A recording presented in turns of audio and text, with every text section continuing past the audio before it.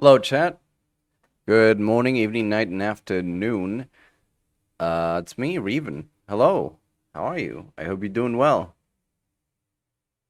I really need to work on that second part of that greeting. Need to do something else about it. Anyways, I'm back. We're back with more Disco Elysium. And there's a lot of stuff. I mean, last time I went for a full day, and now I'm thinking I also want to go for a full day, but it's kind of a late start to this stream, and I'm gonna be honest with you, it wasn't even because I had anything important. I got caught up in watching someone play Balatro, and it was kind of insane. Um, but yeah. Anyways, uh, we're back to this coalition. I believe this is day 4. So it should be Thursday because we started the game on a Monday. So it's Monday, Tuesday, Wednesday, Thursday. Yeah, so I believe we are on a Thursday. We are on day 4. And there's been a lot of things that have happened, and we should probably get straight to it so we can see what we have to do.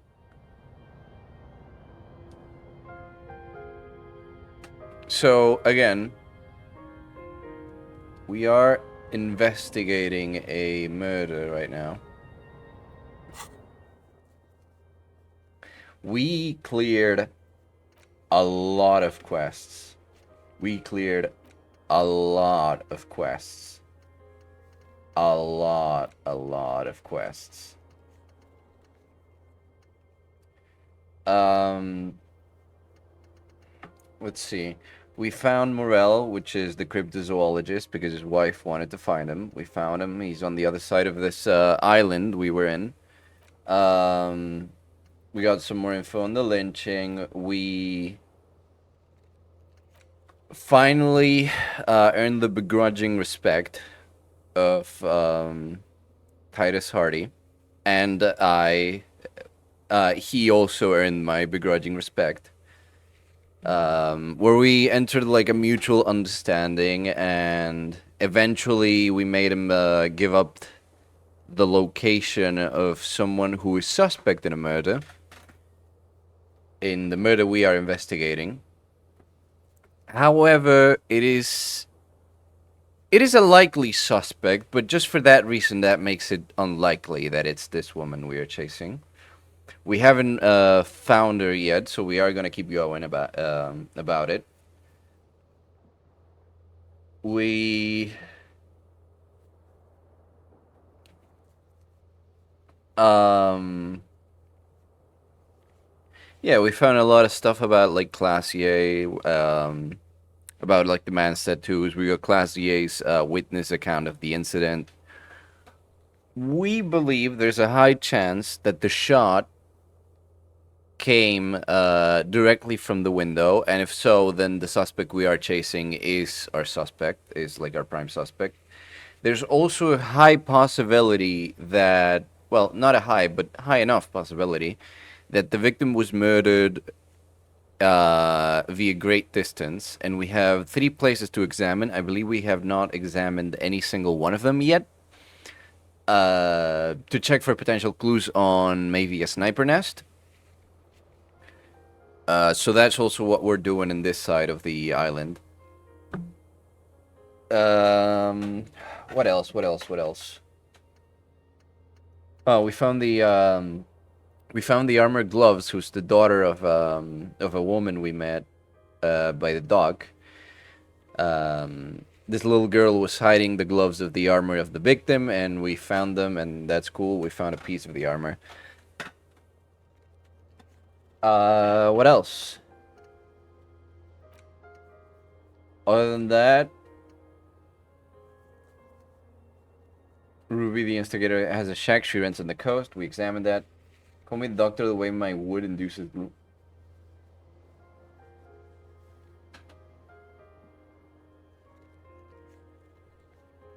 Damn, bro. You got the whole squad laughing.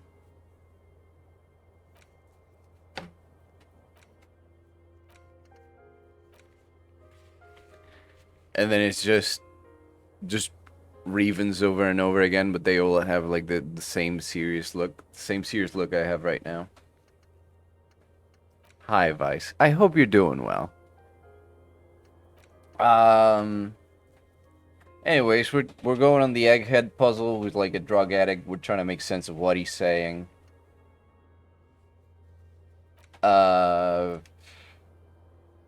other than that, yeah, we're looking for Ruby, not Rubik. Rubik's the guy from Evil Within.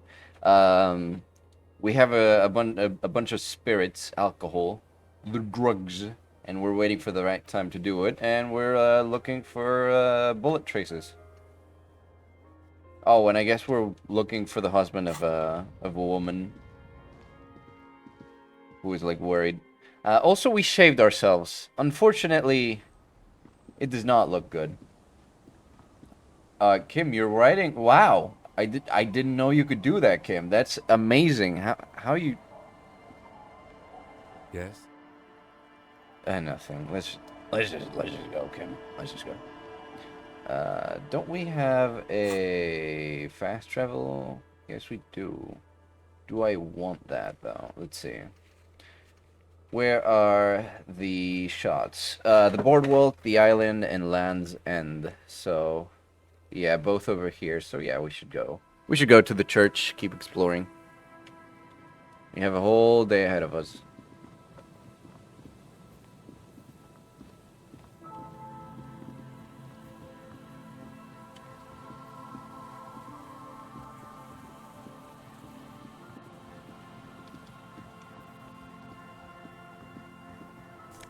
Oh, money.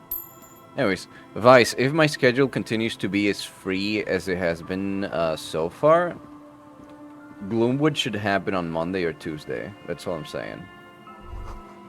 Rusty gear is used to turn the whole machine. The building before you housed the engine. Must have been a big one. Chain trails off into the ocean to who knows where. Yeah. Don't you worry about it. It's happening. This barrel has been recently discarded. Still smells of fuel oil. Can we go? An old door, worn by elements, guards the depot. The wind has blown a sand dune in front of it. The door hasn't been opened in a long while. You see a handle. What is this thing, anyways? It's military. A service depot of some sort. Used to serve as what? The washerwoman mentioned a depot at the coast. She said it was for moving ammo and cargo across the bay. This might be... I love things about Bloodmoon in particular. Is there the sort of things that I would like to figure out? Or is it the sort of things that I want to be warned about? Could this structure have been used to take the shot? From here to the whirling? I can't see how. He looks to the southeast, blows on his fingers. Alright. Let's try and get it open. We need interfacing. That's as much interfacing as we're gonna get. But we'll have one of these. An old door, worn by elements, guards the depot. Alright. Even with this, with the pry bar, that's not gonna help. Alright.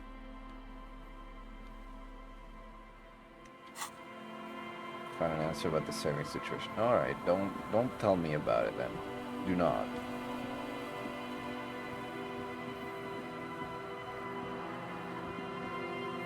Until I feel like it's a problem and I need it, I think I can hold off until the knowledge.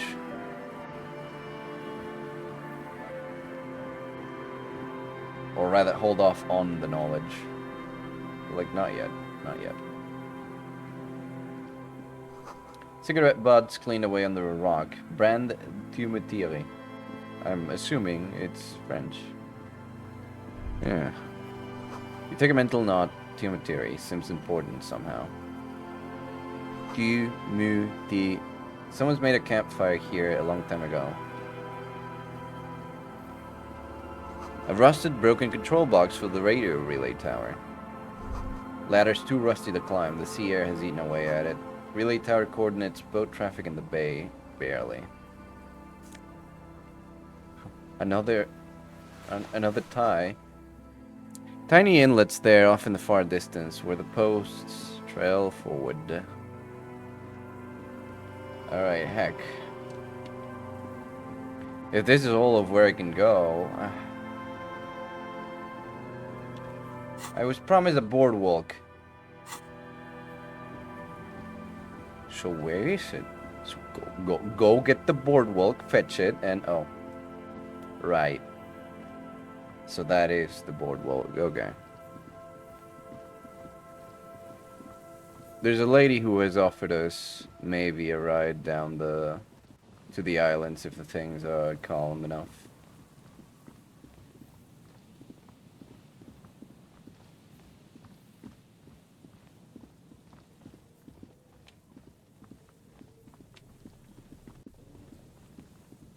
Hold off? Yeah. Oh, how about I open this? Oh, actually, the glasses.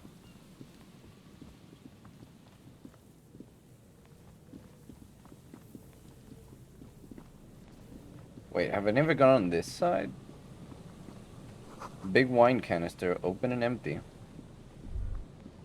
The smell. It's awful and familiar. What is it? Don't you recognize it? That hideous pungency. That faintly cloying sweetness. Only death smells like that. Really now? Something cold wakes in the pit of your stomach. Fear. Heads up, Lieutenant. Something's not right here. The lieutenant has already brought a handkerchief to his nose. Alright, Kim. We got... Oh! There's some tear. An empty cigarette package. Oh, wait, there's some money to be made here. Excuse me, young man. We'll help you in a bit. Just... 2 empty bottles of Tallulah vodka and a can of black potent porter is all you find. No, there's more in there. Livis strawberry liquor, plus some Pilsner bottles too. Better not pick them up. They seem unhygienic. You seem unhygienic. A tragedy. The lieutenant looks in the can, eyes watering from the smell. He shakes his head with genuine sadness. Whoever tossed it here was a heavy smoker. The brand name reads Red Astra. Alright, man, alright. I know you're, like, itching right now. I know you're, like, going wild over, getting me into Gloomwood, but, like, I know, man. Please, I know. Oh, don't worry. You can keep talking about it. I don't mind. I share your excitement. Now, this makes partying look bad. Still, don't let it sway you. You're responsible. Absolutely. You see traces of mayonnaise and ketchup on it, as well as a tomato wedge. The wrapper reads, Shish Kebab Revachol. Also, because I have noise filter right now, that wild probably didn't even come out, right? It's no older than a day or two. No mold yet. But I'm not gonna take that out until summer's over and I can stop having my fan in my face. It's I could hard tell to what it was, concentrate alright. in the smell. The sea air brings some relief. Hey, man.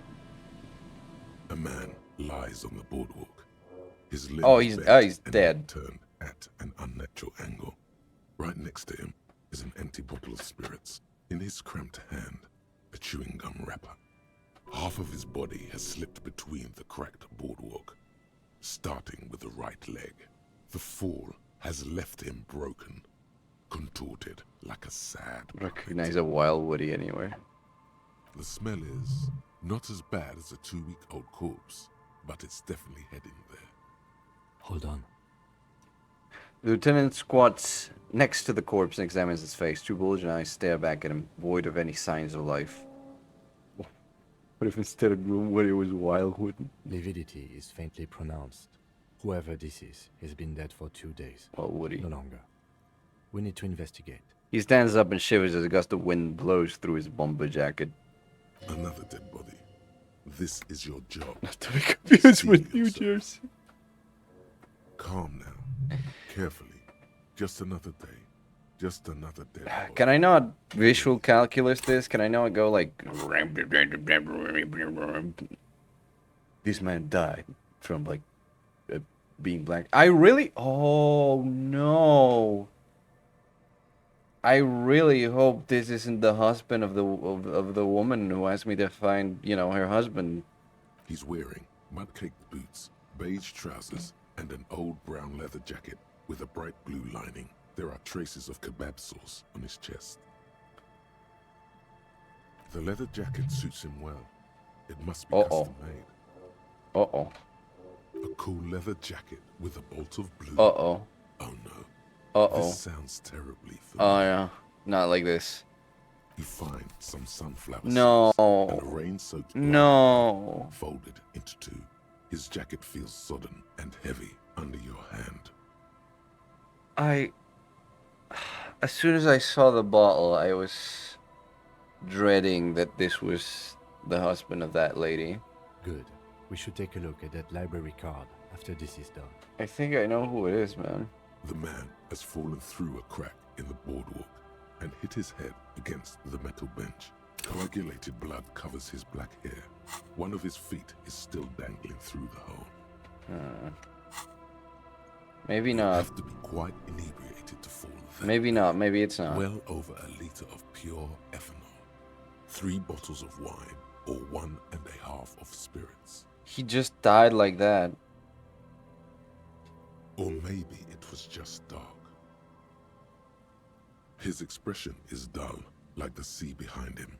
Drops of water shining on He his just died like moustache. that, man. His eyes, empty and wide, look frightening in their frozen gaze. Height, 170 to 175 centimeters. Curly hair, stout build. Age, approximately 50 to 60 years. He was confused when he died. Confused and alone, most likely. Overcome with the awful surprise of it all. Yeah, that actually feels horrible. There's some dried blood on the metal bench, right where the corpse's head rests. The floorboards are rotten and slippery wet around the hole. An empty bottle lies nearby. A chewing gum wrapper is clutched in his fist. A dried chunk of blood covers the hair at the back of his head. An open wound. It's sticky and cold to your touch. An open wound. I don't see any other major wounds, do you? It's hard to say. No, just this one at the back of his Seems head. like the head wound was fatal. Yeah. It's exactly the shape of Yeah, I don't think there's any reason to find another wound, and even if we did, I don't think it's going to be relevant to the current fall thing. They screech under your feet ominously. It's hard to say whether the dead man's weight was the cause of the boardwalk to break. It definitely looks fragile. You see waves churning below. Something cracks beneath your feet. He could have easily disappeared into the sea through that hole, and you would have never found him. Examine the bottle. A .75-liter Tallulah vodka with its cap Tallulah. missing. There's hardly anything left inside. It's mid-market spirits with a slight touch of menthol. The man meant to enjoy himself, have a good time. tear all around us. You look at 2 other bottles forgotten near the coin-operated viewer. Some of the chewing gum wrapper. Rebowski spearmint chewing gum. Green leaves on the cover. The man's mouth is half agape from the terror of the fall. I'm gonna look in and it's gonna smell like awful alcohol. The blackness of death. Stench. Yeah. You think you see white chewing gum too. Confirmed. Nearly the whole pack is there. Solidified on his lower rear teeth. Yeah. He ate the whole pack, right? It's to cover the smell of alcohol before going home. The worst thing is, I've seen it before. Almost the same scenario. Even the chewing gum. It's always the same. Lieutenant shudders from the cold. The entire boardwalk creaks in the wind as you take a step back. Who is this man? Looks like one of the locals. He'd have to know this spot to come here. You don't just walk over here. He looks south the way you came. I mean, we walked over here. But that's just a lazy assumption. What do you think? A dead working-class man Yeah. with a bottle in Yeah. his hand. Don't deceive yourself. You know who this is. We know who this is. It's the working class woman's missing husband, dead on the boardwalk. The woman you met at the book He stand? looks the bundle of Why flesh. do you think it's her husband? The leather jacket, you point at the man's clothes, it matches her description perfectly. The bright blue lining? He nods, points at the Well, ring. he's definitely someone's husband. What do you think happened here? Death by misadventure. He slipped and fell through the boardwalk. A truly unfortunate accident. If it wouldn't have been for that bench, he'd be alive. Think he was drunk? Oh, yes. Lieutenant nods. What about alcohol poisoning, liver failure? Some symptoms of acute alcohol poisoning could have definitely played a role here. Severe confusion, respiratory depression, unpredictable behavior. But I think that death arrived through head trauma, not liver failure. Could it be related to the lynching, Ruby? No, I don't see anything that points in that direction. For now, let's treat this case as a simple, albeit sad, accident, unrelated to the murder case. Yes, but what if there's a killer on the loose? 2 suspicious deaths in such a short time frame. You're right. Connecting it with the lynching is a stretch. Without any further evidence, yes. What about the kebab? What about it? The deceased ate some kebab. He shrugs. It's probably from a nearby place, maybe in the box. Sometimes a kebab is just a kebab. Someone should be held responsible for this broken boardwalk. It's dangerous. They'll seal this place off after the news reaches the coalition officials. I doubt that they have enough resources to actually repair the boardwalk. Not that sealing it off would keep anyone away. All it does is keep the city council's hands clean. He smiles sourly. Right. It does seem to be a pretty straightforward misadventure, although there's still a question of identifying the body. What should we do with him? From where I stand, I can see 2 options. We either take the case and follow the leads to identify the body on our own, or we report back to the station and leave this for our colleagues to handle. Hold on, what about field autopsy? A field autopsy isn't necessary if the cause of death doesn't appear to be criminal, and this looks like a simple accident to me. I'd say we should just write down head trauma and leave it at that. Let's keep this detour as short as possible. The sooner we get back to finding Ruby, the better. Yes, but isn't that kind of sloppy? Maybe, but we don't really have much time or resources to spare. The guys at processing will take care of the rest. We found him. We should finish this. Alright, we should first examine the library card you found. Then we can call the station from my kinema. Let them know we are taking the case.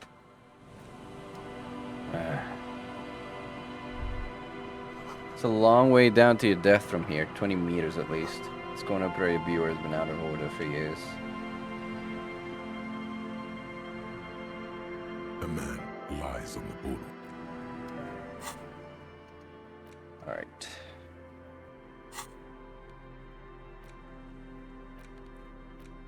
Library card found from a pocket of the dead man on the Martinez boardwalk. It's still slightly damp to the touch. The cover bears the stamp of Jamrock Public Library. The library card is folded into 2 and still slightly wet to the touch. The front side reads, Central Jamrock Public Library Card, issued to Billy Mijon, expires July 53. Good old Beetlejuice dragon. Billy is a unisex name. Could be the deceased, or his family member. Whoever owns this card is an avid reader. You find a list of books written in blue pencil. Radio thriller. Stand a little less between me and the sun. The last one in the list is The Glinton Curve by M. Theobald. A library stamp indicates that the book has been returned. Theobald. Most of these titles seem to be in the sci-fi genre. Some thrillers too. If lost, please return the card to the library. Dial 005 02 55211 or visit us at Moreau Street, 78, Jamrock. Business hours 900 to 1800. Good. We should give them a call from my kinema. See if we can learn anything about Billy Mijon. Alright. Kinema.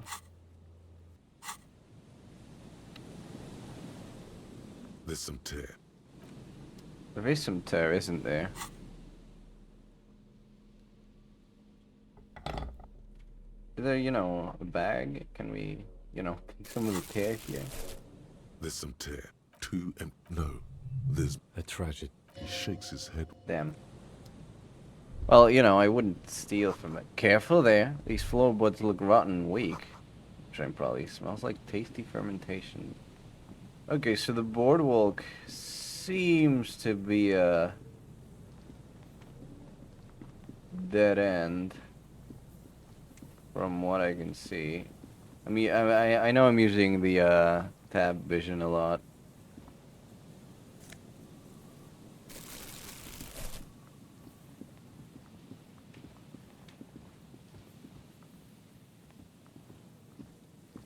There's a couple of footprints here. And a lot of tear. Can we reach that place? Wait. Where's he going? Oh, I know where he's going. No. That's not where I want to go.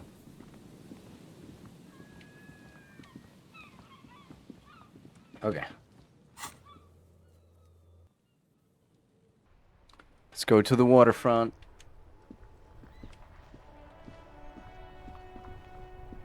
Inside, you see a set of steering levers, a radio microphone. Wait a minute. Scusi? That's one brutal motor carriage. Says the young man with piss written on his back. If I were a real skull now, I'd jack it, paint it in palm tree livery, then bottom light it, neon style. His companion was a simple yet elegant slogan. Fuck the world. A snazzy shit-ripped skullmobile like this would make a fine trophy. We could, like, hang fucking shrunken heads from the side mirrors. Cops' heads. Scary tribal shit. Yeah, tribal shit. He A agrees. cop carriage like this would have proper skull value.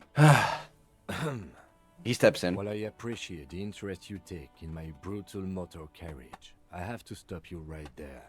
The RCM takes threats directed at its property seriously. Kim could fuck you up, guys. Don't mess with Kim. It's just theoretical work, Copper. No basis in reality. Man, if we were certified skulls right now... Isn't Cindy a skull? Isn't that why she's called Cindy the Skull? Or is the skull just a title for her? I can Who are tell you? who we're not, cop. We're not snitches or skulls. Which is not to say that the skulls are bitches and... On the contrary. The part of this presentation you want to take home with you, cop man, is we're not part Oh of yeah, the we can ask skulls about Cindy. yet. Who are the skulls? You don't know? What kind of cop are you? I'm so glad you asked. The question was rhetorical. He replies. The skulls are the most vicious gang of the Besmertnay. Damn it, he didn't let me answer. I'm a super cop. I'm a hobo cop. Rockstar cop? The nastiest bunch of psychos ever. Jacking carriages and getting into high-speed chases. Possessing an infinite amount of fuck-all swagger, infamous for their nonverbal modus operandi. A rare Ebon. Huh. What evolutions do you think I could get, huh? Nonverbal. If a skull spots you, he will pull out his dagger and stab you without saying a word. The lieutenant's voice is as calm as usual, a testament to the violence and death he's witnessed through the sight of his firearm. They usually occupy the burnt-out quarter in Jamrock, or you can find them loitering around their brightly painted bottom-lighted vehicles. Ah, I can't wait to become a skull. Bottom lights are wretched aggressive. You know anything about the murder that took place here? Murder? Never mind. This is useless. Mm-hmm. He throws a longing glance at the kinema. Which evolution do you think you at? I don't know. You know what? Second might be a good one. I mean, I'm not a child or a teen anymore, but I'm certainly not the most adult I can be.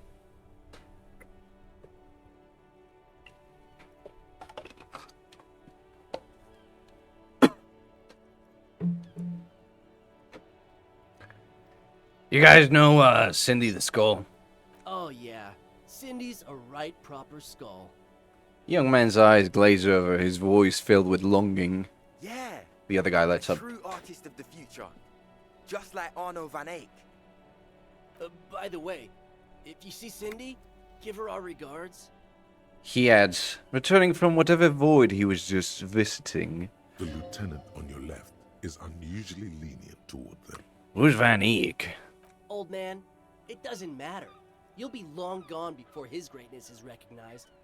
A young woman kneels on a sheet of ice, as if looking for something lost ages ago. She bends until her right ear touches the frozen water. She listens to it crack, slowly. Hey, I'm only 42. Taking a screenshot of that, don't worry. Holy shit, that's even older than I thought. He bursts out laughing. It's the final evolution of Rebun Burner Boar. This is all very interesting hypotheticals on what the final evolution. What I'm interested is what the final evolution of Rebun would look like. You're fucking ancient, man. Do I get more spikes on my hair? Even more spikes on my hair? So you're saying I'm an old man? Yep, old as fuck. Yeah, man. It's like at death's door. No wonder you know nothing about the future. You won't be there. You can't say that to me. Come on, man. You with a twirly mustache? I would never. I hate facial hair on me.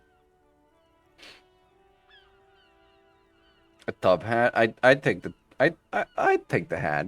Sure, I'd take the hat, not the mustache though. Why aren't there more skulls in Martinez? The Union does their share of policing in Martinez, at least where gangs are concerned. Lieutenant replies. That's why there isn't much organized crime around here. Apart from the unions themselves, of course. Don't you worry about that. We're gonna make up for the deficit. Sideburns? Yeah, we are. I already have sideburns, sort of. They could get longer. They could get longer. That's fair. They could get longer. Your rhetoric is confusing. Are you part of the Skulls or not? We're not franchise skulls. Well, not yet. Once we get our name out there, we'll have a chance to join them. And what makes you think the organization would accept you? Because we can be just as psycho and vicious. You'll see. Ah, you'll see for sure once we're in. It's the last thing you'll ever see before the void consumes you. You don't feel very scared. Are you sure a Skull would say that? He looked confused. Well, yeah, I mean, we're only saying practice things for now, so we don't mean no harm to the Skulls brand, or to you. This is definitely something the Skulls would say. But we're not trying to encroach on the Skulls branding anyway. On the contrary, we're just here to market it. Hold on, why does a criminal gang need marketing? We think of it more like two franchises merging. You know, us two and the Skulls. I really feel like we would add more to the table. Silhouette, maybe 6, wide eyes and a top hat and a large coat. Are you trying to turn me into some like twisted version of Jack the Ripper or something, man?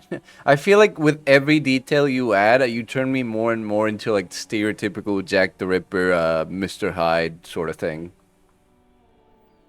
Spice things up here in Martinez, you know. Get the old machine of pain and suffering oiled up real good. What would these guys have to offer any organization?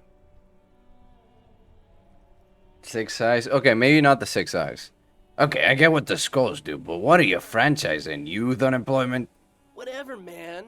Work is for pussies. The young man frowns. You wouldn't get it anyway. You're just pretending to be as nasty as and vicious as the Skulls. Hey, we could be just as hard. Like pavement on top of pavement. More Or a brick Lovecrafty. on top of another brick. I mean, eldritch entities tend to not have clothes. You could give me a couple of extra appendages, tentacled appendages, and like slimy face. There's like a blob face. And yeah, just make me a Shoggoth, honestly. Just make make me a Shoggoth. Or a grave on top of a grave. These kids have the vocabulary, but might be missing a brain. Wouldn't a grave on top of a grave be just a big hole? What's hard about holes? Digging them. Enough about this schoolery then. Mm-hmm.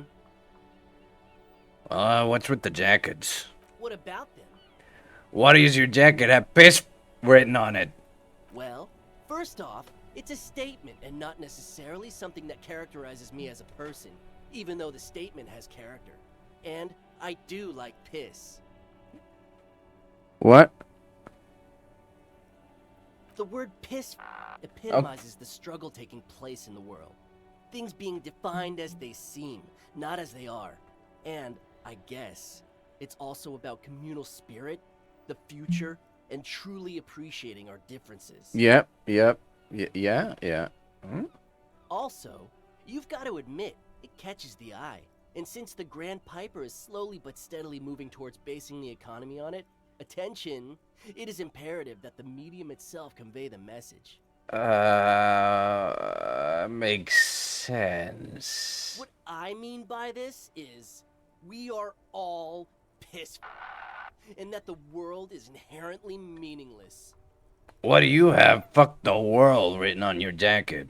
Like I said before, many men keep searching for the one, for so-called true love, which is actually just obsession masquerading as kinship. The thrill of the chase, the hollowness that fills your chest. Why do I have with to the run into the catch. philosophers? Again? To catch a fish, you'll need to hurl the lure many times, and even then it isn't certain that you'll get anything. If you blow up the lake, though, Blow it up! you get more fish in a shorter time.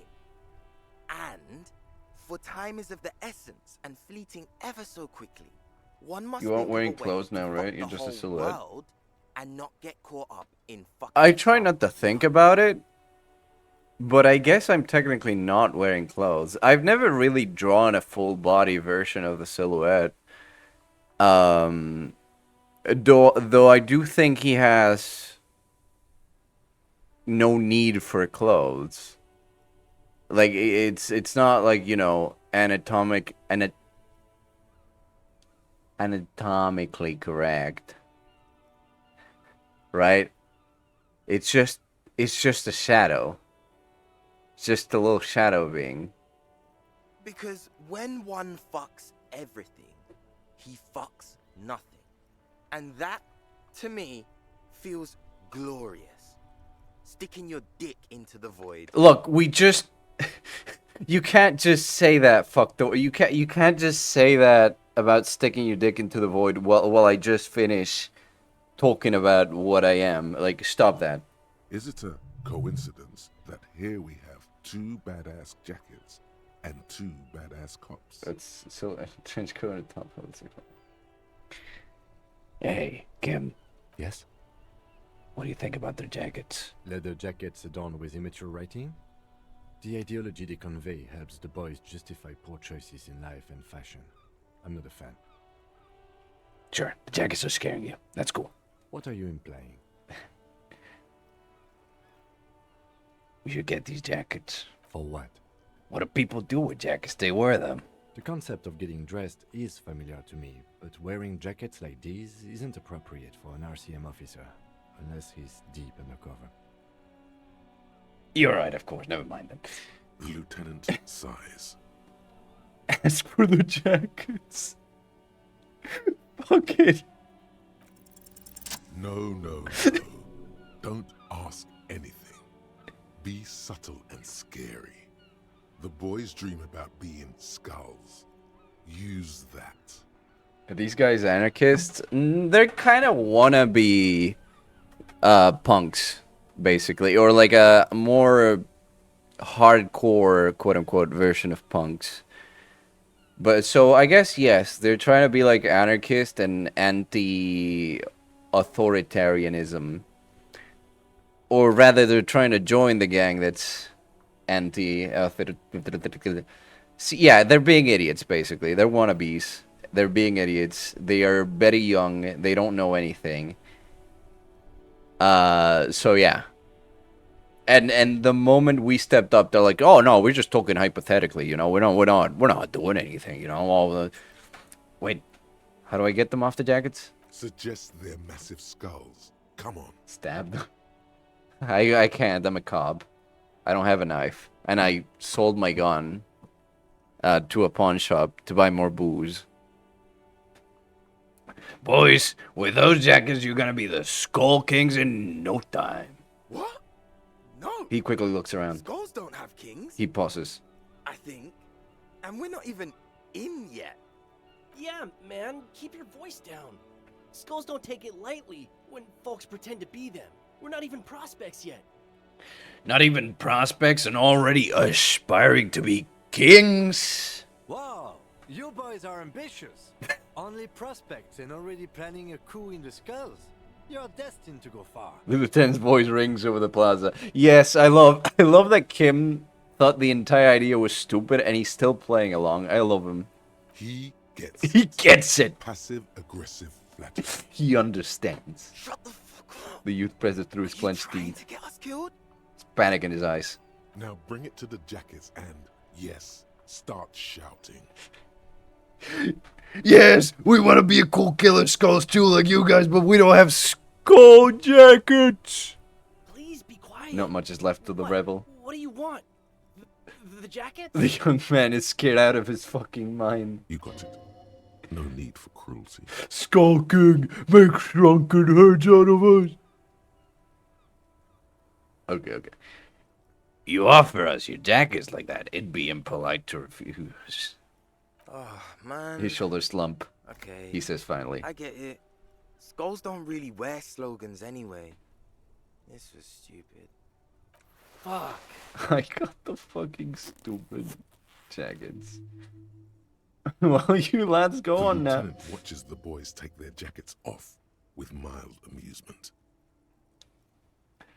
Since you said you're more of a piss kind of guy, I'll take the other one. I'm absolutely okay with not having either one, thank you. Don't you want to express your individuality? I already am expressing my individuality. Kim. I'm not. I don't have a jacket anymore. Honestly, you could have kept yours. I don't really want that one. I wanted you not to express yours.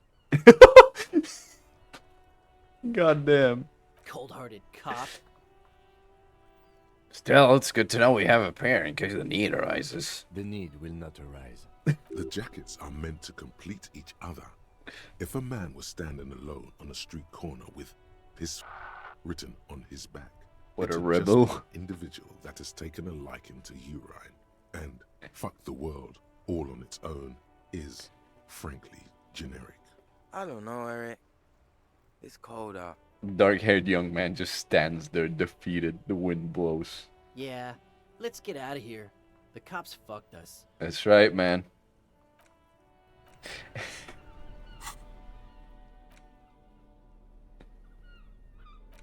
We've got a bunch of these, but let's see. Piss F gives us more drama, less authority. Wait, I'm a detective? Is your character schizophrenic? Not really. He's just... So the voices in her head are basically just the different aspects of his psyche trying to work together. They are all correlated to a certain thing. It's not like they're different personalities or something. They're just different aspects of himself. Like, you know how different parts of the brain light up depending on what you're thinking about? It's like that, but more complex, basically, with more options for it.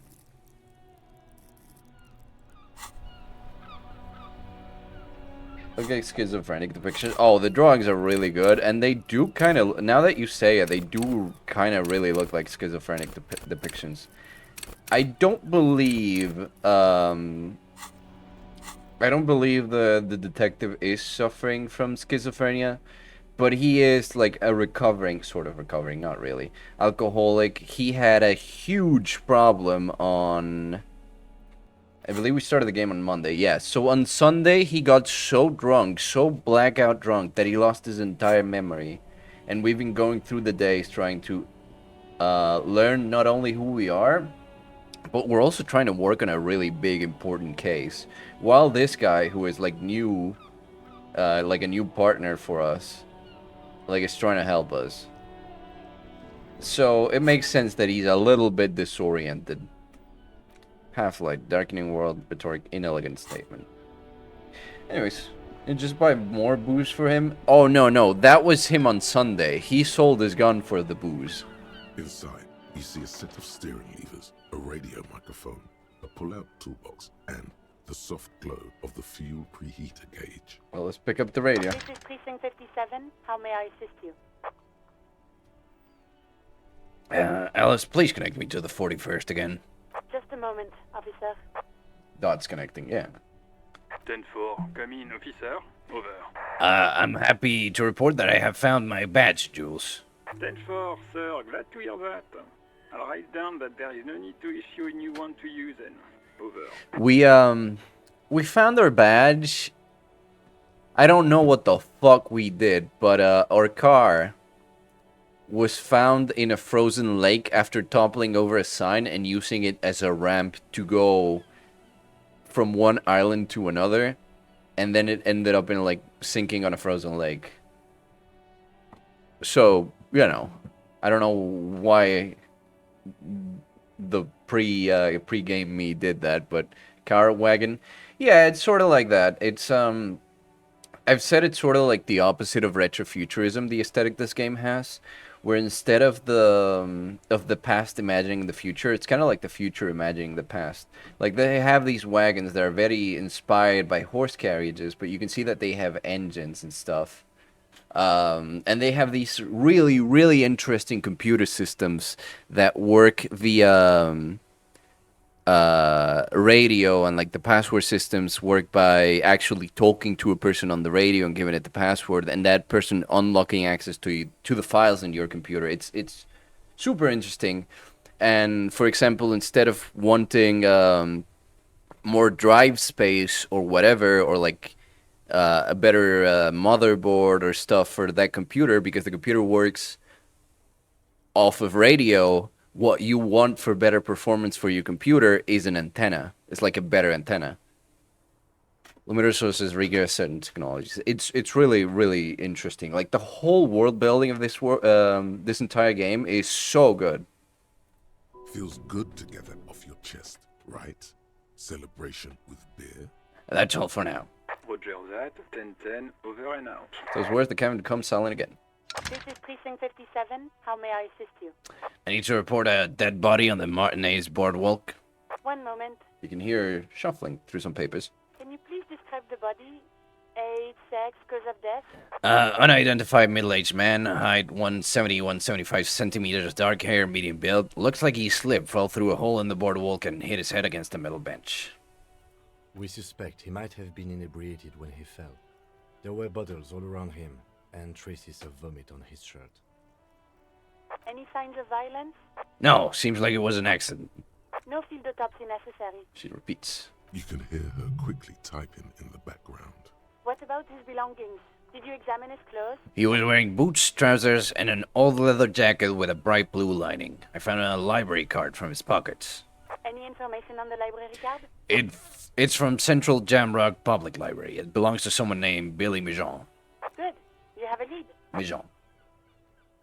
Do you and Lieutenant Kitsuragi want to take the case, or should I assign it to someone else? We're taking the case.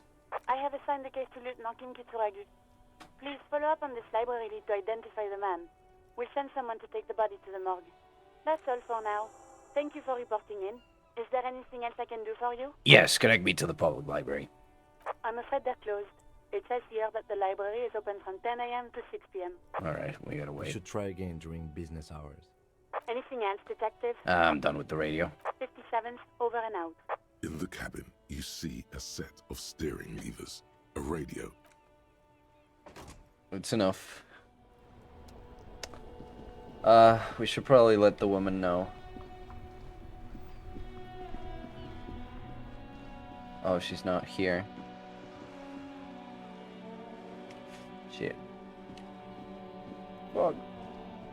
Okay, we should...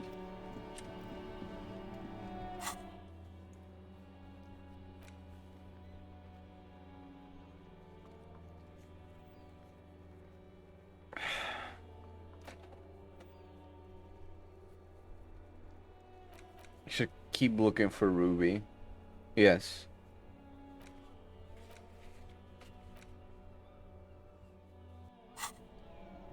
Except... not a lot of places to go to, actually. Where could she have gone? Do we have anything on our tasks about Ruby? Check the Feld mural and consult the wind if you don't know what to do. Other than that, keep searching the coast. Winter, slow to let go of Revachol. Flecks some more wet snow from above. What? The snow falls lazily, making the beach sand paler still, mixing with the rust-colored sewage runoff. And to think, it seemed as though it were already spring. How does that feel? The melting snow seeps through your thin clothes. Grandmothers don't let their grandchildren dress so lightly in this weather. You look around. We have Shivers activated right now. And Shivers, for the detective we are playing as, Shivers is sort of like a hunch. It's like an extreme hunch going on. It's like you're suddenly hyper aware of your surroundings. Just through hunches and from you knowing the city really well. So we could use that to find Ruby, potentially. What's in the west? More winding coastlines lined with abandoned buildings. Crumbling piers, salt water lapping at their dark piles. Grey and red forgotten city blocks. What remains of the pre-revolutionary effort to gentrify the coast. Beyond that? The waters turn black. Coal City in the shadow of San Martin. A boom town. Back when coal extracted from countless shafts near the city was needed to power Revachol. No more. The coal was supplanted by petroleum from the ocean floor and hydropower from the Esperance. Everything crumbled. These days, only the weakest remain in Coal City. Their hopes of getting rich linger in the defunct shafts under their feet. What is there? Below the old mines, L'Océan Municipal, Revachol's underground cemetery. Le Petit Rat braved the underground passageways, trying to get to Le Royaume. Le Petit Rat. Children under 14, they go underground looking for artifacts to sell to foreign museums, and for fabled relics.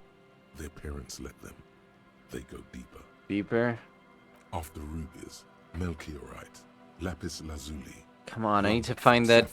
I need to find that lady. Time of the suzerain, in the burial chambers of the kings, Grand old Philip, Guillaume II, and even in the mausoleum of Philip the Opulent. 2 kilometers underground, in a winding shaft along whose walls mirrors have been placed, so that daylight may eternally fall upon the richest of all the kings.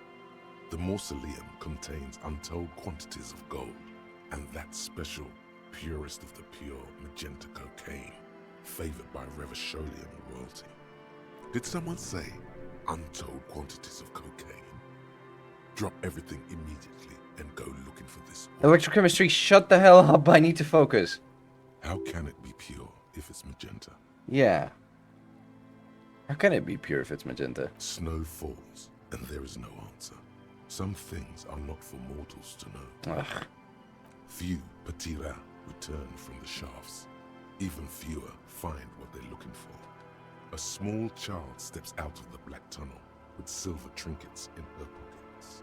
All around her, white snow on the extinguished coke furnaces and on the weather-worn shacks where fathers beat their sons after drinking. The snow melts on your fingers, turning to water. Okay, what's in the east? The canal you crossed to get here and beyond it. Martinez. Right. The district the police forgot to police. There is laughter, lights, attempts at entrepreneurial activity, cynicism. No, yeah, that wouldn't have anything Someone to do. is scraping snow off their windshield. At the roundabout, in the midst of which a statue of Philip III serves as a destination for grade school field trips and a fine perch for winter birds. Further. A fenced-off yard. There's a truck belonging to a logistics company parked next to the gate. Bright light from a building behind the fence reflects off its hood. All right. What's in the north? The Come on. abandoned church, its walls covered with hoarfrost now. One of Lisette's sœurs. The other 6 sisters were destroyed during the revolution. Further north. A serpentine strip of land weaving its way into the Martinez Inlet. Unfortunates on the run from the law, from themselves, sometimes hide out on nearby islets. Little dots in the ocean that are occasionally submerged when the tide is high and the weather foul. And on the islets? The remains of a camp on a jagged piece of rock. A Come tent, on. old dishes and cutlery, long since abandoned. A hermit crab scuttles among the debris, looking for a new shell. Further out, the lights burn bright on Resurrection. Way beyond Martinez, a popular spa destination for ample-bodied Ozon kids with equally ample pockets. On the other side of the inlet? Then there's Ozon, but the snow falls too thick. You cannot see that far. Before that? The Bay of Revachol. Vastness, Okay. great depth, over 1,200 meters at its deepest. Water air-brinier than here. It is crisscrossed by huge cargo ships bearing company logos. Wild pines, Zam, Morian, and at the farthest reaches of the Bay of Revachol, the shadow of the coalition warship Archer, on perpetual patrol duty, ready to unleash artillery fire if you were to rise up against the market. You shudder. The south. The raised motorway, 881, separating Martinez from Jamrock. Vehicles whoosh past one another day and night, while those who reside in the labyrinthine alleyways beneath the motorway attempt to carry on with their lives in the snow and the slush. And south of the 881 is the Pox. The Pox. Was once a park, a place for reflection and recuperation for the patients of the old military hospital. In the 20s, it was used as a quarantine center during a measles outbreak that killed many children. Most everyone has avoided the hospital and surrounding park ever since. The Pox is completely wild now. Evergreen thickets covered in snow and industrial dust. Feral dogs and even wolves The roaming in. Pox. The police try to keep the deepest corners cordoned off. But, however, still, Heavy drug users do slip through and hole up in the old military hospital, hoping to find something to get high on among the hastily abandoned supplies, or just to overdose in peace. further south. A line of motor garages with armored carapaces hunched in the cold. A mechanic is hard at work, patching up bullet holes in the side of a Capri 40. These are the garages of Precinct 41. That's me. Snow settles on the right? roof of Yes. a repurposed silk mill. It serves as your station. Shivering RCM personnel hurry in and out of the main entrance. Wonder if Vic's found his heterosexual life partner yet. Man in the fishnet wife beater looks over at Chester McLean. Damn, I don't know. Even a real Rebun like that can't survive everything. Around you, the snow continues to fall. To the west, the ocean swells. Let's look around. A chill comes over you, crawling Okay. down your back. Here's the big one. Sand under your feet is wet. Somewhere in the south, tarpaulin flat Come in on. the You wind. can let me know. Where's Ruby? Near, snow falls into dark water. Yeah. She prays, though she doesn't believe. There is a hum in the air. Near. That's all. That's all? We should keep moving. Who knows when the snow will let up? Shit. Near. Near. Near. Near.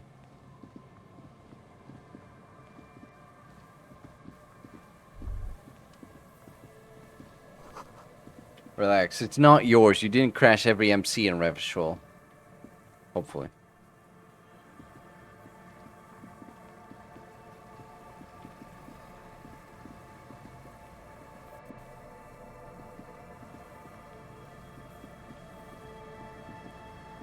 The once bright mural towers above you, saying, Feld Electrical, R and I can't listen to the wind yet.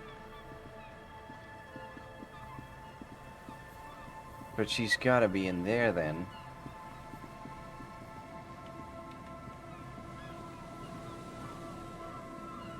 There's a way to enter this place. I just don't know how. But there's an exit right there. So it stands to reason that there's an entrance around here. Somehow, somewhere.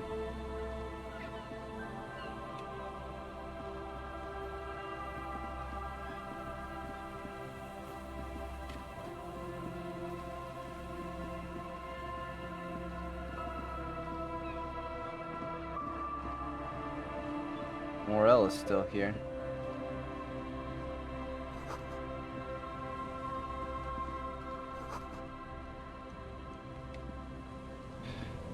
Come on, man. It's almost impossible to get fire going this near to the ocean.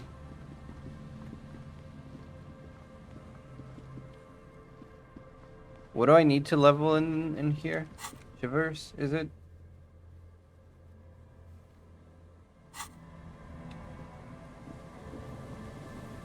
Let me check. Also, I will not empathize with Kuno. What do you mean?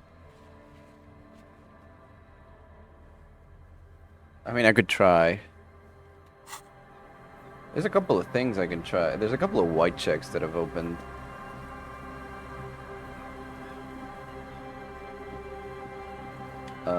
Let's see. the once bright mural towers above Yeah, you. of course, I need Shivers. So, how do I level? I can level Shivers as soon as I level up, actually.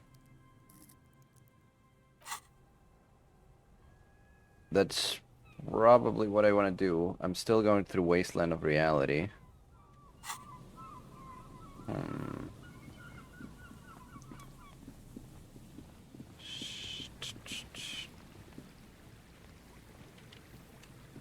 And it's not 10 yet, so I can't call the library.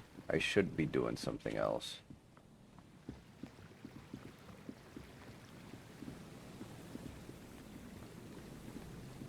No, I've gone here before. No, it's fine, it's fine.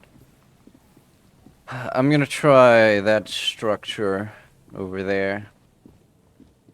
The thing I know I cannot open that unless I somehow roll a double 6, which would be absolutely insane. But I probably don't want that.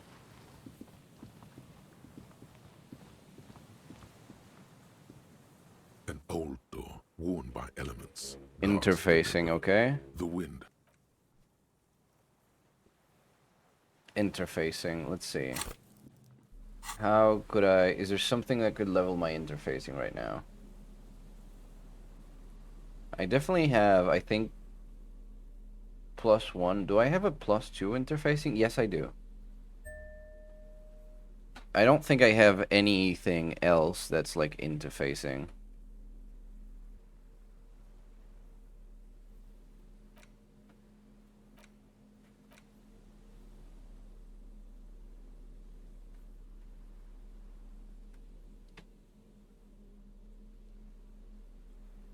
I wish, I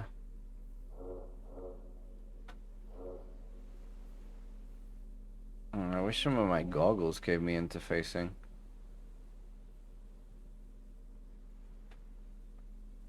No, that's all I can get. As you fold your fingers into a fist, you realize you could knock anyone out with one punch. Oh, whoa! Ceramic gloves wrap around your digits comfortably. Your movements cause tiny little clicks, like dice rolling somewhere far away, as the plates reorient to your motions. Decked out in future armor, like a cop ought to be. The hardened vitreous enamel, at once sleek and voluptuous, adds a glow to your cheeks and a spring to your step. Just imagine what a full suit of this stuff could do for you. You really do feel more confident. Invulnerability does that. Even partial invulnerability. 1 down, 2 pieces to go. Here I come. 2. Are you sure you're correct there? There was a helmet too. Yeah, but 3 pieces more like. You were ambitious. the boots are still on the corpse, and the helmet was thrown into the sea. An old door, worn by elements. Yeah, that's still not guards gonna the depot. happen, but let's try The wind anyways. has You rattle the handle a bit, then push on the door with all your weight. It does not budge. Not There was only no is it way. locked, it's also jammed shut. Ah, the door shut tight. How can we get in there? We don't get in there. What do you mean? We got into, like, everywhere. Frankly, you're just going to have to accept the fact that you can't get in through every single door. No. We've No, gotten no, into no, every no, no, door no, no, no, thus no, no. far. That's what we do. We open doors. We're cops. That's our perk. Even Everard knew that's a part of our MO. I'm not gonna accept this. The door could be a part of the investigation. Relax. No one's hiding in there. If we can't open it, others can't either. And thus they can't get in. He looks at the door with a rueful smile. No. Worn by No. I'm gonna have to do an entire second playthrough of this game just to get to that door. You can't just tell me, I'm sorry, detective. You're just going to have to accept that you can't open every door. Like that, Kim.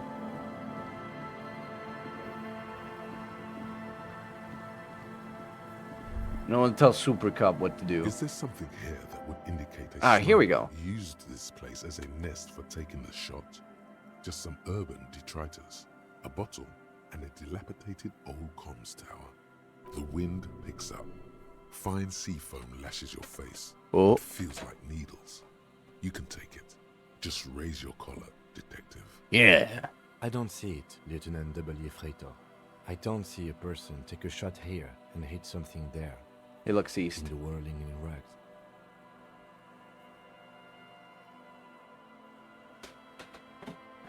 What about the cigarette butts? Those? Smoking points to them. who favors Tumutiri to Astra or Johan? Cigarette butts are everywhere. This is a common brand for all men. Still, you felt it was important enough to make a mental note. That means something. You didn't pay attention to any of the other cigarette butts on the coast. Maybe the campfire was used by the perpetrator?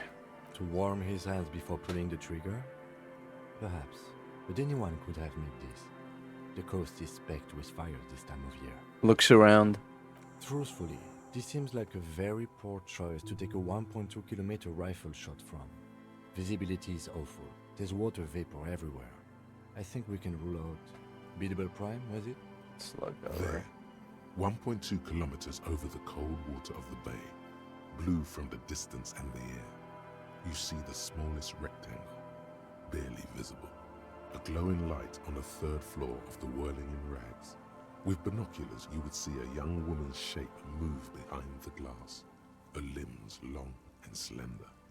Smoking, drinking, being happy and elated. Without you. Because you're here, freezing in the wind, aren't you? Doing your detective work.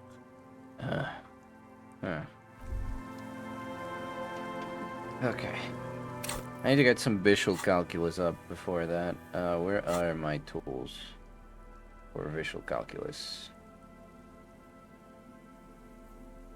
Didn't I have glasses for the... Oh, okay, I have them on. That's fine.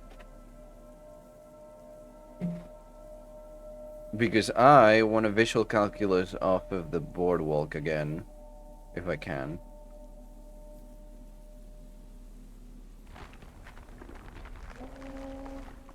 The hell was that? What the?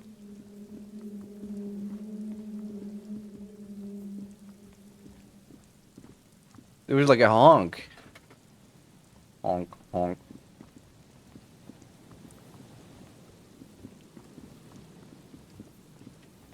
Ah, shit.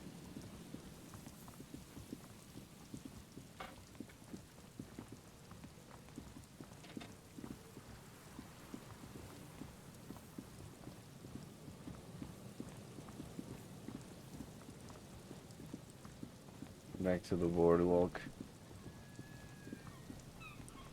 Is there anything here I could do with this phone? You pick up the handset. There's a tone. The machine is operable. No.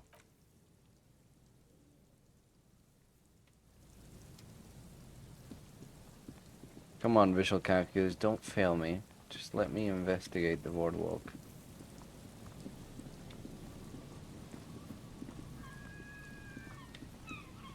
Someone could have taken the shot from here, right? Right? Come on, Super Cop.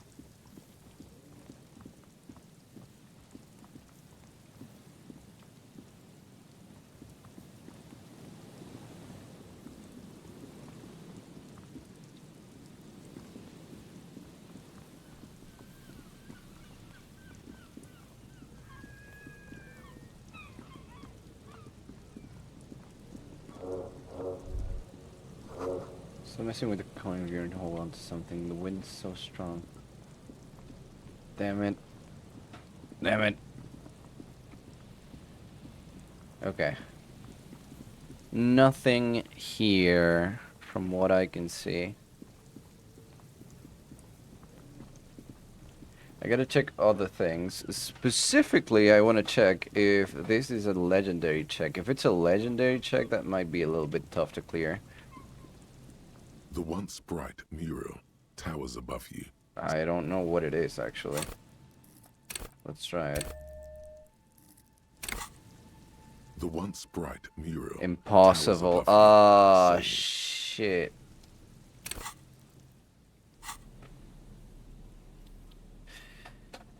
This is gonna be awful, but I'm gonna try and get any shivers I can get.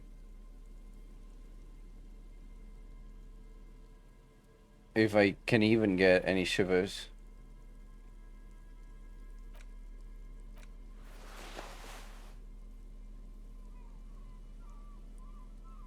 Just a +1.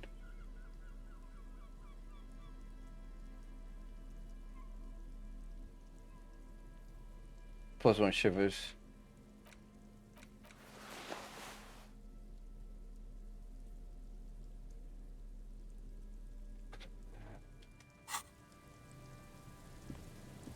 The once bright mural towers Okay, above you. come on. Saying, Come on. felled Come on. a breeze, like a quiet sigh, moves over you.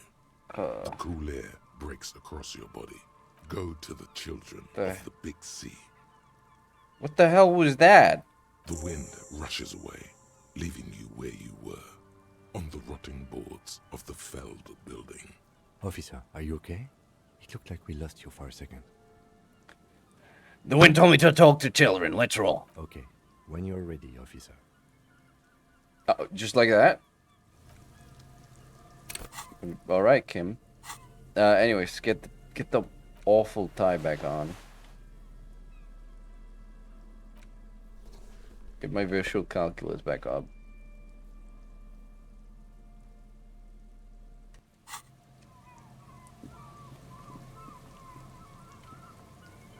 I really look terrible without my beard. My beard was doing wonders for me. I hope eventually, I mean possibly maybe on this day, I hope I get some sort of way to fix my face a little bit more, you know? I feel like I do want to end with a cleaner stuff.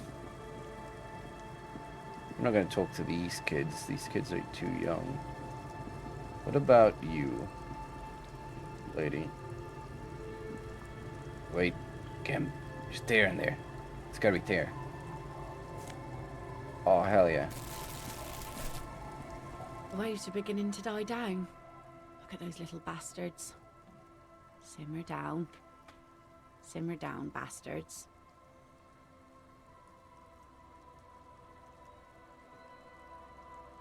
Looking for someone else, actually. Oh? Who? Oh, never mind. Okay. Oh.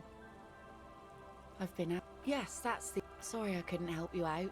Maybe I can help... Not Really? looking for anyone else. Are you sure you're not also looking for a lot of stuff? Oh. There's plenty missing. But that's too much for even an Suggestion, individual. huh? If I want to date this lady, I need to get my suggestion up. How's my suggestion? It needs to go up. I need to date lady. Age suggestion. Except that Kim being there does make it awkward.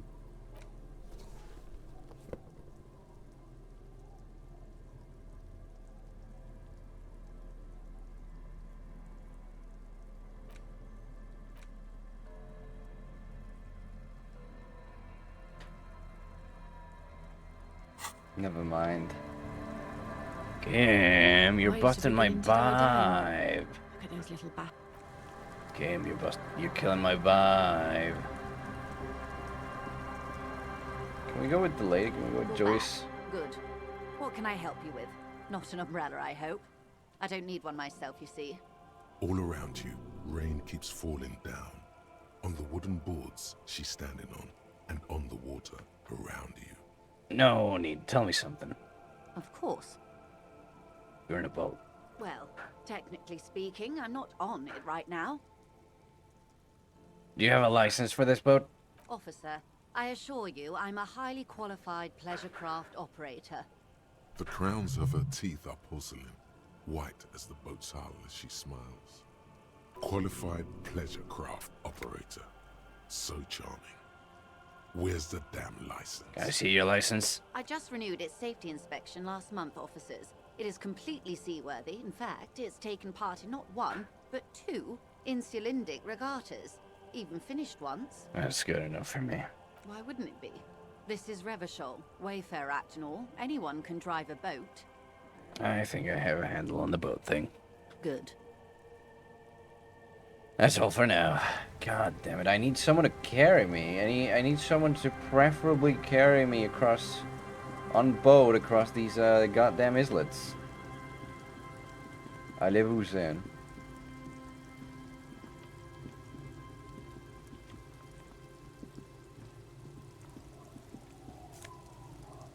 Drugs.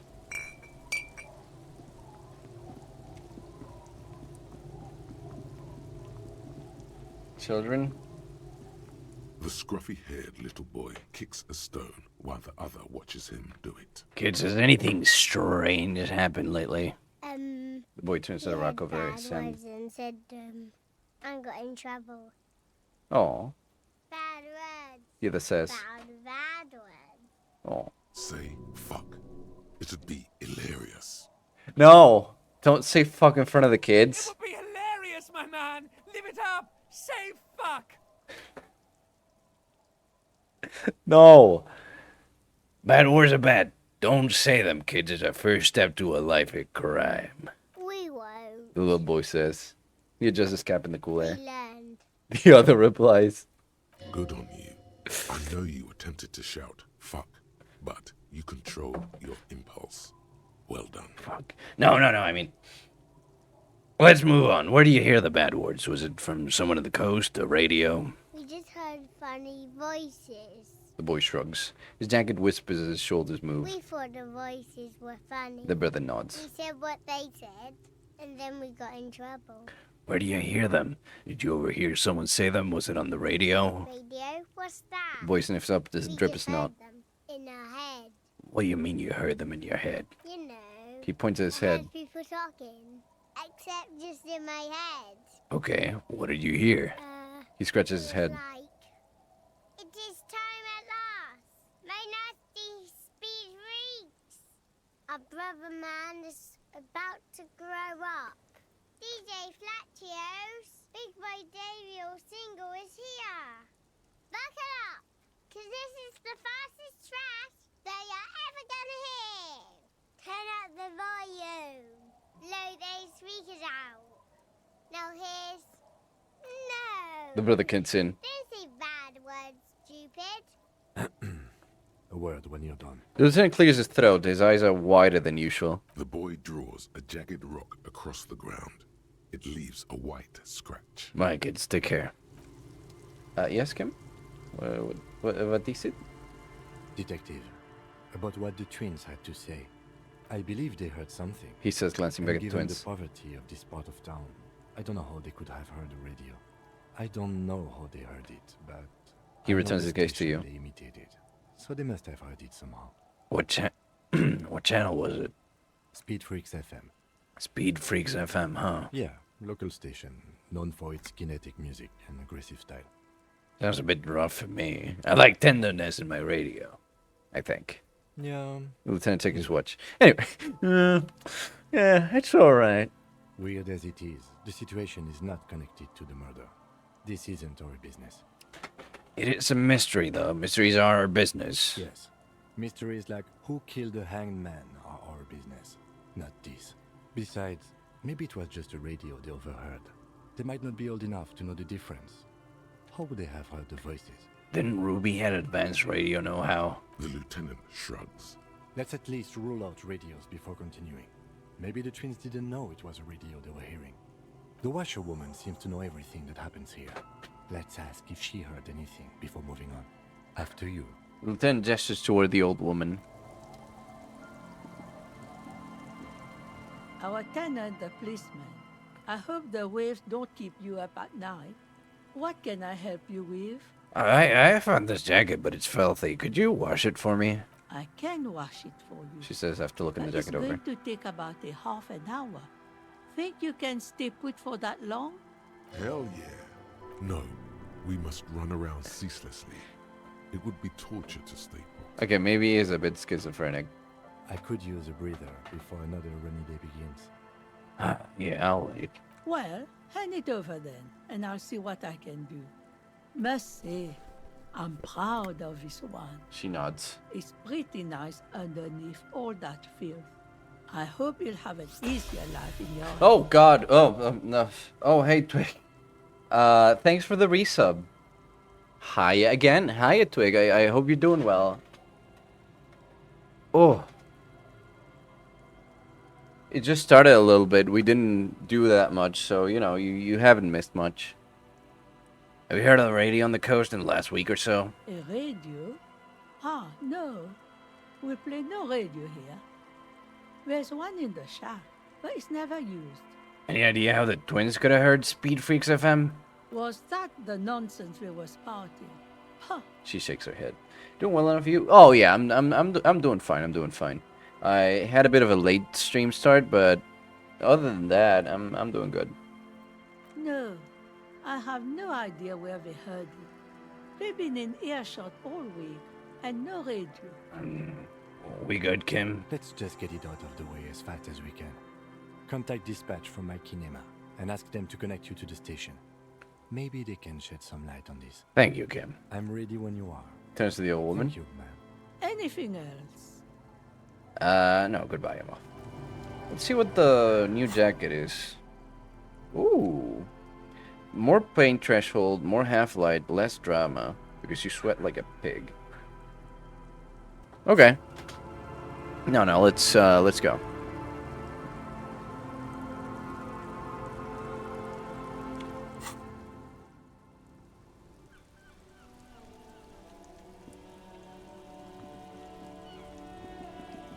Inside, you see a set of steering levers. Yeah. Pull out the radio. This is Precinct 57. How may I assist you? Alice, I need you to connect me to Speed Freaks FM.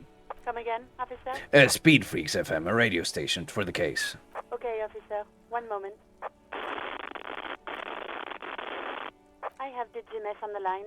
I'll connect you now. Yo! The word shoots out of the man's mouth like a bullet.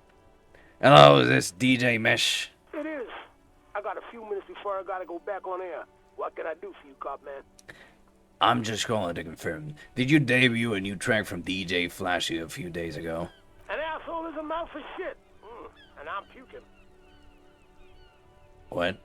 An asshole is a mouth for shit.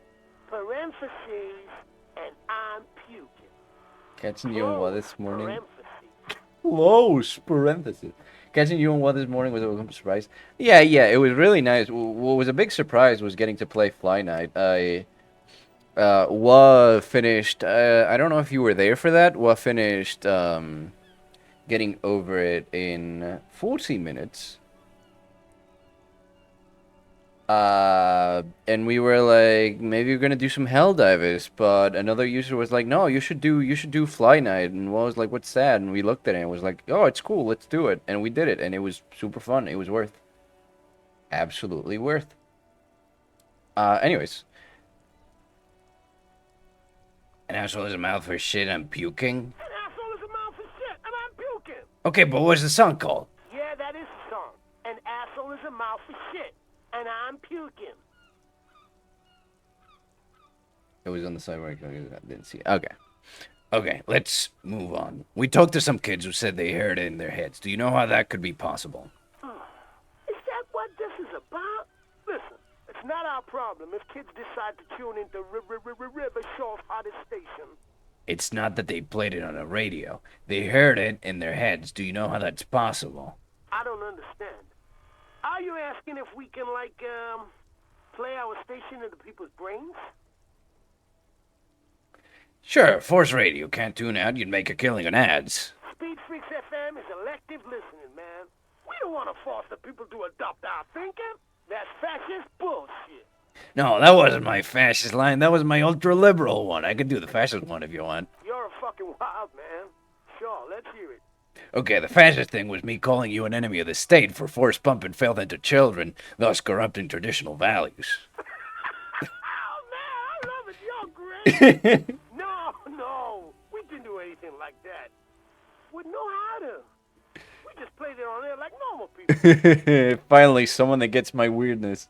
Now, was there anything else you wanted to add? No, that was it. Thank you for your time, man. That was Nah, good. man, thank you. This has been an absolute pleasure. Later, cop man. Later, The later. party has terminated the call. Is there anything else I can do for you, officer?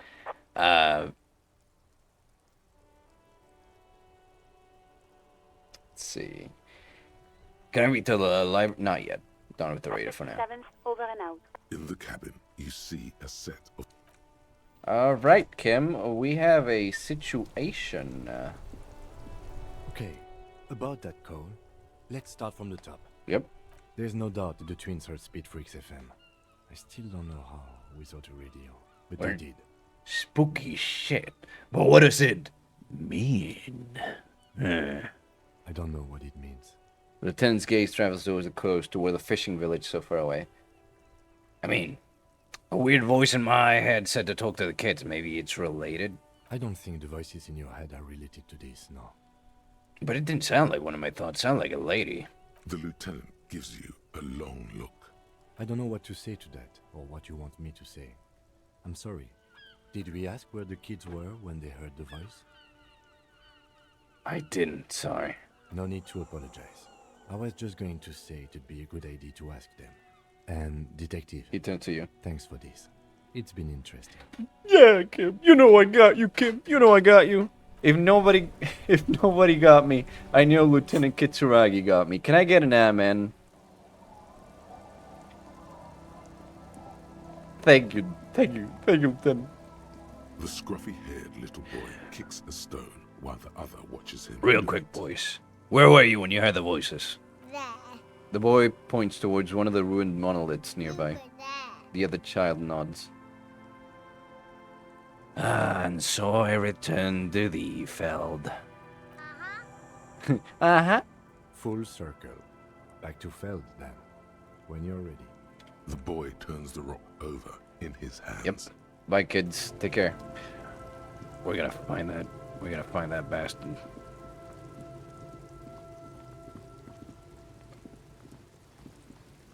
We still gotta contact the library.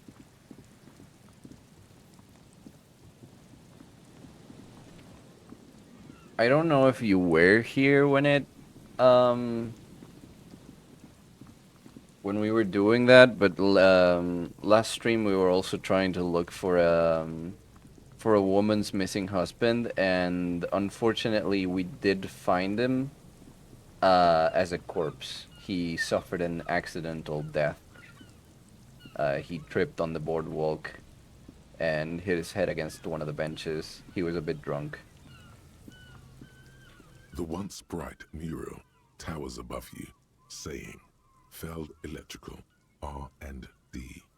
Tomorrow is just a whisper away. I gotta use my encyclopedia knowledge. I have none of that, actually.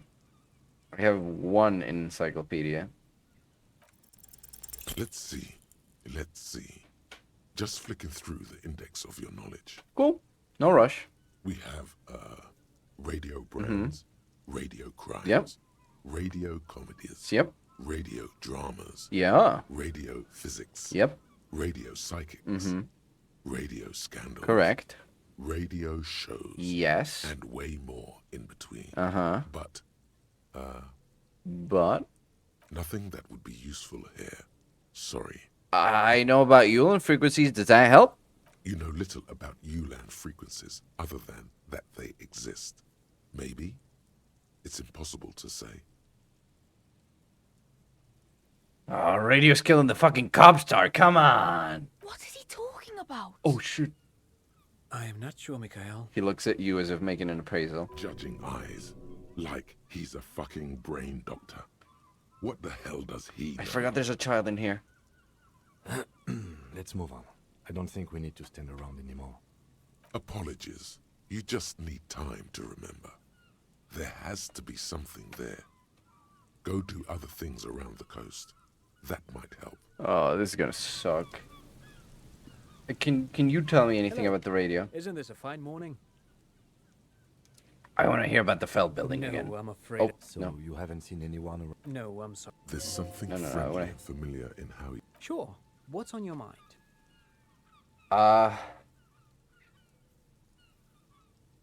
What did the revolutionaries do with the advanced tape computers? They used them for military communications, but also to write and send out press releases. The most notorious example being Le Decret de Mars. What was that? What's the Mars Decree?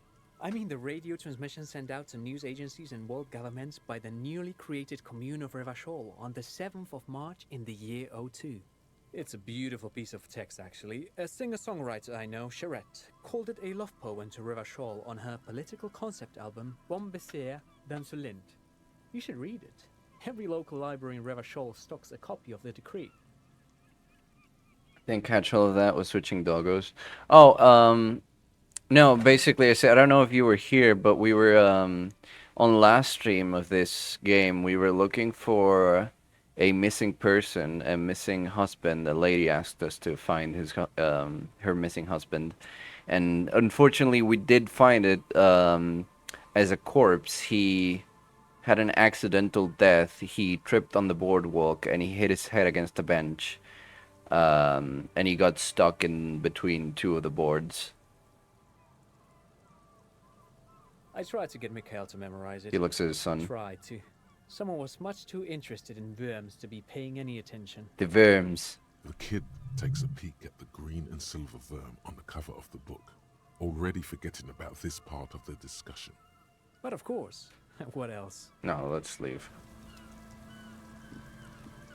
The once bright mural towers above you, saying, Feld Electrical, R&D.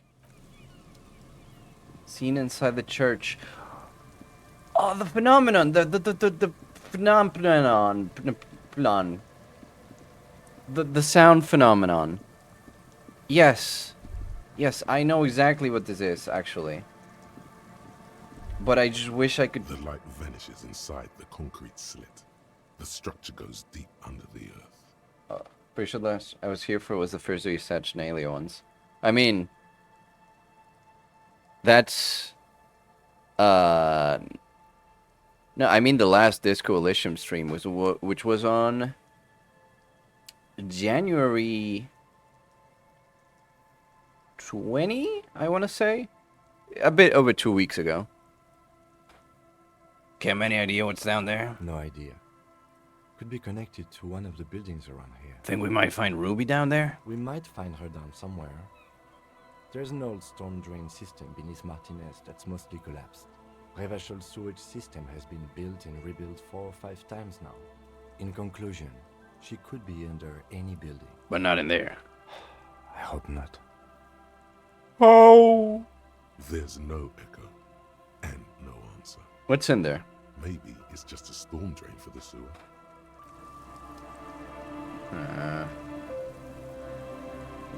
don't know. Now I'm not so sure. I need to talk to the radio lady. She might know something.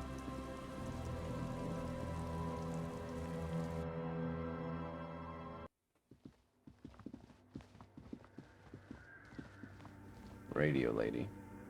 Yes, what is it? How about that 2mm hole again? The swallow, you mean? What about it? No, never mind. Great. Thanks. I'll let you work in peace now. Damn it.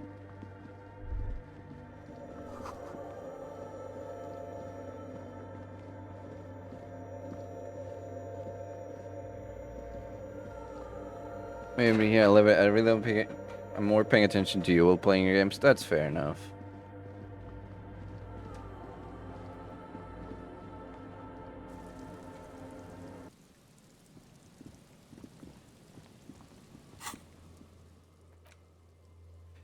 Put the pieces together at the Feld mural. Oh, it's gonna take a while, though. Saturnalia was an exception, though.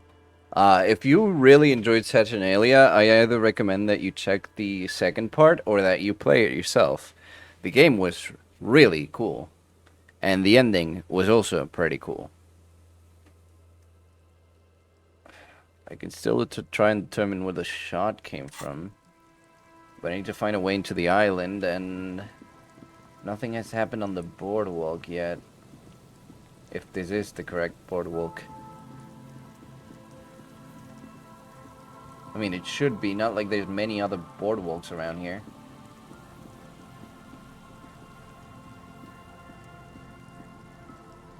Just going back and forth, hoping to trigger something of visual calculus, but no, to no avail.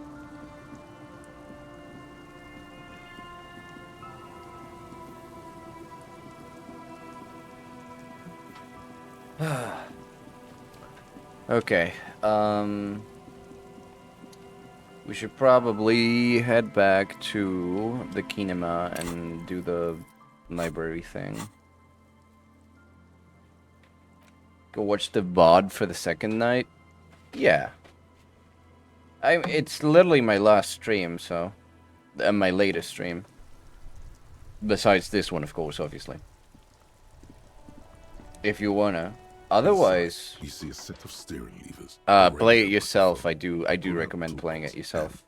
This is Precinct 57. How may I assist you? Can I be to the library, please? Hold on, officer.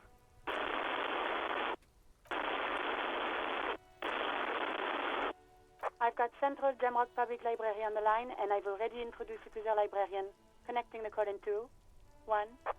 Yes, this is Central Jamrock Public Library here. Male librarian How can I answers the help call. you, officer? He sounds worried, yet ready to assist. This is how people get when the police call. I'm looking for any information that you can provide on Billy Majan, reader. Billy Majan, you said. Give me a moment, I'll have to check our database. He puts down the receiver. Dark was kind of an obsession. So I was making sure instead there wasn't a second Saturnalia game to look into. No. I mean like the second part of the VOD. Definitely.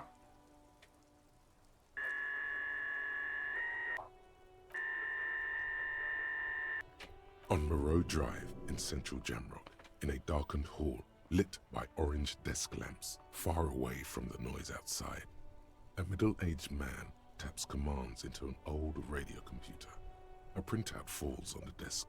Behind him, a lonely reader scours some dusty bookshelves, looking for a paperback. What, so I'm just being recounted? Like it's some sort of a... Like it's some sort of a court writing person writing in court and then reading the transcript? Is that what's going on? That's how I'm being recounted? Yes, hello, are you still there? Here I'm fiddling with the Billy printout. Majan's home address, is that alright? No phone number, unfortunately. They're too poor to have a phone line. Yes, home address is fine. Here we go, sir. Rue de Saint-Ghislain, 33B, apartment number 20. It's in Martinez, I believe. Cape Side Apartments, it says. That's all. That's where the smoker on the balcony lives, isn't it? Yes. You have any other information on Billy Majan? It says here that they returned their last book just a few days ago. but I wasn't at work that day. Do you know someone who was? Marie? He covers the phone with his hand. Marie? Do you remember a reader named Billy Michon? They returned a Tybalt book the other day. You hear someone answer from afar. Yes, it was my colleague Marie. The librarian speaking He to said that someone. it was Billy's husband who returned the book. He also asked for this new sci-fi release, Lowe's Radio City 87, but we don't have it yet. Good. You have a name So Billy Machine is a woman, not a man. How do your colleague know that it was her husband? Marie knows Billy. She's been working here longer than me. Sometimes her husband returns some books for her. and then goes for a little drink later. On the lookout. Do you know the husband's name? Sorry, no. Marie only knows him by sight. Thank you. That's all from me. I have no other questions. Happy we could help. Goodbye, officer. The librarian hangs up. The call gets redirected back to the station with a soft click. Anything else you need from me? Done with the radio for now. 57th, over and out. Voice disappears into the void. In the cabin, you see a set of steering levers. Alright, get me out. We need to go to 33B, was it? Apartment number 20. 33B was the other thing. Okay. Like that was like the street. Okay. Apartment 20. You know what, Kuno? I'm gonna do something. I'm going to try to empathize with you. Believe it or not.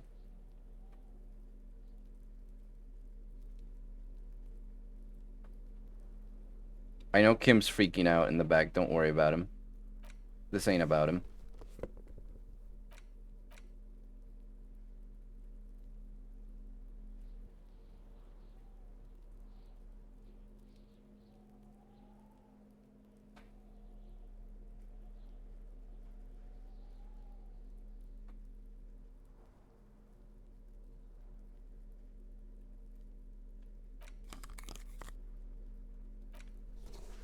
I need to get the most empathy I can.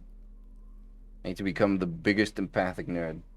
I wonder if I could handle watching a recording of you where I couldn't interject my smartass remarks. Yeah, you could probably do it. I was thinking of maybe making it,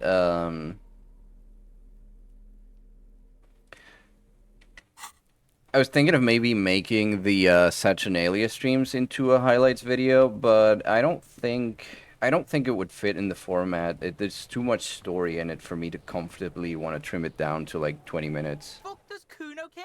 Let's figure out what's going on with this kid. It's not Kuno. It's Kuno S. Interesting. How? Kuno S is by far the worst of the two. Kuno has no problem being near you, but the other hides behind the fence, afraid for her life, like she's done something very bad. She came up with that psychopathic scheme of screaming for help before. Kuno just wanted to talk to you about his name. Kuno S was the one who wound him up and directed him. Also, Kuno hasn't stopped talking to you, even enjoys it from time to time. When you talk to the other one, it's like talking to a cornered animal. She only hisses and says murder was the case that they gave her. All in all, Kuno respects madness. You cannot hope to outdo her on that front. You must win yourself a few minutes with him alone. Alright, let's try and separate these two. Oh no. Fuck you whispering about? He whispers back. He's whispering too. He's going with it. But watch what happens. Fuck you whispering about? If Kuno wants to whisper, he's gonna fucking whisper, okay? He turns back to you. Let's whisper, pig. Yeah. This is it. You've got him. But be careful. You can still fuck this up. Don't make Kuno look bad in this. Feel my glad she's out of her hair. She's fucked up. She's not fucked up. He raises his voice. Everyone's fucked up. Stop judging shit. Wrong move. But he's whispering still. You haven't lost him. Just don't mess up again. Oh, come on. Or you will. There are no guarantees here. What's up with her? She's terrifying, crazy, scary. Crazy? He whispers You don't sensibly. know the half of it. She's not crazy. She's insane. Dangerous. She's smoked a man. She's done people in. Probably even pigs. Stop talking to him! Kuno, I'm fucking warning you. You're gonna get us into shit. She understands what you're trying to do. Yo, see? Did Kuno not tell you? Kuno told you. Yeah. Kuno talks to whoever he wants. Yeah, that's right, Kuno. Talk, pig. Kuno's got it under control. Of course you do, Kuno. You did it. They're separated. He's even turned his back to her, so she can't read his lips. Yeah. You think she has anything to do with the dead man? Yeah, she would have liked to fuck him up, but she didn't. Kuno wasn't around, and C was with Kuno. Well, wait.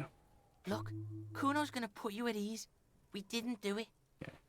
You, said she's insane? Yeah, she's psycho. He leans in None of closer. that kiddie psycho. Cat burn and shit. She does the real deal. Whoa. Yeah. He watches it sink in.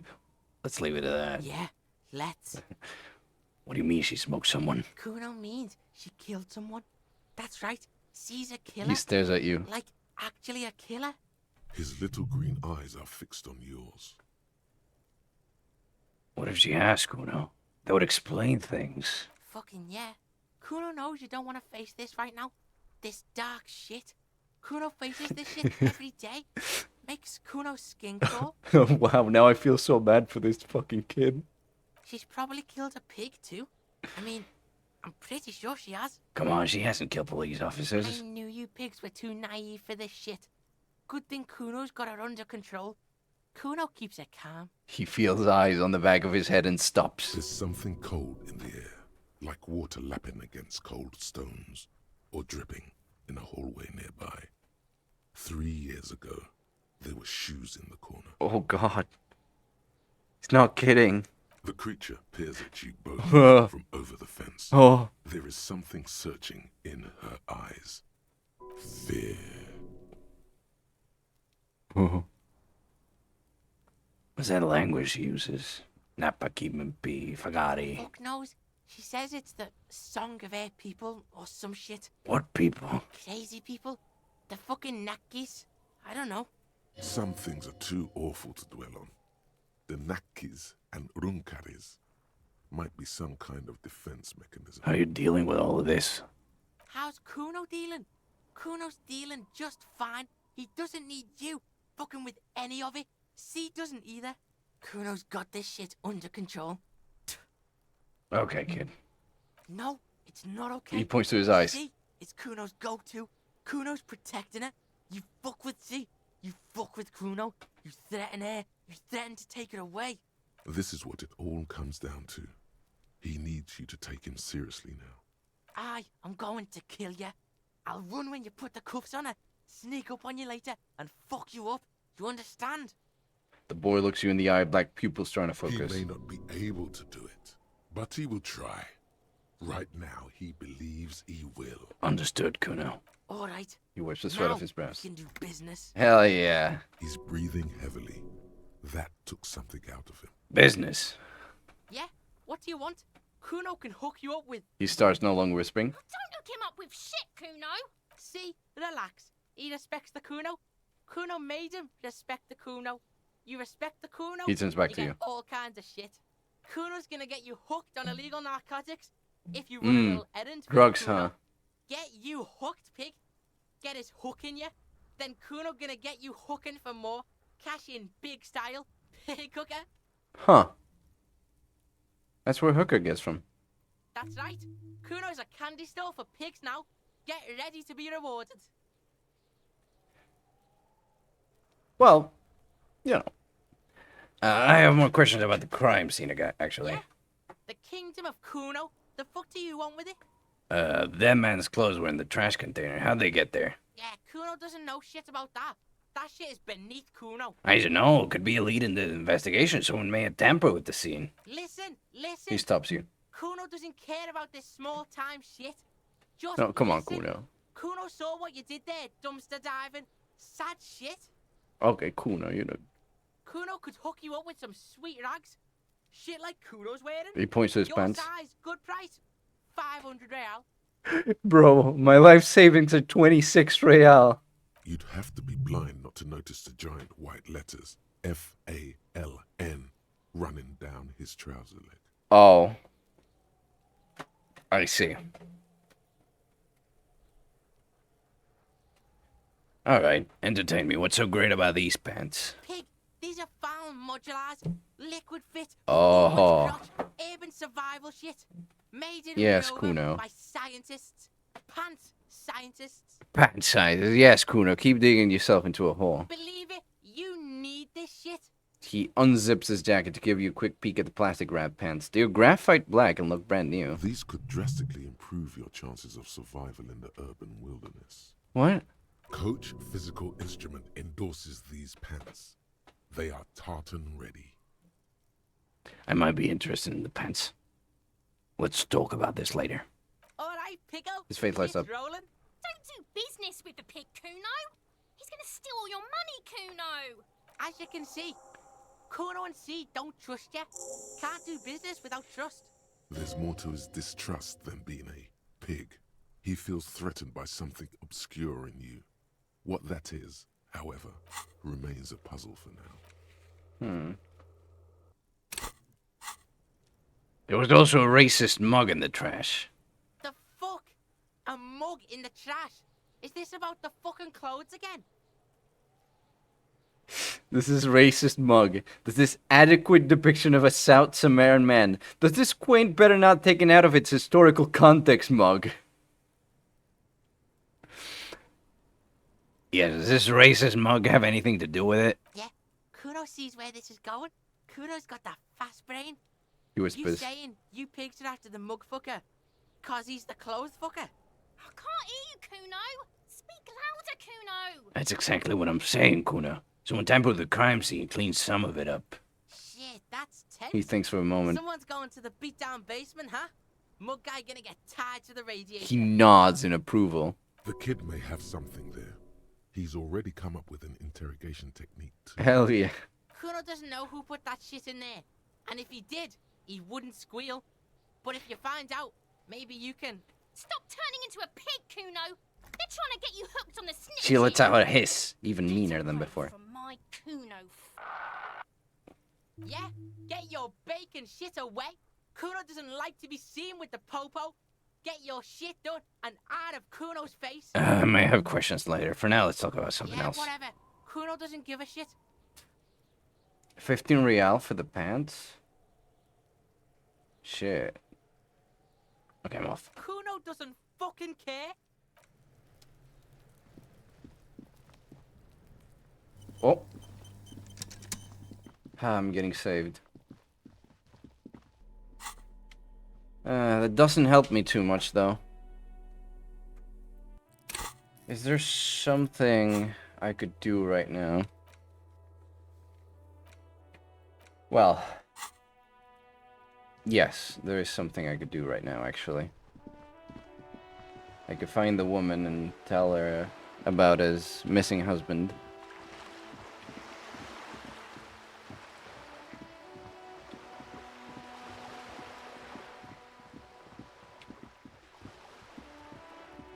Here.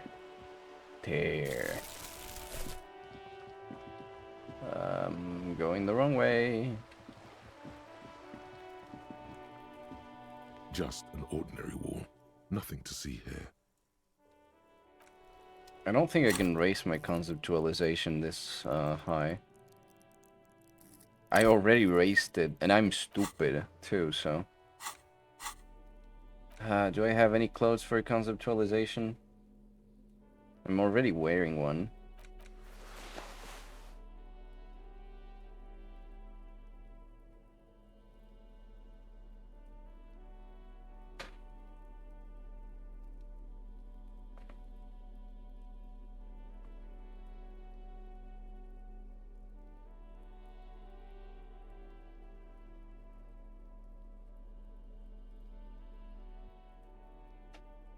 No, that's it.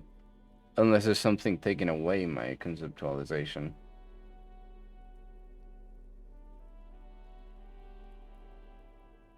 No. Just an ordinary wall. Oh shit, let's Nothing try to it. see here. Yeah. Why? It's a wall. Ooh! I was so close! Why must we stop to look at this wall every time we pass by? We have business to attend to. Sorry. Jesus. Touchy.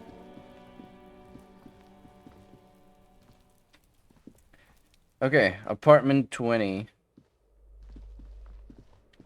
Apartment 20.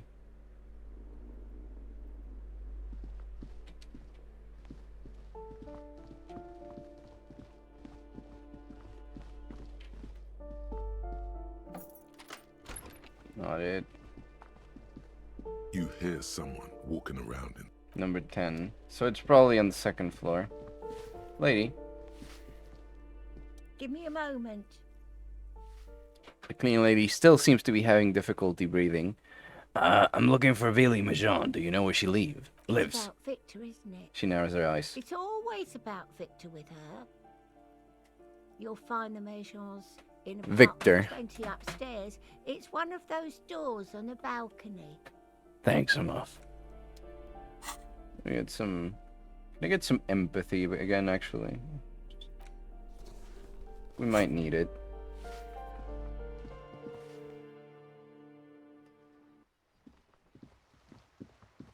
Alright, Cindy, let's go.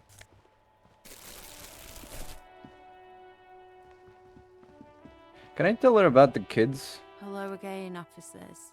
Have you come to admire my mural? Piss F word and fuck the world, send their best. I don't believe it. I've never known those boys to have manners. The bemusement in her voice doesn't fully mask genuine tenderness. I seem to hold you in high esteem.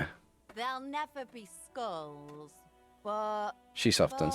But their hearts are in the right place. Skulls are cool. Can I be a skull? Fat chance. But you can still do your part to revitalize the neighborhood. Okay then, how's that? She throws you a conspiratorial glance, then presses her finger to her lips and squints up at the sky, as though straining to hear something in the distance. Have you noticed the quiet? Every so often, you might hear a gunshot pierce the air somewhere in Jamrock. But in Martinez, no gunshots, no sirens. The people are languishing in boredom and complacency. This place is a sepulchre. We'll paint it red. We bring the raucous. You bring the sirens. Catch you later, Cindy. The fuck? What is the fuck?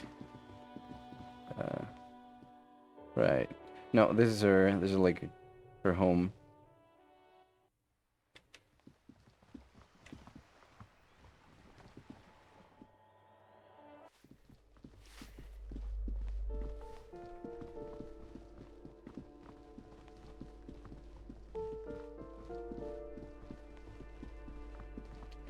Where are the stairs, actually? Ah. Here we go. Number 20, number 20, number 20. I don't believe it's this one. This is where the This smoker door was. is made of metal and appears to be reinforced. Someone here You got a really founder values badge for that sub? Huh. I thought the founder badges were already out, given that someone gifted me 148 subs that one time. Well, not 148, more like 48 subs that one time. Is it? a weathered brown door. The number reads 20. Something smells good. Soup along, yo. The lieutenant motions to you to go ahead and knock. This is the door. You already know it's the right door. This is going to be so hard. Don't knock. Just leave. You don't need this. You don't need to sad it up. There's a channel to use your badge. I mean, I guess that's good. Hello? Who is it? A voice calls out from the other side of the door. And someone turns down the radio. Is this Billy Magene's home? There's the police. Please open the door. The police? A moment, please give us a moment. You hear shuffling inside. Tidying up. Nervously. There's fear in her voice. Come in. The door is open. She unlocks the door. I don't wanna. It's you from the bookstand. For a moment, she seems paralyzed, just looking at you and the lieutenant, then she snaps out of it. I don't think I introduced myself properly. I'm Billy.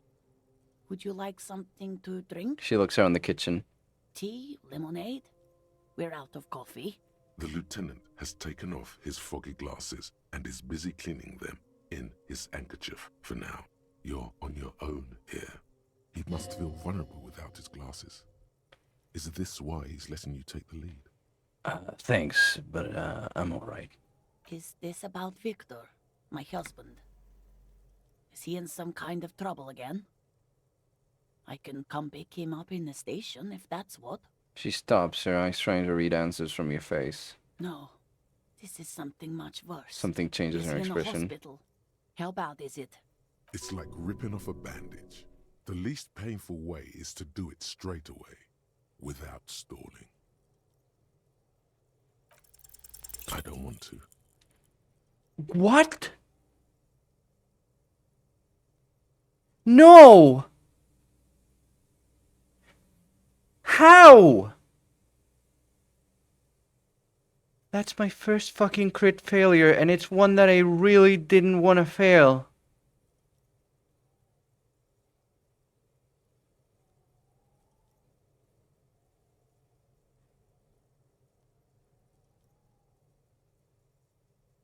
Oh no. But we have to. I don't want to do this. It seems like there's a part of me that refuses to do this. Do what? Officer. The lieutenant warns you. Too late. You ruined it.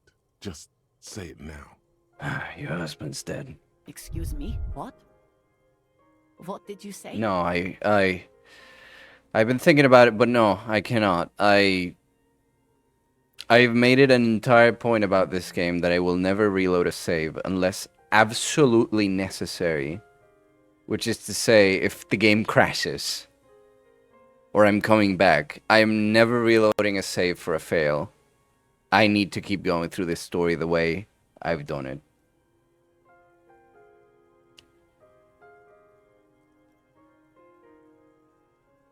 She's in pain. She's in so much pain. And so are you. Your chest is burning. We are very sorry to inform you. Lieutenant steps in. Your husband, Victor Méjean, was found dead this morning on the Martinez boardwalk. Oh. She touches his neck, eyes pale like pearls in seawater. Oh. She says again. But he was just... She looks at the kitchen table where 2 cigarette butts are still in the tray. He was just here, alive. I understand that this comes as a huge shock.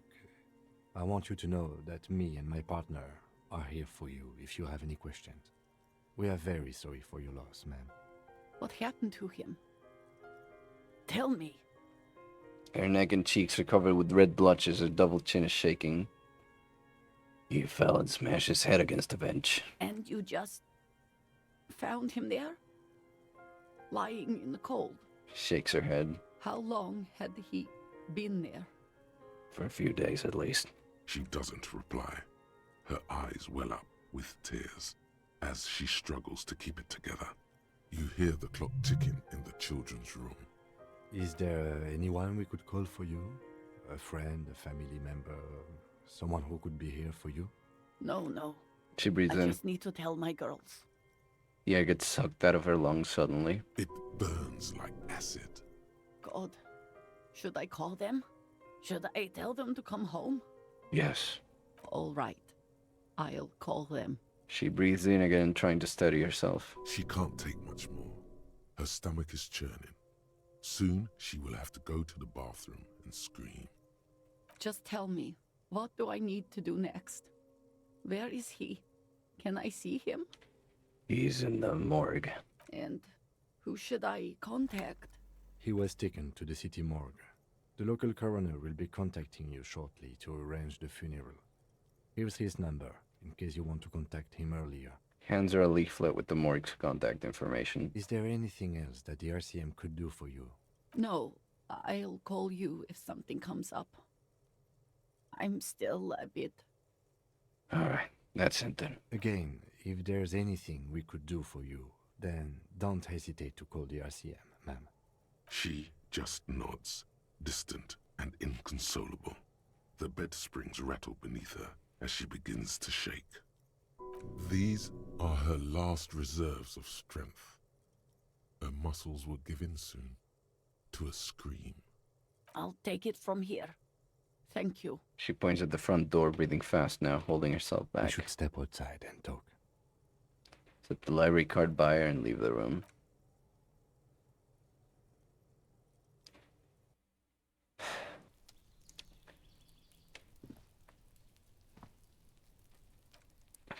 This one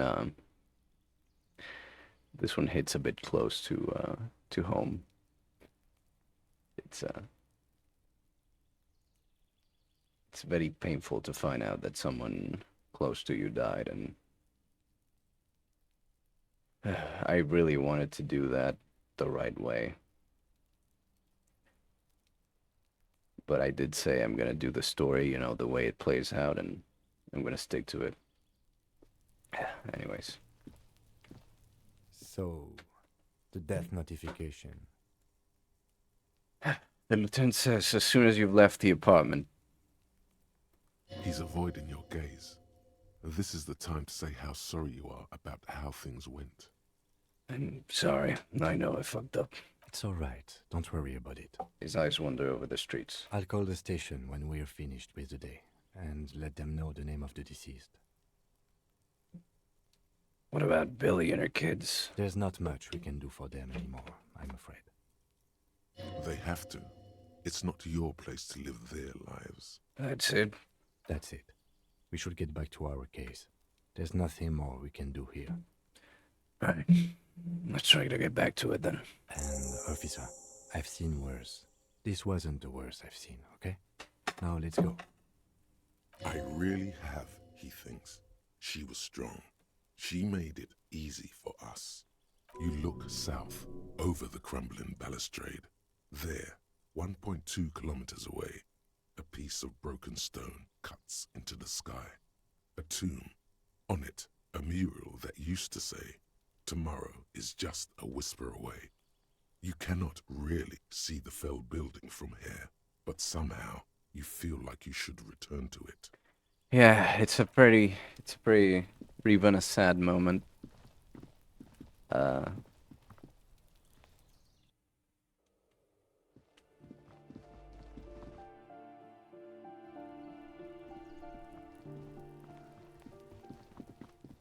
It's good.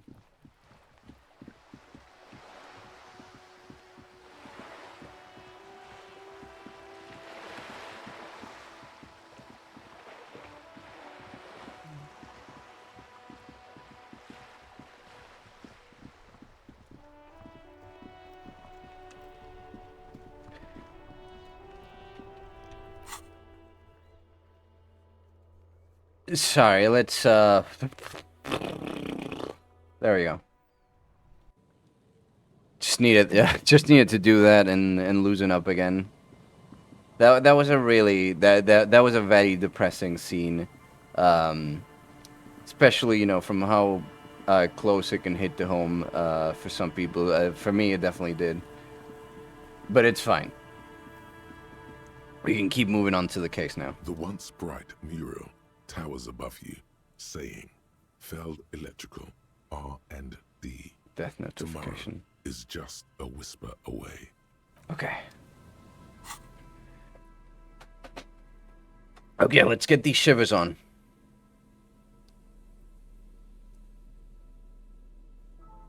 I need awareness.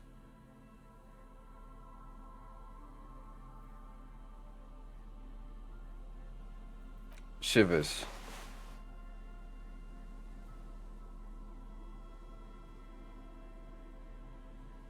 I need shivers.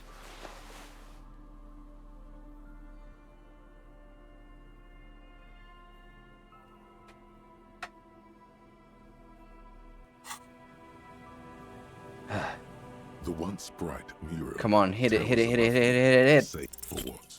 A Motherfucker. Or children laughing far away. You walk and walk these city streets and deserted coast, and all it ever tells you is cold. No, there's something else in the wind. Come on, man. There is nothing else.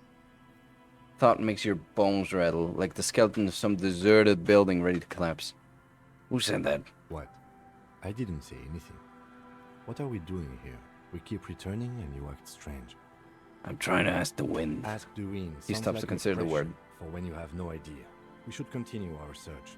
Perhaps even get a little desperate. Like, maybe we can get shovels and dig? Quiver a smile. Don't mind that. Bad attempt at humor. Ah, god damn it. Really needed that. I really did need that one. What the hell now?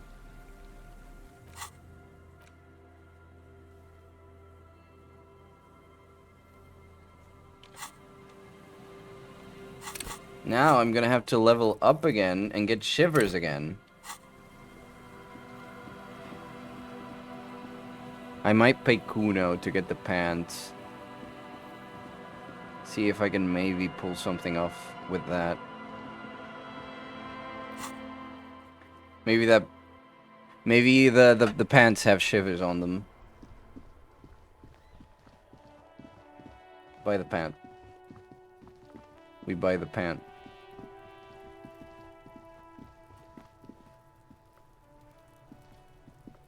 Fuck does Kuno care? Give me the pants. Here, pig. We're fun now. Performance buddies. Kuno unzips his jacket again, pulls the pants out of the plastic wrapping. Kuno can already see you soaring through the air like a fucking eagle. He looks at you with pride. Pig's in Kuno's debt now. Money debt. Hey, I'm Kuno off. doesn't fucking care. Pants, what do you do? Savoir-faire and physical instrument. Nah. I could do visual calculus. I could do that. I could get visual calculus again. There is a thing I wanted to do. Give me your pants. The pants. Are these the tracks that open? You see a set of tire tracks in the brown slush that covers the plaza mosaic. Okay, let's reconstruct the move. Oh no. The tire tracks were left here by an unknown event. Oh no. It's a message, written in the language of burnt rubber. Was that pre-amnesia me, blackout drunk, driving again? Some of that rubber stuck to the tiles right in front of the whirling in rags. This is point A. The driver started there. Yes. And then accelerated straight into the fence.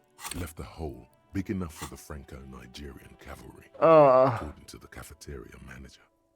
Wait, that pang of guilt again. You know why. What happened next? The driver proceeded to back out of the yard, barely stopping before hitting the adjacent building. Your dice seem to be bad tonight. Yeah. Yeah, I mean, I just got visual calculus, but that was an 80% chance. But I failed the 59 chance, which I really needed. Before heading south. I don't know. Must have been in a hurry. I need to get shivers again, and if that doesn't work, that's gonna be really annoying. It also didn't work with one particular perception check. You can see that most of my stuff in motorics starts at 2. I leveled up my perception 3 different times just to get that perception check, and I failed it every single time, even when it was like 80% something. It was insane. This is where I started off with my motor carriage before sinking it in the sea. No wonder the cafeteria manager seemed frustrated when he was giving us directions to the yard. Well, you did provide us with a very convenient access point to the crime scene. I think I got it. What now? Not a lot more I can do if I can't put the pieces together. Novelty dice maker? Cargo container door.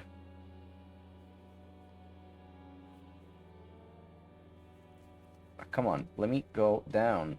Why do you not let me go down? Map wool. Interfacing challenging. Where is the map wall? It's inside. Lillian is suggestion.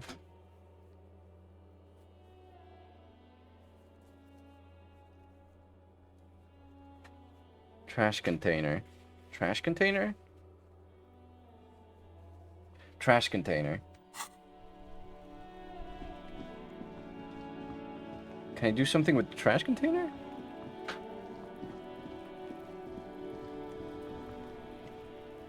The trash containers. The smell of rotten food rises to greet you. You see soggy cartons, dirty rags, and organic waste. What do I need? What do I need? You see, you've done this before. The movements are recorded in your elbows, the methodology in your fingers. You're used to this. But further. A box falls into pieces in your hands. Batiste Soleil cereal. There are plastic. No. Not much to see here anymore. There's No. nothing more of interest. You see, you've done this Mr. What, No. dumpster diving? Searching for evidence in the trash. Good practice for dumpster diving. A box falls. The container sounds a muffled gong. Was that it? Was that the one? Did I just need that for interfacing or something? No, there was something else, wasn't there? Trash container, physical instrument, legendary. An ice cream maker. Is there another trash container around here?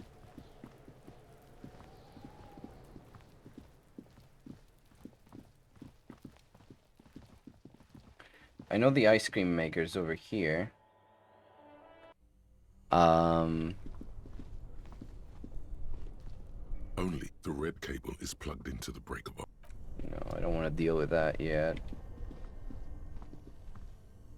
This orange machine is dead still. Turn Turning the crank? feels oddly satisfying, like stirring your childhood dreams. In the distance, you hear water dripping. It's all gone now.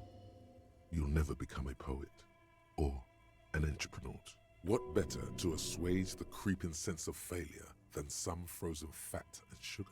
Try to crack You it open. slip your fingers under the frozen lid, but no. This is going to need something else. Some kind of super pry bar. Huh. Don't even try to open it with a regular pry bar. You're just wasting your time. If you want to try again, then you need to have... Equip the pry bar by... Yeah, I know. Give me a second. I need physical instrument, don't I?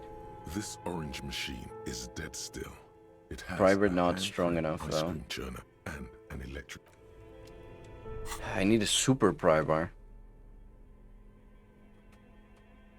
No, never mind then. I'm not gonna open that. Something else I can do. The map wall. There's a map wall around here somewhere. Abandoned lorry. Ah. Abandoned lorry. That could be cool. It's just challenging, so that should be fair. And cargo container door could happen as well. Okay, let's check the abandoned lorry. If we can find it again. I believe I know which one it's talking about. Hey, look dude, I found Pan. Make way for the master poet. No, never mind. I don't have Pan.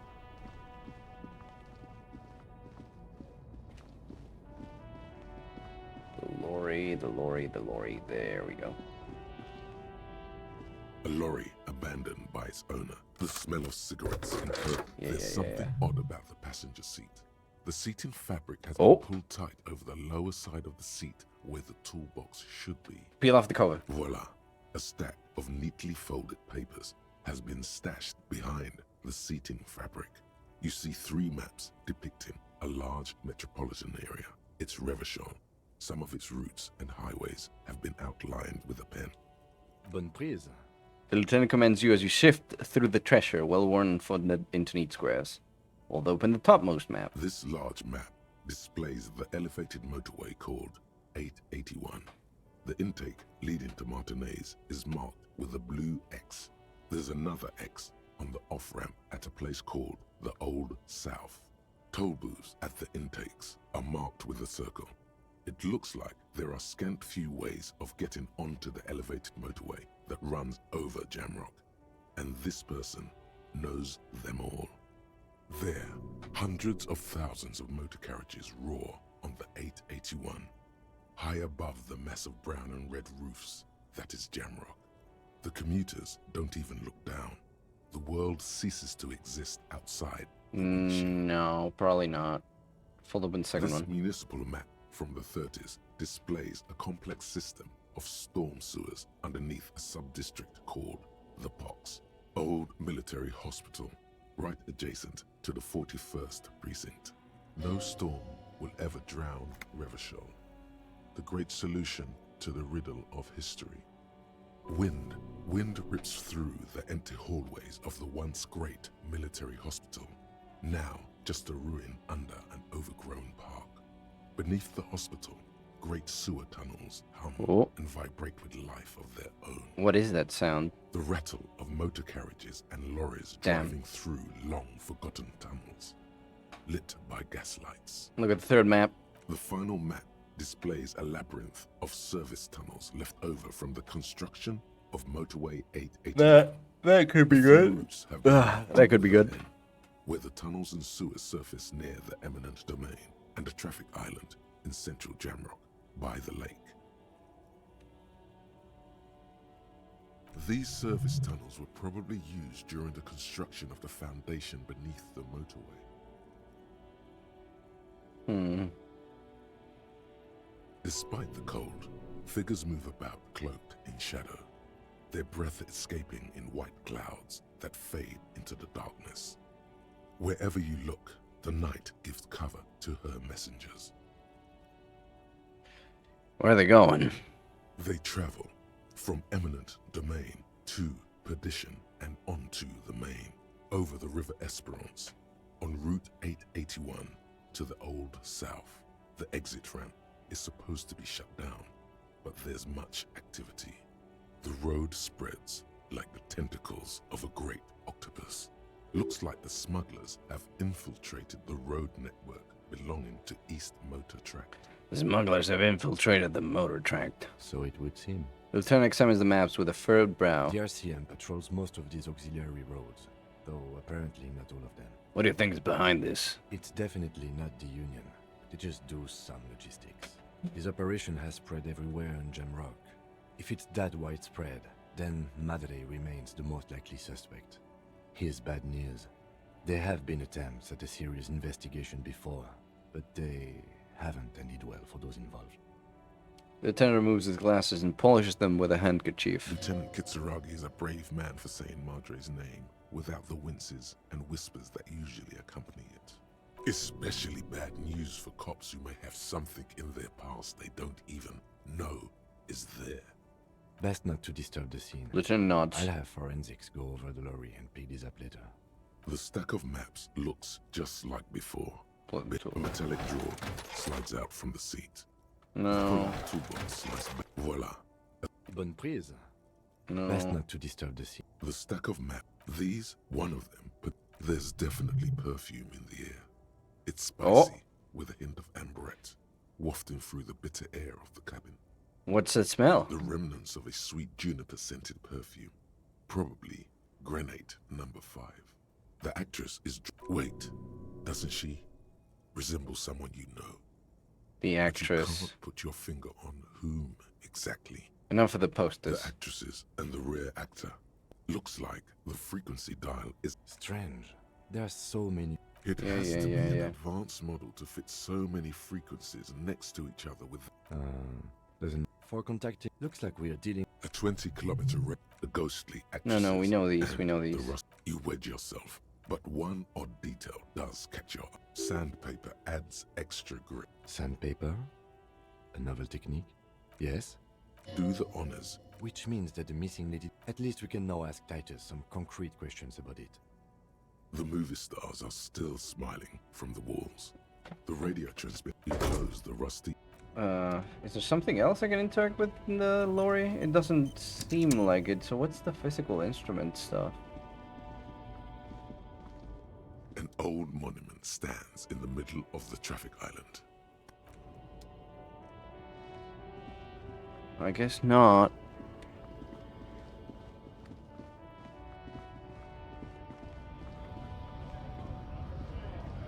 I'm gonna talk to this guy. Right to work!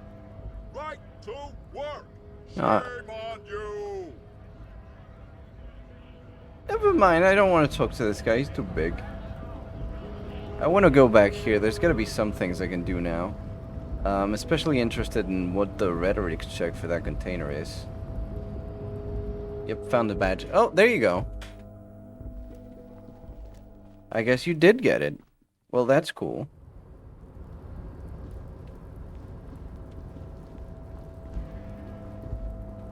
That's definitely very cool.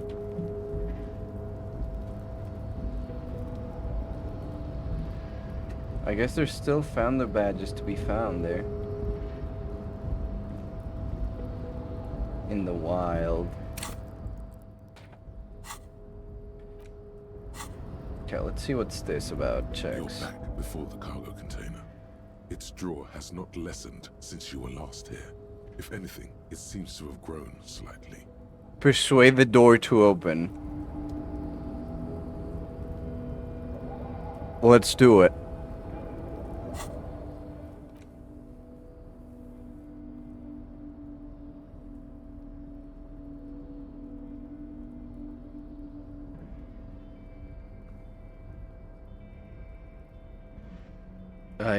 Do I have any rhetoric? Uh-oh. I have one rhetoric. Should get the...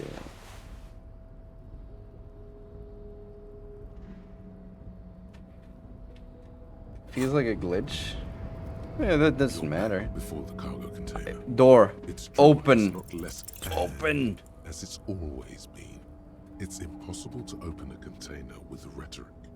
Maybe you're losing your mind. Yeah. Let's talk to Everett. Let's talk to Everett. Just gonna talk to him with a crowbar. Also, you, my friend. Oh, hey, mister. I knew you'd be back to talk with old Leo here. Yes, I did. Yes, I did. It's like Lady Larice said when she opened a bathhouse in the basement of my apartment building. They can only get so far before they're aching to get back. And lots of folk really did keep coming back. I have some questions for you. That's not too much trouble. No trouble at all, mister. No trouble at all. It's like that old saying goes. Wisdom withers if not shared. Never mind. And old Leo is always up for sharing. Okay, I'm off. Alright. Everett, you sleazy motherfucker. That's not a fishing rod, is it? It's... What is it then? Mr. Dubois, every worker, member of the board.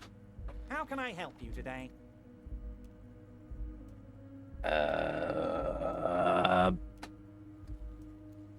We go over a few details concerning the murder? Most certainly, Harry. Nothing bright Never by your mind. means, Harry. Never mind. I'm running into dead ends now that I really needed that goddamn shivers check. Hey, Bob. Yeah, I'll get my posture right for you, but I really needed that goddamn shivers check. The hell do I do now?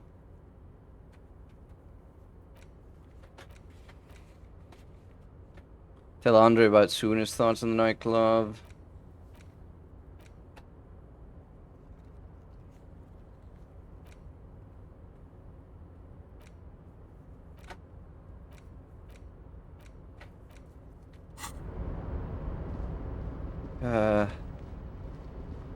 I guess I could try to sing karaoke. I do have a sad song on tape, don't I?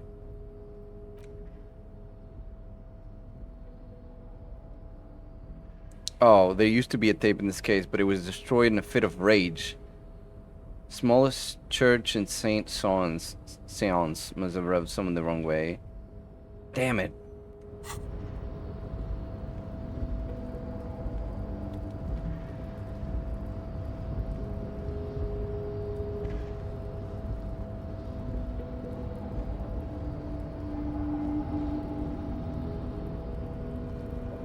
What now? What's a man to do?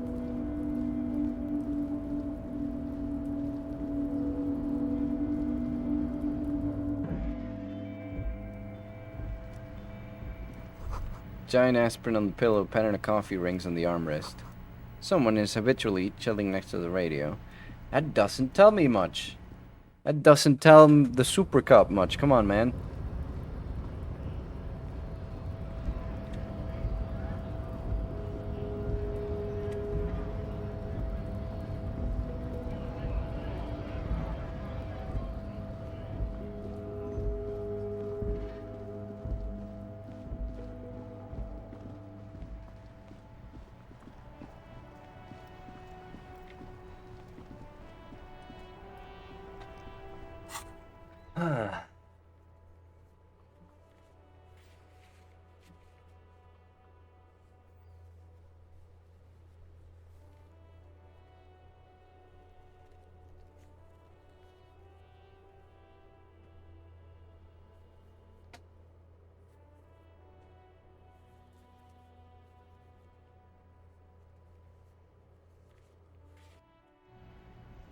Let's go to the shacks. Let's see if I can find something back in here. Some stuff or some crap.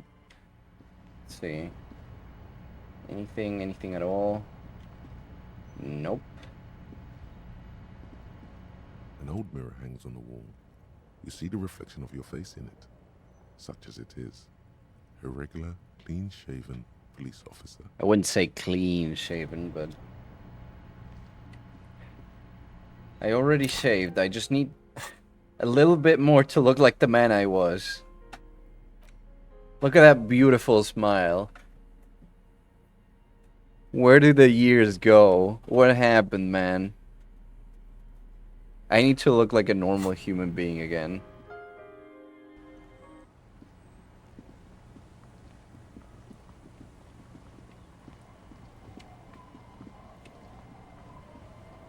Waves are beginning to die down. Look at those little bastards. Okay. I still need to get my suggestion up as well for that lady. I probably have some suggestion stuff. I'll check it out later. Look at them shoes. Oh yeah. Mask bangers, red brogues.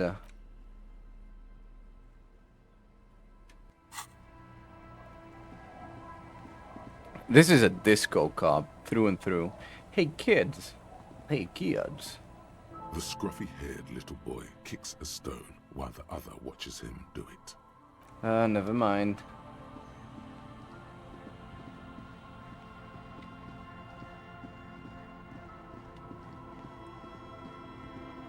I need to keep doing stuff along the coast to unlock that check again. I need to do something along the coast.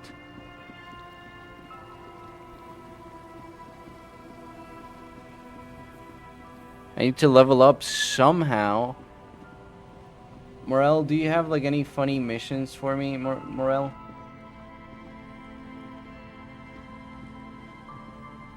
Hello. What can I do for you, officer? Lena seems pretty eager for you to return. And I'm eager to return to her, I assure you. But I can't leave before we finish with these traps. My wife understands that just as well as anyone. He looks south where Lena would be. I'm here, I'm just suffering from a little baby man tummy hurtitis today, so I may not be as chatty.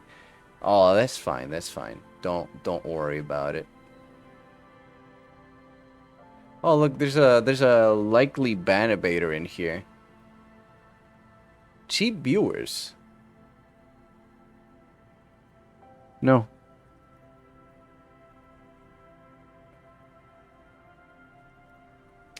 Sorry. Come on, Morel. We've been soaking out here for days. It's time to go back. And leave the traps?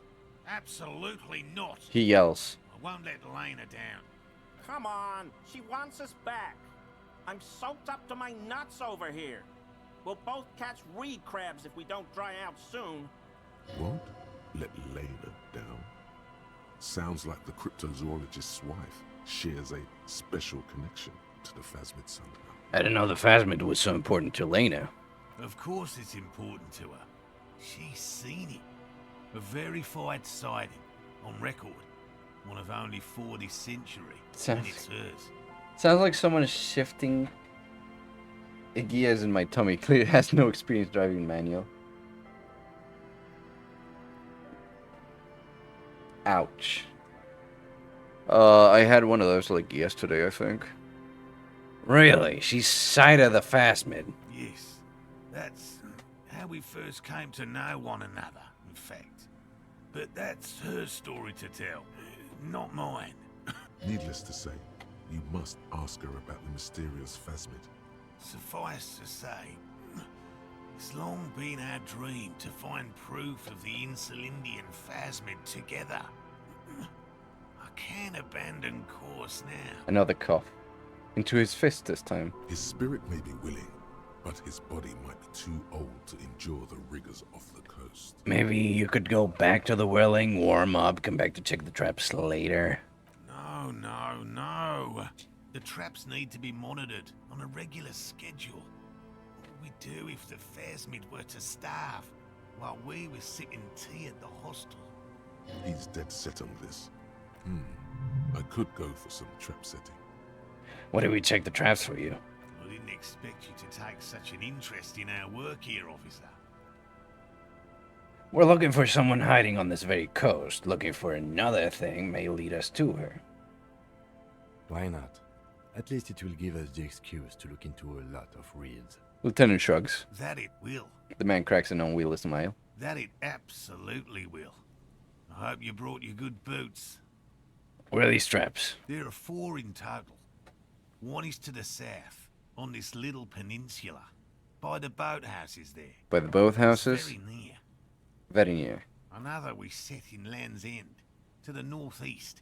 It's behind a small sand dune there. On your way to the old radio tower. On your way to the radio tower, after the church. The third is set near the canal, where you crossed. Near the By a canal. Concrete slab.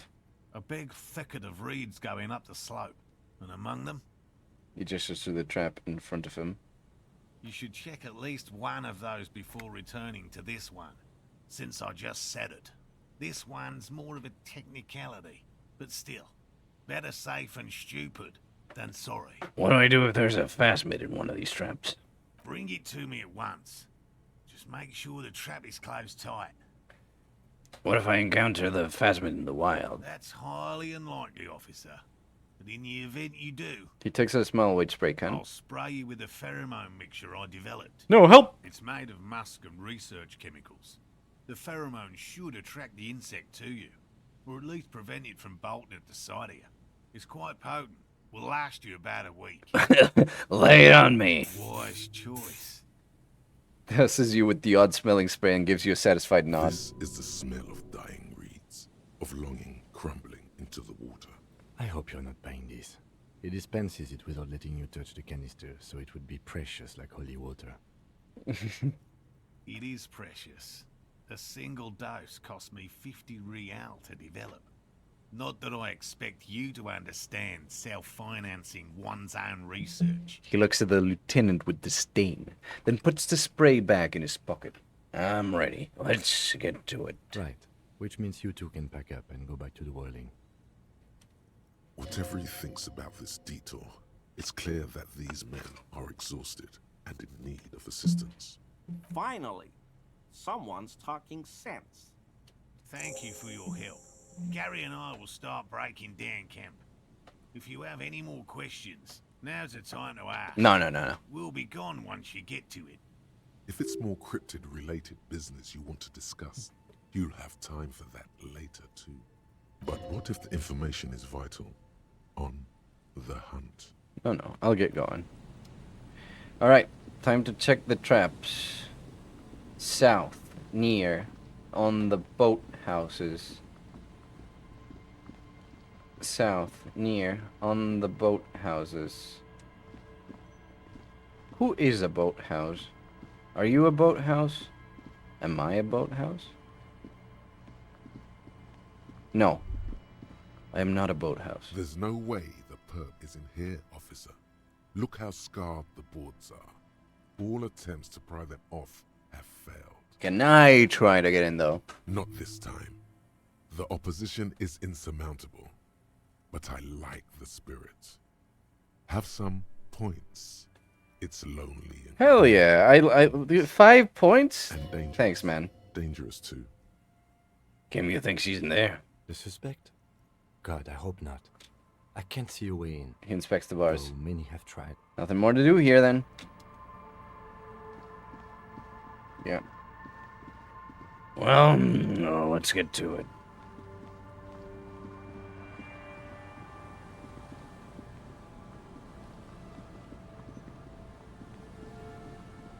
Let's find this phasmid fella.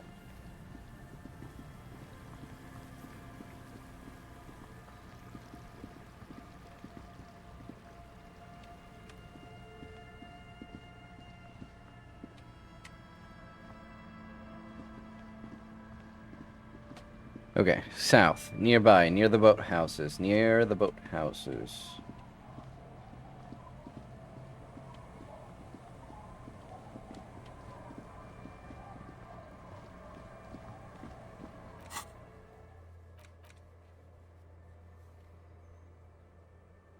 West of the Feld building. Check the trap near the boathouses.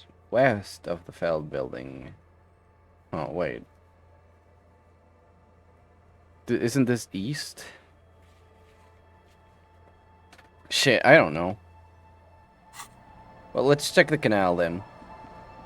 I thought this was the boathouse. But I guess not. What's this? Have I been here?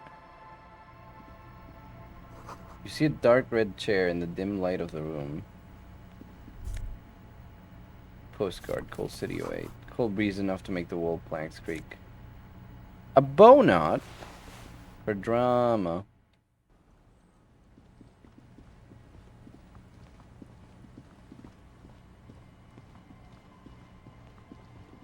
Oh, there's one of the traps.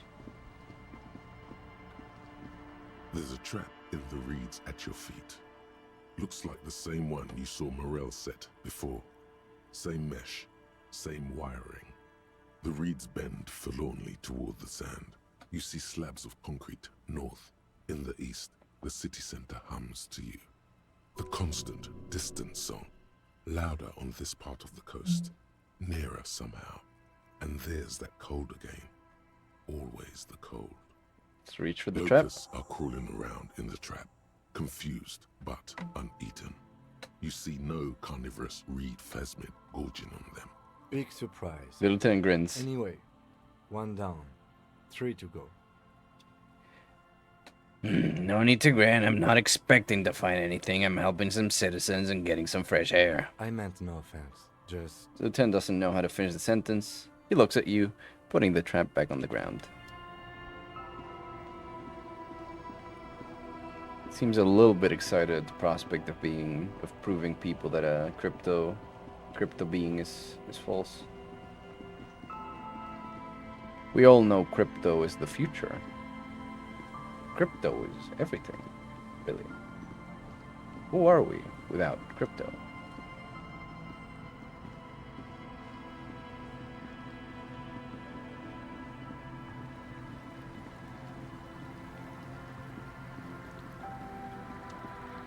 Sorry, what did I say? I was...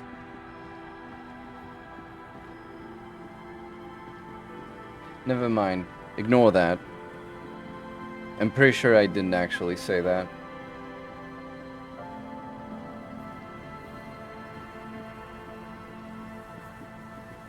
That was one of those mass hallucination moments.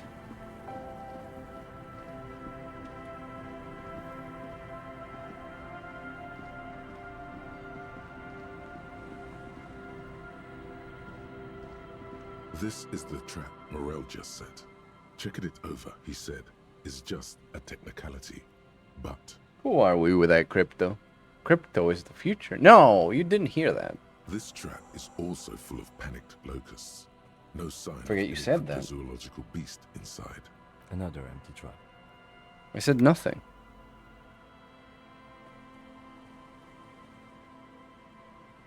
Let's keep going. Next one is the lucky one. Yep.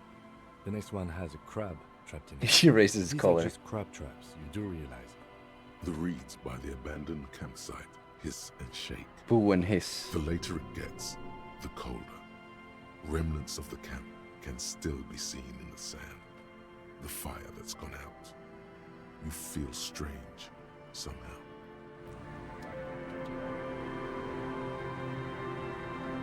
Okay, apparently there was one west of the building that's not this one, but I'll see it.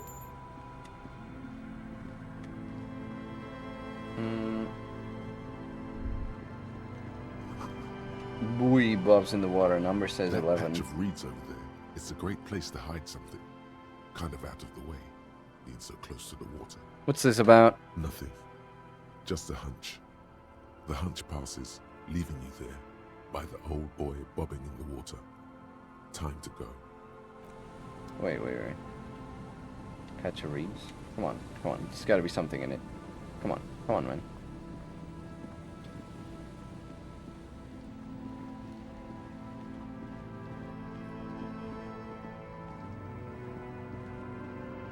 Ah, there it is. Okay. This trap's not too hard to spot, once you know what to look for. Keeping it hidden has not been a priority for the cryptozoologist. Behind you, the ruins of a residential building rise over the reeds, shielding them from the wind. The reeds rustle confidently. When this district was booming, the reeds were kept at bay. Nothing obscured the freshly painted facades. Nowhere for drunks and adventurous teenagers to hide. Now only the wind blows. Nothing but locusts in this trap as well. Definitely no cryptozoological monstrosity. Empty as all of them. He pants. One more of these and we're done. His face is red from the cold sea air. He crouches to catch his breath. You getting tired? No, I'm fine. I didn't mean to complain, it's just... He's short-winded. The sentence ends there. This voice should be in a sci-fi fantasy movie.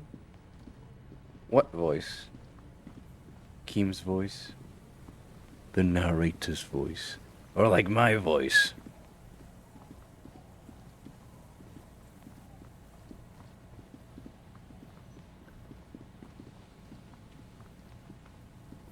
The narrator's voice. Yeah, the one narrating the trap. The narrator's voice is really good. I really like this guy. I believe I've actually heard him before on another game called Road 96. I don't know if that one specifically. I think it's the same guy doing all of the voices, but I know he at least did the voice of one of the narrators in this game. I think it's the same voice actor, but... It takes you a moment, but finally, you spot the last of Morel's traps. This one's partially obscured by the reeds. Are you ready for the Phasmid? We're gonna see the Phasmid. The reeds sway in the coastal breeze. They seem to be waiting for something. The wind picks up here, near the cape's end, surrounding the narrow strip of land from 3 cardinal directions. It's cold for this time of year.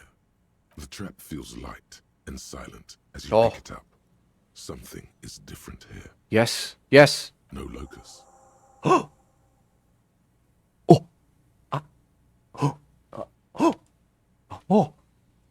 No Phasmid either, but still. It's empty! Your voice echoes on the coast, carried by a gust of cold wind. Well, debate worked on something. This doesn't mean it was a reed monster, though. Unless you see one in there. I just see an empty trap.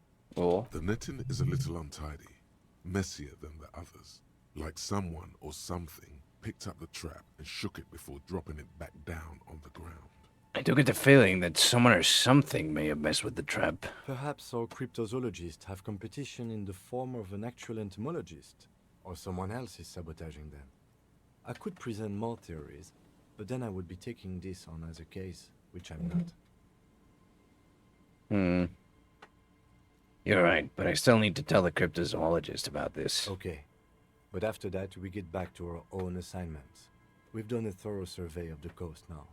Just running around is no longer useful. A cold gust of air dries your sweaty face, and you look to the dark shadow of the felled building in the distance. drawing you to it. What a strange sensation. Once this is done, should you ask the wind again? Yes, The reeds I should. sway in the coastal breeze. They seem to be waiting for something. The wind picks up here, near the Cape's end. Oh no, I already heard that. Okay. Alright. Okay, that's okay. Okay, that's alright. Okay. Alright. Hell yeah. Okay. Alright. I'm not gonna ask the wind again just yet. But it's really good that I picked up something I could have done.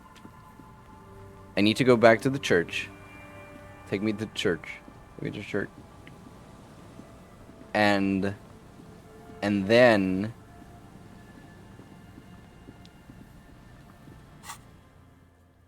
I'm gonna go to the waterfront. I'm gonna go to Whirling in Rags. I'm gonna talk to the cryptozoologist, and then I'm gonna go to the mural, and finally maybe I can get an answer from the goddamn universe. Hey, Lena, we found your husband. Oh, sweetie, I don't even know how to thank you for finding my husband and helping him out. I hope we haven't been too much trouble for you. Just doing my job, ma'am. Here, I want to give you a small token of my gratitude. Ooh. It's a tie. Mexican origin. The pin is an antique. Quite special. She hands you a thin ribbon held together by a silverbird skull. The little silvery knob holding the tie together feels warm in your hand. It's in the shape of an avian skull with 8 eyes. That's all for now, ma'am. Let's see it. Ooh. Oh, that's cute. I was looking at the for this game, but I'd be looking for the person who did these. Yes, you'd be looking for the person that made the ancient reptilian brain. That's the one I remember. From Road, who I also heard in Road 96. I don't know if that's the same guy as the narrator, but it doesn't seem like it. Also, some of those names are spoilers, so, you know. They're not spoilers, it's just I don't know them, so, like, they don't ring a bell or anything.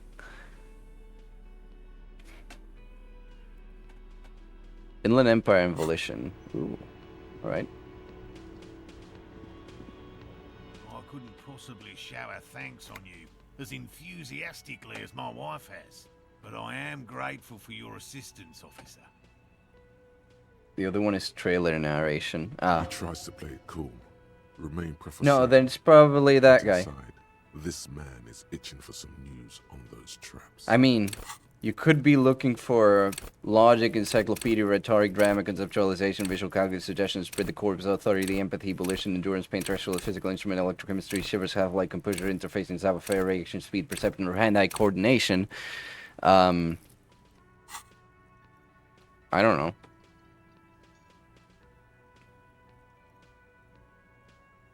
So I checked all the traps. Good. Okay. And one of them was empty. completely empty? The cryptozoologist's eyes grow wide. Surprise, tempered with fear and trepidation. He doesn't know what to think yet. Maybe you're joking? Yeah, there was nothing in the trap. No locust, no phasmid. No locusts? No phasmid either? That's not ideal, but There's the guy who's in Road 96. He should be a guy called, was it Jared? It just means the Insulindian phasmid is even more clever than we thought. Of course. Detective whispers to himself. Those motherfucking assholes. You're dealing with a subject Mikey near W. and dear to Goodman. their hearts. It might behoove you to tread lightly. Let me see. Let me look this guy up.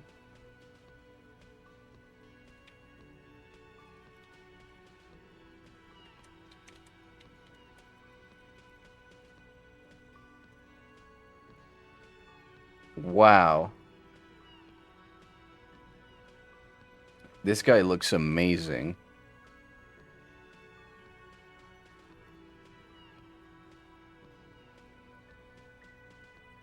Yeah, he is Jared. yes, the Phantasmadeia picked off the locusts and escaped. This is good news, though we'll have to reconsider the design of the traps. Make him more secure. Yeah, he did do the voice for Jared. Yeah. I know him. Hello. Welcome to the taxi. Where will I be driving you today? Yeah, that's him. Another trip to the Reeds. Yeah, that's exactly what it is. What a deaf hunter, this Phasmid. Of course. Be sarcastic. He misinterprets your words. Oh. Hypothesis you'd like to venture. Mine stands. Okay? Actually, no. Excuse me for getting emotional. This is a big deal for us. You've helped us twice now, and brought some great news too. My gratitude, and the gratitude of the Société Cryptozoologique de Ravachol, is yours. Heartfelt gratitude. But does it feel like closure? It doesn't. What really happened? What did happen? Thank you, it's an honor. He says with a straight We face. should probably return to our main investigation here. This has been refreshing, but... Helping cryptozoologists isn't really a priority for our organization, is it? The lieutenant looks out the window. Wait. Impatient. Let me use my brain here. I need to develop an alternative theory about the locust. Consider the way the empty trap was disturbed. Yes. As though shaken. Correct. Most likely the hands of a young person. Yes. Hands small enough to fit inside the trap, too. Yes. You should ask the red-headed boy, Kuno.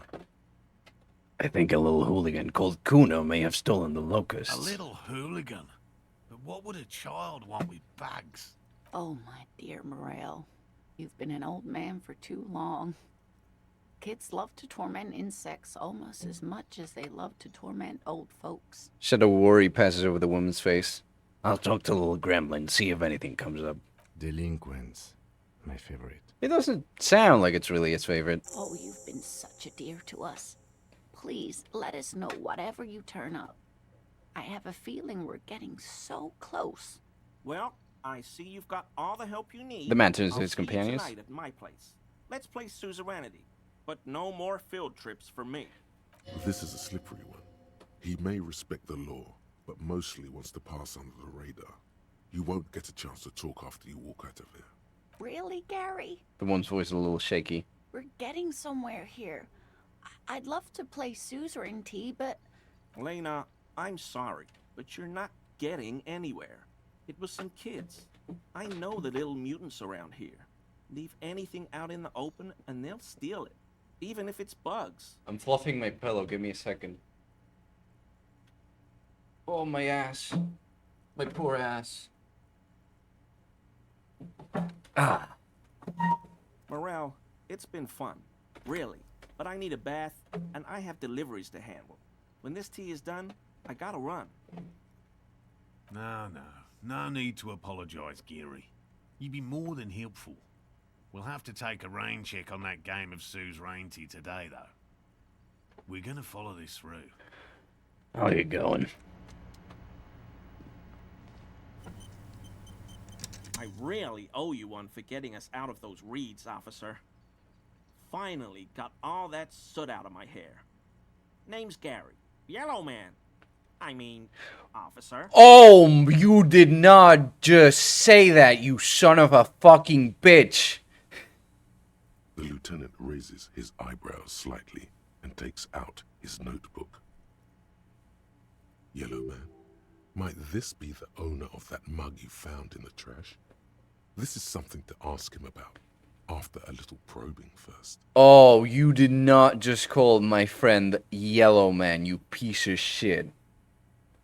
Not a lover of the great outdoors? I like nature, just not this bloody coast. It's mostly drunks and degenerates that come here. Nobody's perfect. Have you never been tempted to drink? Oh, I've been tempted. He nods gravely. But someone has to stay strong for Revachol. For Revel what? What did you say? How did you pronounce that? His gaze shifts to the floor tiles. Serious question time. This man is no innocent. No one is. Is this your mug? My mug? Why would you think that? You said yellow man. That's not something many people go around saying. Really? I hear it all the time. All in jest, of course. No offense meant to anyone. Still seems suspicious. Did I mention the mug was found at the scene of a lynching? Okay, I admit it. I threw the mug away in the trash container behind the hostel. I know I shouldn't have, and I am very sorry, officer. He pauses. You're not going to find me, are you? Nah, Gary, I just want information. Whew. He's visibly relieved. Thank you. You won't regret this. I won't use another man's property to dump my garbage ever again. I don't know what got into me, really. Work has been stressful lately. Damn Koiko's price dumping us out of competition. What did you do, Gary? Nothing. Just answering some questions. Helping out the law. Listen here, you racist fuck. Here we go. Start pumping that sweet info. How do you get into the trash container? I know a guy who works with the trash collection services. CS Municipal. He gave me a master key for the trash containers of Martinez. Why would you need to get into everyone's trash? So I can use the Whirling's trash compactor to store my own stuff. He says. Garbage disposal is expensive as hell. The damn Hemians run it like a mob. Bowing shamefully like a fallen knight. I'm sorry, okay? I thought I could cut costs. I shouldn't have. I shouldn't have disgraced myself. Disgraced? The lieutenant raises his Not for the eyebrows. histrionic, sir. It was, after all, just a trash container. He studies his reaction. Gary doesn't answer. Gary, did you put the clothes of a murder victim, the man who was hanged behind the whirling in rags, into that trash container? Officer, please. Let me explain. It's not like that. Do. I was only cleaning up. I live right across the yard from where he was hanged, and I saw him stripped naked. All the clothes lying around in the yard, smelling. People are animals, you know? Yes, what happened? Then I came out to clean up the rags because no one else would. I put them into the Whirling's trash, along with a broken mug, admittedly. He changes his mind mid-sentence. Okay. I was coming to throw the mug away, and, well, I threw the mug there and the clothes too. This guy has such a pathetic voice. Oh, well, I don't know. No hate to the voice actor. I mean, as the character himself, the voice he's putting on and the way he talks is just like so... So, if anything, that is a commendation to the voice actor, making me hate this guy. Right. It was just civic duty. Lieutenant remarks drolly. Exactly. That's exactly what it was. Civic duty.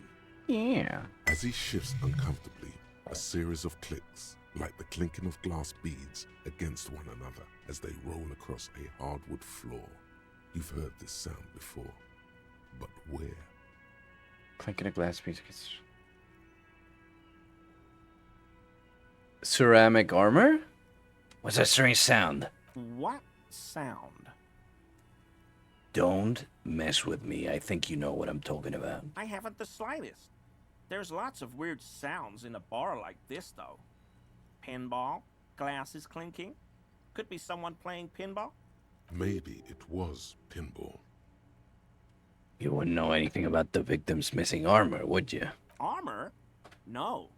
I mean, yes. Of course. I know he was wearing armor, but I don't know anything about it. What sound? The clinking is just so when you move. Really? He funds his arms out slowly, and this time his motions are soundless. There's lots of weird sounds in a bar like... Maybe it was pinball. Let's move on for now. I hope I could help your investigation, in my small way. I need to get composure.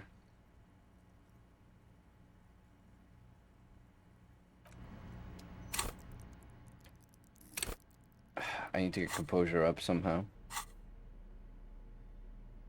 Let's see. I know my shoes have composure on them.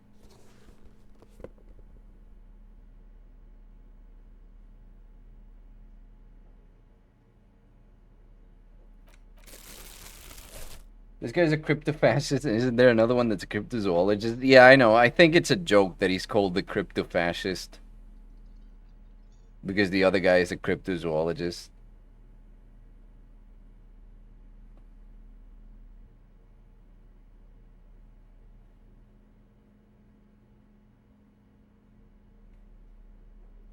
This is all the composure I'm gonna have. Unless I take drugs for it.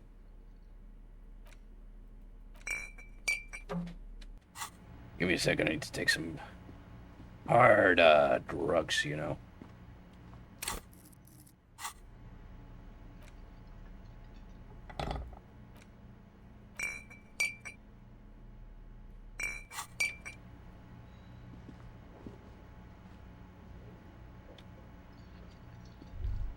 Give me a bit of that, please. A bit of the drug. A bit of the sippy sip. Anything. Anything at all.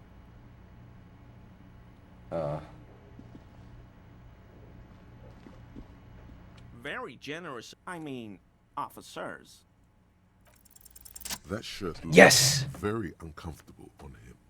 Look at the buttons, barely keeping that thing together, as if something is ready to rip out from underneath.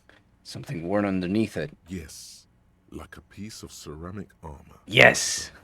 One that makes a clicking sound when the plates meet each other, resembling pearls or marbles, stolen from the corpse in the yard near where he lives. Didn't even need to take drugs. I see you're a connoisseur of high-quality combat gear. I knew you'd figure it out, officer. He sighs heavily. I'm sorry I didn't tell you at once. He unbuttons the shirt. I was ashamed of what I did. And I didn't want you to know. You see gleaming white ceramic shine underneath. A thin layer of interlocking plates cover his gaunt torso. This shame is surprisingly sincere. Gary, what's going on? I took the hanged man's cuirass. I didn't mean to. And yet you're wearing it right now. God damn it, Gary. I know. Shame on you.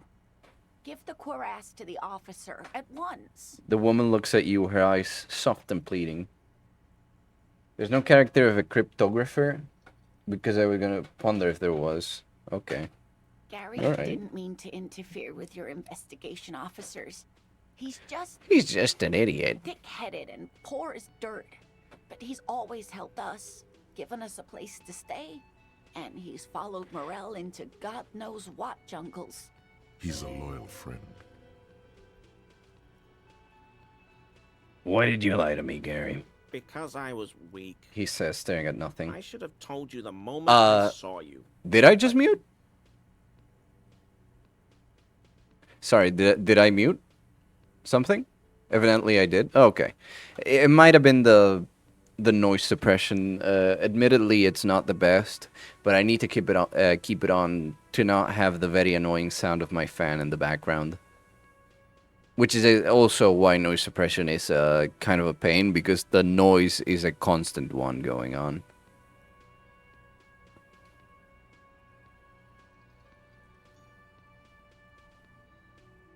No, it was my end totally? Okay, okay. He's a scaredy cat.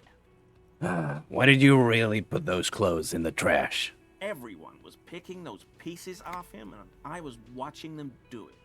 And they scattered his clothes all over the yard. Everything was smelling. He looks at his feet. So I went there to take out the trash and started cleaning up. All those rags on the ground, him swinging up there, and I had a lapse of honor, sir. I thought... Bob? Sure. They all say he wasn't from here.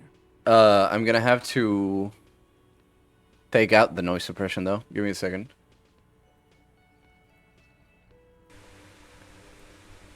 Yeah, alright. Let's do it. Pop. Here we go.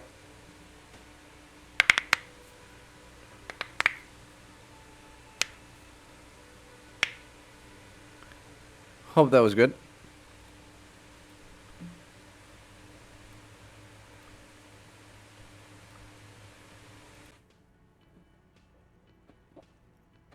only the cuirass was left, so I stripped it off him.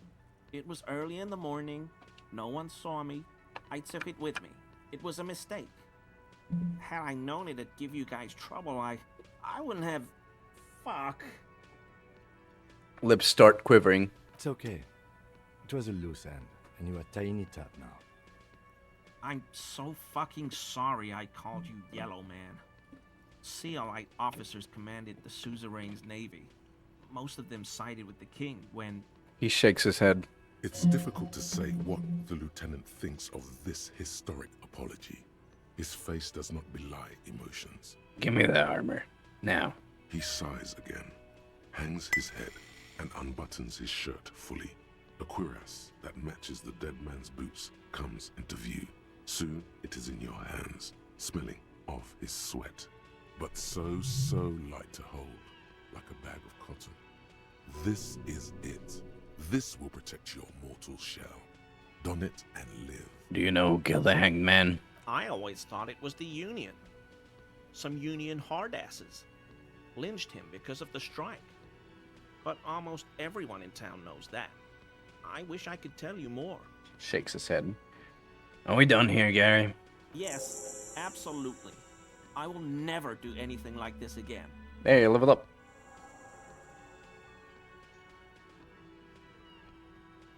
Thank you for your cooperation. Goodbye. Dude. Hey, Kim. Hey, Kim. Hey, Kim. Kim, look at this shit.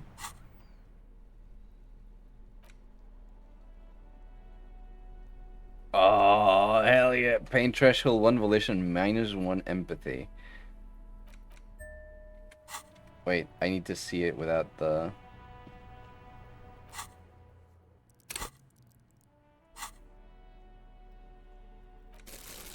Oh, hell yeah.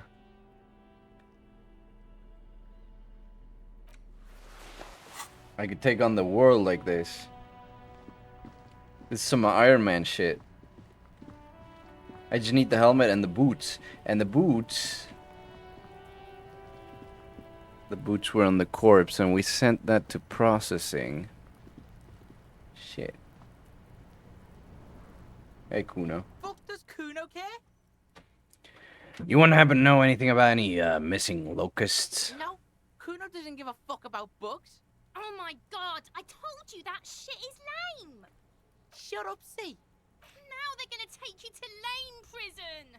She sounds like she's about to cry, out of disappointment at Kuno's newfound lameness. Now, hold on. No one is lame here. Just tell me what happened. Deny everything, Kuno. You need to lawyer up. Kuno's not gonna say anything without his lawyer present. There's definitely something going on here. Remember his pig's head shack? You should check it out. Kuno doesn't... Yes. Kuno shack. Locusts? Locusts. Locusts! It's crawling with locusts. All around you, the hisses and chirps of locusts fill the musky air. The earthen floor of the shack has been shaped into mounds of mud, dotted with little holes for windows. Well, detective, it appears you've solved the case. The lieutenant looks around, writes something in his notebook, and turns to you. The locusts. For the missing locust case, which is a sub-case of the imaginary insect case. So at least that's going well.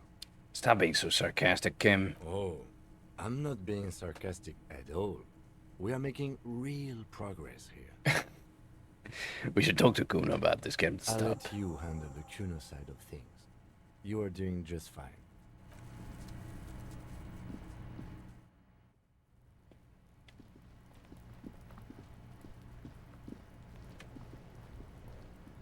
Fuck does Kuno care?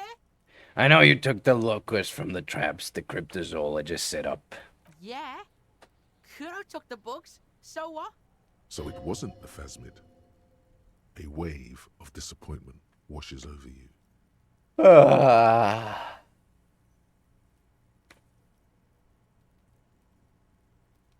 You say you don't give a fuck about bugs, then you go and build a whole bug town. It's not Bugtown. It's the city of locusts. He says, enunciating. Locusts aren't just bug shit. They come out of the sky like a fucking shadow. Shit descends. Stop! She wails from behind the fence, then buries her face in her hands from the cringe. You stop. It's like they're fucking night.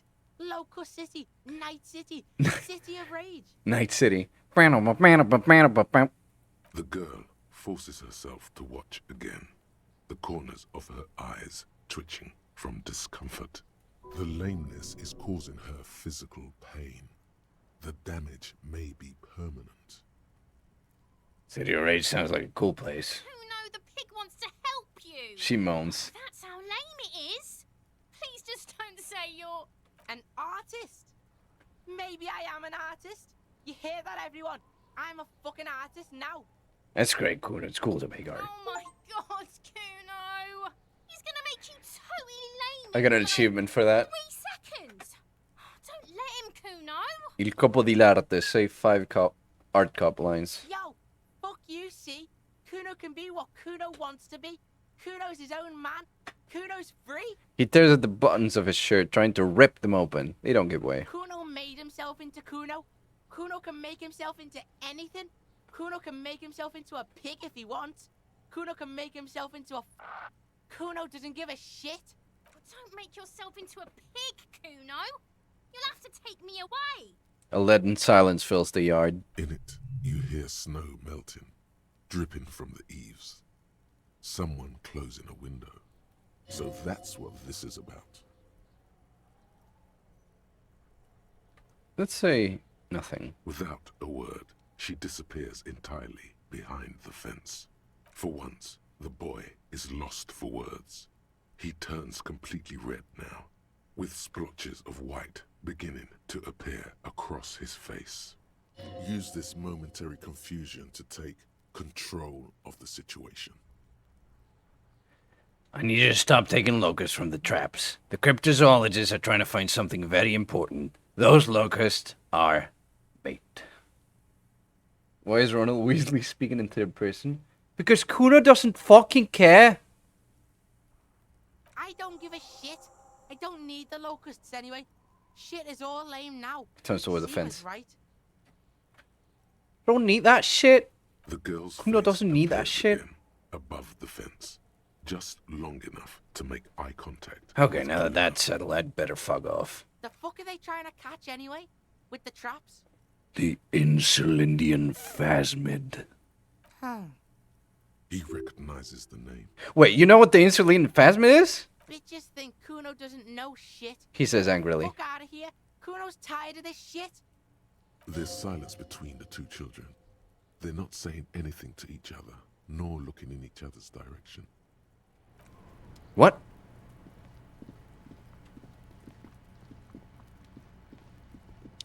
Shit. Kid knows something. It doesn't matter. Okay, I need to finish the cryptozoologist shit so I can go back to doing the actual murder investigation, Hello, please. officer. I think I almost have it. A new trap design, that is. I know you're skeptical, but I have a good feeling about this. I had a chat with this kid, Kuno. He promised to stop stealing the locusts. So it was just a child. He purses his lips, crestfallen. Thank you for telling us, sweetie. This is good news, right? It means we can try again. Something is secretly gnawing at her confidence. It's not this Kuno kid, or the missing locusts. It's something else. Yeah, you're right. We just need to restock the empty trap. Then we'll need to inspect the traps one more time. I don't want to do that. And then maybe we can... Please. The aging cryptozoologist breaks into a hideous coughing fit. He has a 38-degree fever. Oh no. His has given way. Darling, I told you to take it easy. You're getting sick. Maybe it's time to go home. She looks at him with tender concern. You're right, you're right. We can come back next season, when it's warmer.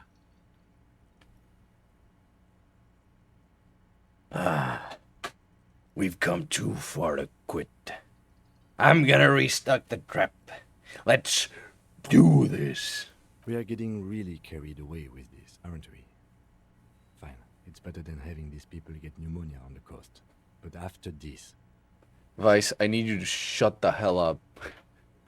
You mentioned freedom units in this stream again. like, I'm not even gonna do anything. You're just gonna die. It's just like splat. Become a vice on the wall. Really? It's too much, officer. He starts coughing again. What Morel means is we're grateful for your help. She nods to her husband. Here's a fresh batch of locusts. They should slide right down the Look, I need to know if the insulin and phasmid exist, okay? We will definitely mention you, should this lead to a discovery. I'm not talking co-discovery, of course, but, Nobody loves the metric system more than me. Wow. Co-discovery. You'd be famous. You'd show them all. This does tingle the pleasure center. This does tingle the pleasure center, doesn't it? This would show them all. We need to get you on that list of discoverers. No question about that. Hell yeah. For everything except measuring temperature, because you were out of here.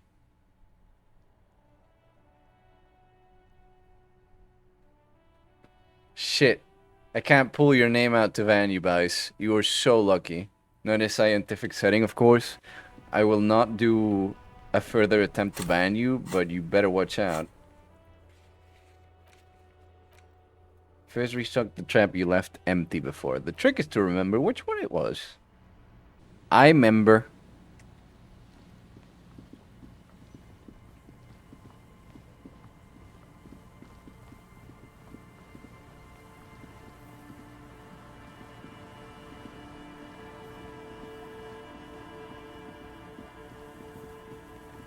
I remember.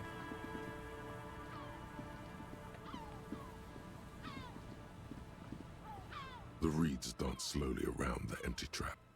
The trap's netting trembles, shaking off the snow. No insect sounds or movement anywhere.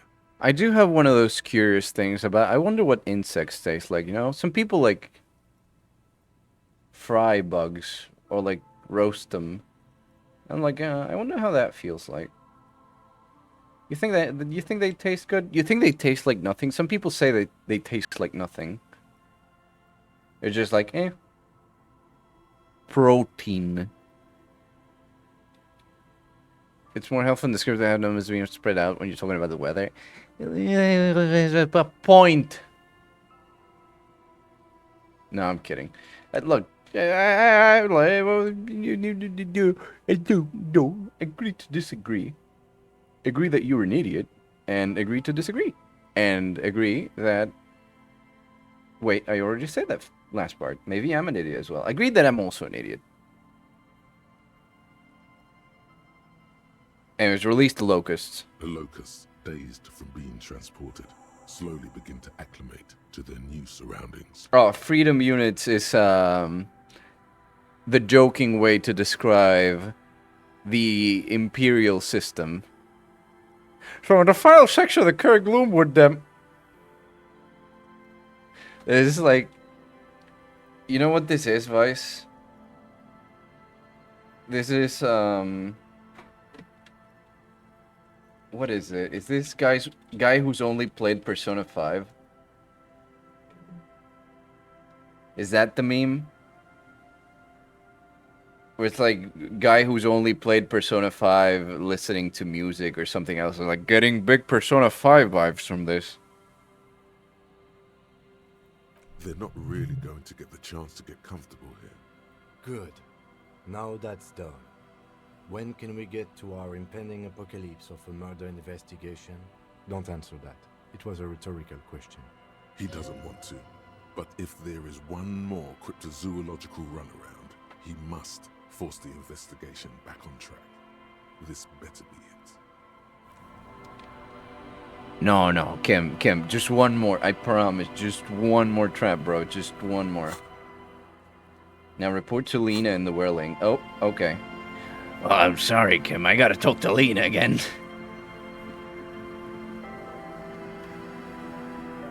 You know how it is, right? You know how it is. Alright, yeah. Trying to make a joke with Trinis with Gloomwood because you called me an idiot, but you're right, the stream does give me Boss Baby vibe. Guy, there we go. Guy who's only ever watched Boss Baby. You're right, that's the one. It's like getting really big Boss Baby vibes.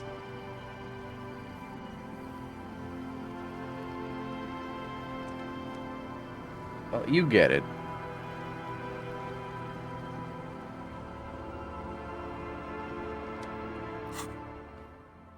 Oh, so you couldn't even spoil Gloomwood. You told me about a feature that I was like, I would have liked to find that out myself, and you felt so bad.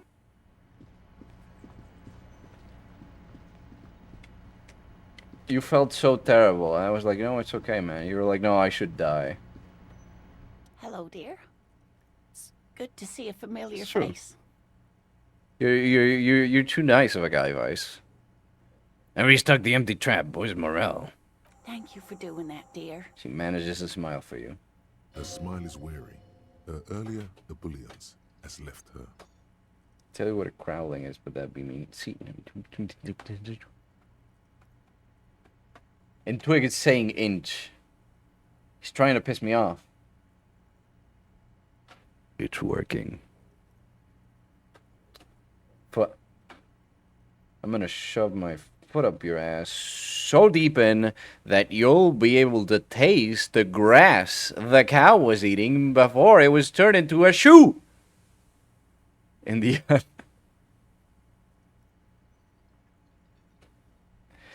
Morel still isn't feeling well. I convinced I him have to a stay rowdy at chat Gary's to today. get some rest. I'm afraid the cold has really gotten to him. Yeah, it's probably for the best. Awfully cold out there in those reeds. I'm sorry, dear. Famous I had to drudge through them so many times. Bear trap. Such is field work. A young person's game, as they say. So who's gonna check the traps? Morel will eventually, or we'll talk Gary into going back out, perhaps. The lieutenant stares at his shoe, caked in mud. He doesn't say anything.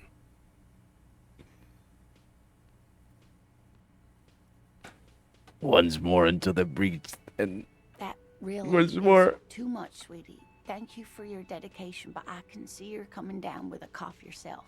Fuck that cough. It's not happening.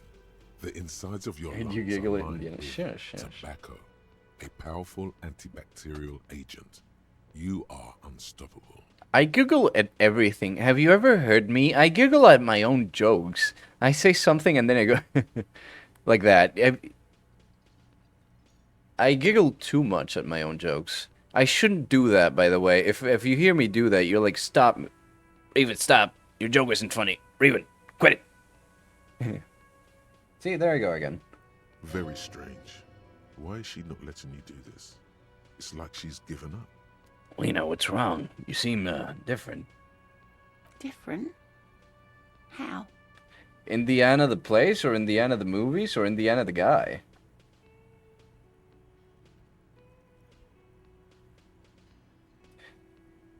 The place? You know, I have a guy, I have a friend, a very dear friend to me that lives in Indiana. And, you know, if he heard you say that, he'd probably be like, yeah. You're right. You've given up on the... You're not telling me the whole story. I'm not. It's not bad. Books. The dog. What is it? It's, a strange feeling. I haven't really told this to anyone, but you are a police officer. And when a police officer asks, you must answer. Do you ever wonder if some lovely story from your childhood is just that? A story? Or a dream? Seeing the Insulindian Phasmid was just a story I used to tell people. Oh. I didn't really think about whether it was real or not. But Morel told me you'd seen it. He's so proud of it. He always tells everyone. The Midwest fucking blows. Wow. And just like that, Vice has completely slashed in half, and actually in three, the places where he can be. Potential states where he lives in. Can probably add a couple of things, and anyways.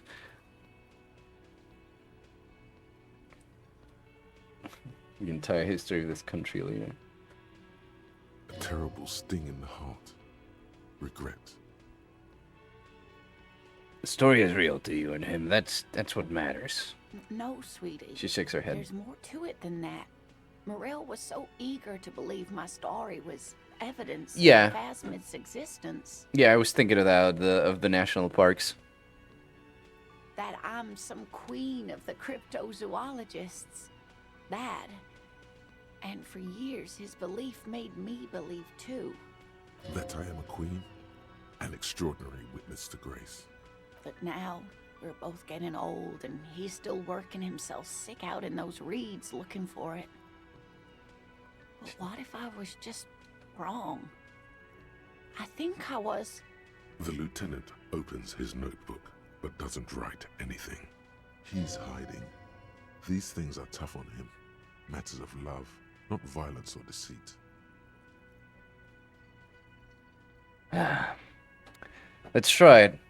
Their marriage hasn't been a lie. Come on, man. Come on, man. Come on, man. Come on, man. Come on, man. Come on, man. Come on, man. Come on, man. Come on. An acorn is not the same as the tree. That requires time, diligence, and care. I should tell you a funny story in DMs. Sure. You just post it and I'll probably see it after stream. Wrong or not, your relationship with Morel isn't just about the Phasmid. But it is. We've spent years searching for the Phasmid, hunting it together. Without it, what are we? Just another pathetic old couple. If I hadn't led him down this path, he could have a steady job lecturing at a university. Normally, when I think about stuff like women and marriage, I feel bad. When I think about you and Morel, I feel okay. That counts for something, no? Ask you the same single question that I asked you that caused him to immediately guess where I live. Sure.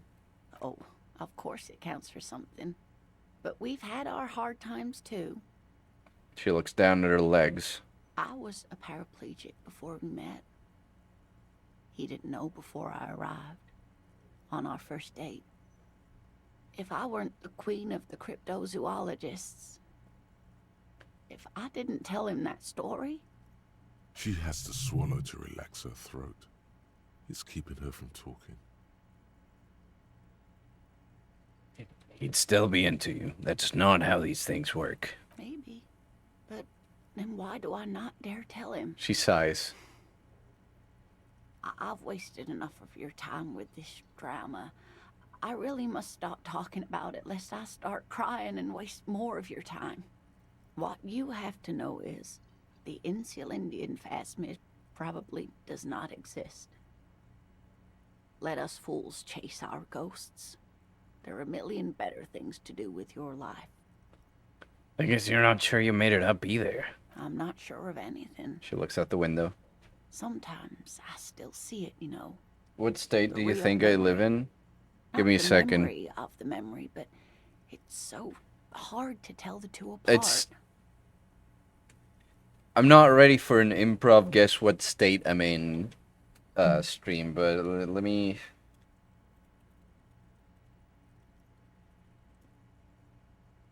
Give me a second.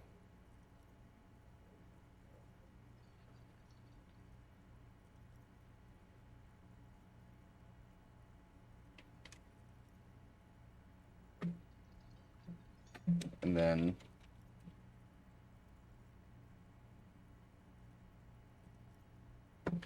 And then...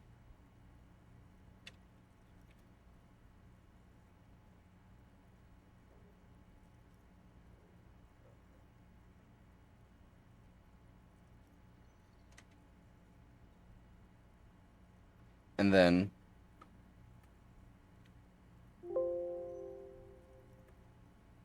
And then...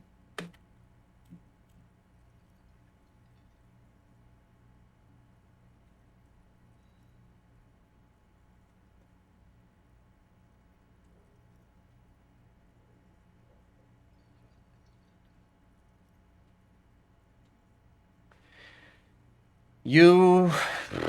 Missouri, Arkansas, or South Dakota?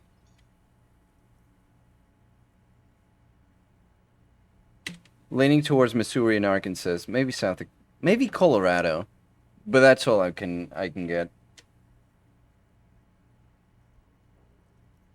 Rising, unfolding from the reeds on a hot summer's day, like a benevolent god. Either way, I should go. Poor Morel is running a fever, and I need to get him home to Jamrock before we overstay our welcome with Gary. You want the question that gives away the answer entirely? Sure. I don't... Are you sure you don't need help? Are you sure you need help getting to Gary's? Oh no, thank you, but I can get there on my own. This old thing is gas-powered. She taps her chair. And then a taxi home. It's not so bad. The funniest date?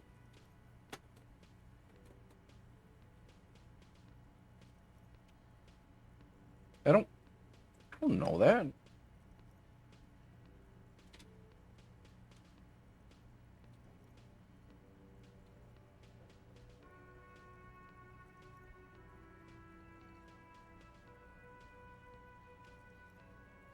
Yeah, I don't know that. Twig, use your insane knowledge of being American to figure it out. I don't know. You do that. I'll check the traps one more time. Thought that was a giveaway. Maybe you're not as funny as you thought. Really? Oh, sweetie. Please don't get stuck on a dream. Take it from me and Morel. Look, from the funniest guy in the universe, everyone that's funny looks like an ant. What is a mote of dust to the amazing vastness of the universe?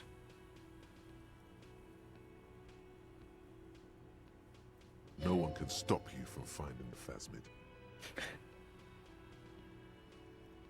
Be careful out there, Lena. You too, sweetie. Thank you for everything, truly. Even though it turned out to be a... The sentence remains unfinished. A dream. A fool's hope. Say her lips moving in silence. Like that, she drives off. The gas engine sputters quietly as she gets to the doors, then pushes them open. Outside, it's snowing. We should go to...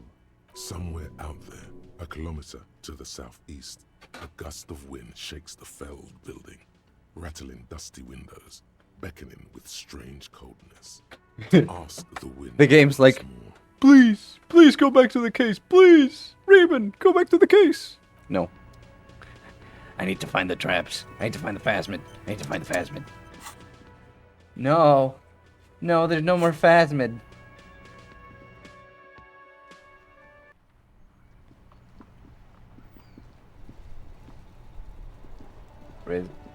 Oh. Ha. That's... Sorry, man. I'm not as brain-rotted as you are. Or as Juve, apparently. It's a real tragedy.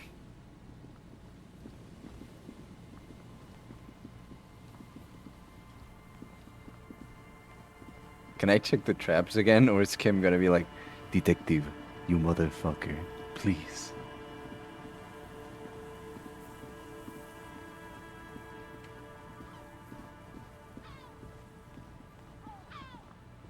Just dead and dying locusts, and poor things.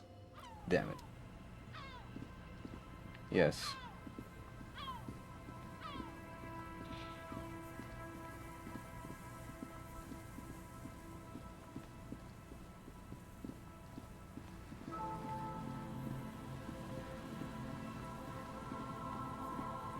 What is a drop of water in the ocean? Or rather, what is a drop of water to the ocean? Oh, it doesn't matter anymore. I need to get my shivers up. Please, finally get all of my shivers up.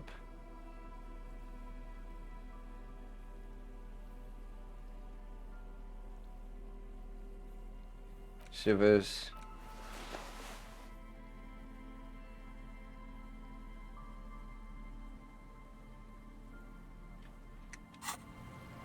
Okay.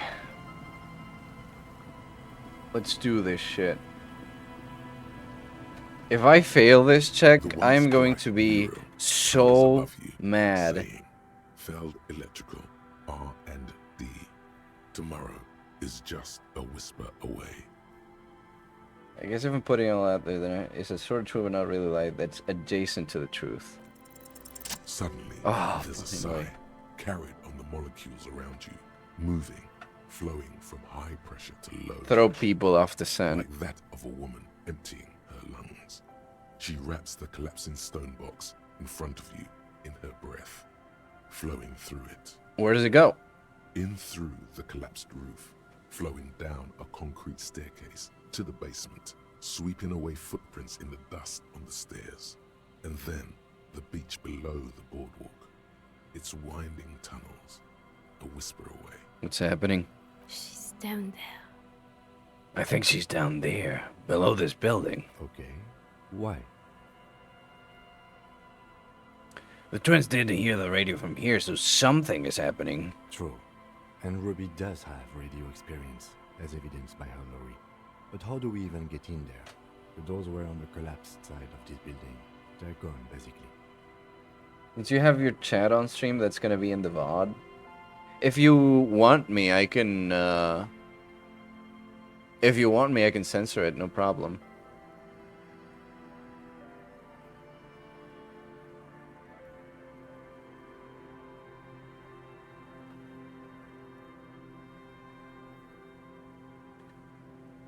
There's a ladder next to the sign. Perhaps we can climb it, enter through the roof. Though, perhaps you can climb them.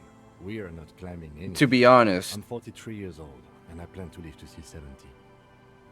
I would appreciate that. All right. I don't think anyone's gonna come through these, but sure. I'll see what I can do about censoring it. There's also still a question of how the twins tuned into Speedfreaks FM. We should look into that before we move on. It's your call, Detective. If you drop the radio lead now, just be prepared to leave without having done it. Cool JPEG of Jesus over it.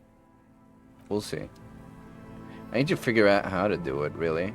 Sometimes it's a pain in the ass to work on Premiere just for small stuff like that, because it turns a 7 gig video into like a 25 gig one. And I don't think YouTube editing is that good for that specific thing. I'll figure out something, don't you worry about it.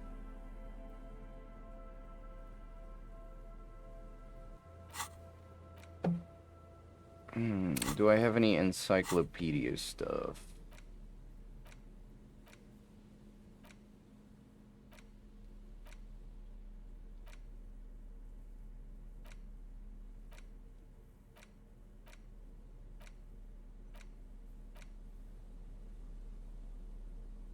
It's fine. It's still a big place.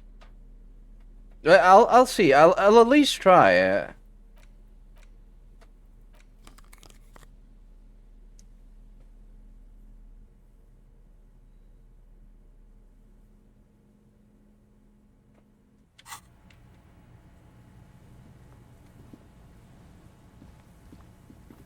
Oh, I can't check again. Never mind. A rusty ladder leads to the rooftop. Some of the rungs are missing. Yeah, that doesn't look good at all. The distances between the remaining rungs are rather wide. You'd have to use the mounting brackets. All right. However, they seem corroded and the peeling rust is razor sharp. In addition, the first rung is going to be tough to reach. It's what, 3 meters above the ground? And you're 180? 180 seems about right. Not to mention that the roof is collapsing and the wind gets pretty brutal up there. Dismounting from the ladder is going to be hard. Perhaps if you were to not climb the ladder. Instead, astral projection. Wait. Be yes. open-minded. I need to astral project into the building. Yeah, because falling from that height seems, well, splat. So don't. Okay. Okay. Just. Ooh. Get your astral projection poses ready, people. What if I don't climb? What if I just teleport? Teleportation is not a thing. The lieutenant stares at you, stone-faced. Teleportation is a thing, just needs a bit of concentration. Okay, let's say teleportation is a thing. Wouldn't you need some kind of scientific apparatus to create a teleportation field? You can't just do it without apparatus. What are they talking about? The kid behind you whispers, asking his father. Teleportation, Mikhail. It's generally thought impossible. It won't hurt to try. Oh yes, it could hurt. A lot. He is restraining himself from using a parental tone with you right now. Wait. Oh, I need to teleport to the roof. Okay. I need savoir-faire. I need savoir-faire. Okay. I need any type of savoir-faire I can get. My savoir-faire is -2 right now. From what? My pants? Take them out. Get these pants. Get these bad boys. My shoes? Get those bad boys out. I'll teleport to the roof. You'll see. I need more savoir-faire. Yes, I need to be cool as fuck.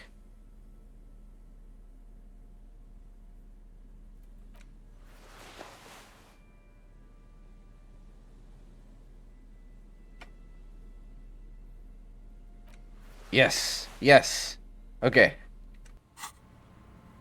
I look awful, actually. I'm gonna do it. I'm gonna do it, Kim. The rusty ladder leads to the rooftop. All you need to do is close your eyes and concentrate. Yes. Darkness enfolds you. You can feel the distance between the bench and the first rung of the ladder. Yes. All you need to is...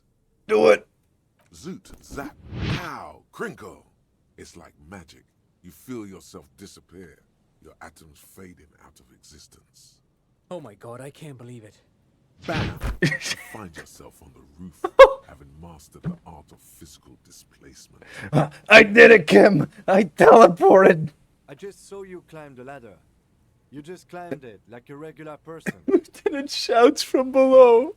The wind at the top of the building starts howling loudly, blowing away the lieutenant's voice. Faintly you hear.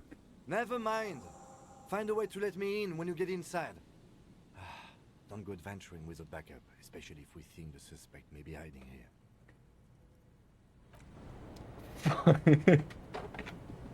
I did it, Kim. Kim, I did it. Central support beam has been destroyed by artillery fire. Now, I need to ready up for a fight here. I could be walking onto a fight here.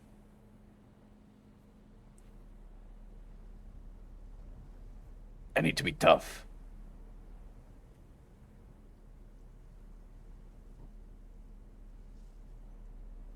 Climbing is still physical displacement. It worked.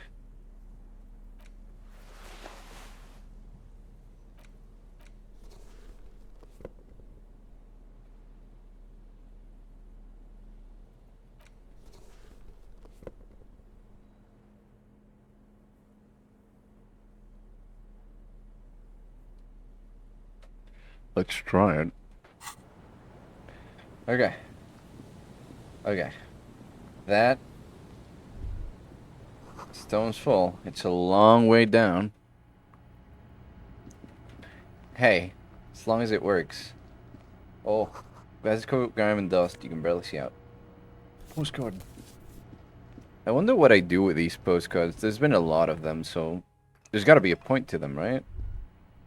Should take out your flashlight.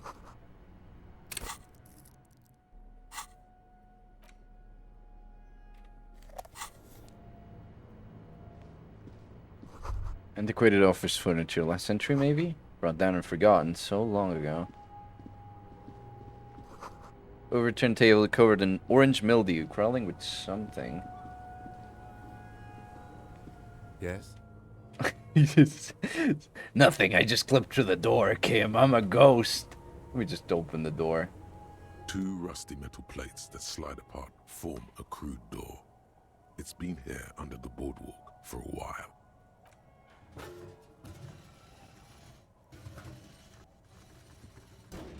The doors seem to be on rails, but they've gotten jammed.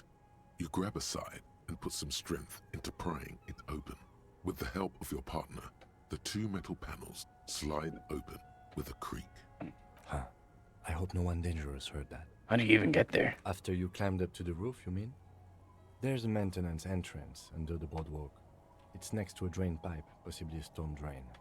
It was easy to miss before. He's quite proud of himself.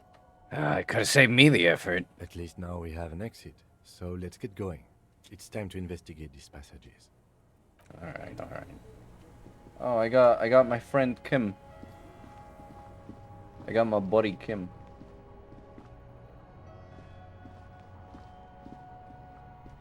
Oh, that's the way going up.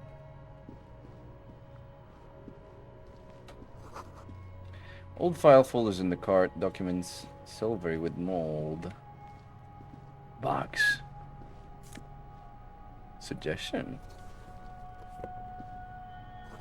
Series of thick, dusty panes of glass.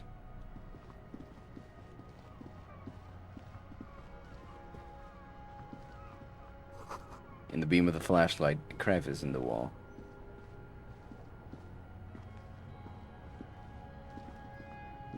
Soup. Ooh.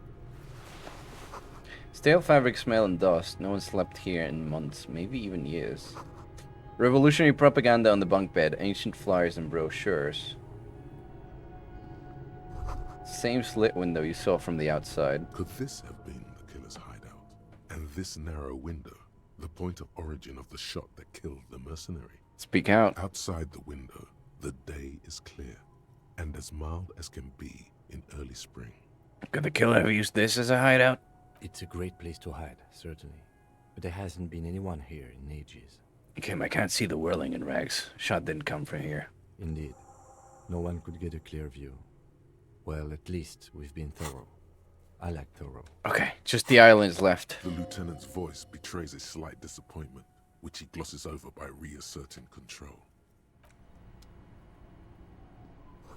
Pots and plates are full of dust and The spiderwebs. mustachioed and mutton-chopped man, amateurishly depicted, gazes at you with sad eyes. A plaque reads, K. Mazov. There is a spider web in the lower left corner of the portrait. Yo, it's Krasmazov. What a troublemaker he was. Yes. Looks like some latter-day radicals were hiding out here. They left a long time ago. Maybe you should move in here. It seems cozy. I won't stand in your way, but only after we're through with this case. Could it be connected to the Mazov bust we found in the students' room? Millions of depictions of Mazov have been produced. They're not all connected. Besides, that looked like some student. The youths always go for this kind of stuff. Could someone have stopped through here recently? You mean like Ruby? No. I think we've stumbled on a piece of history. Let's go.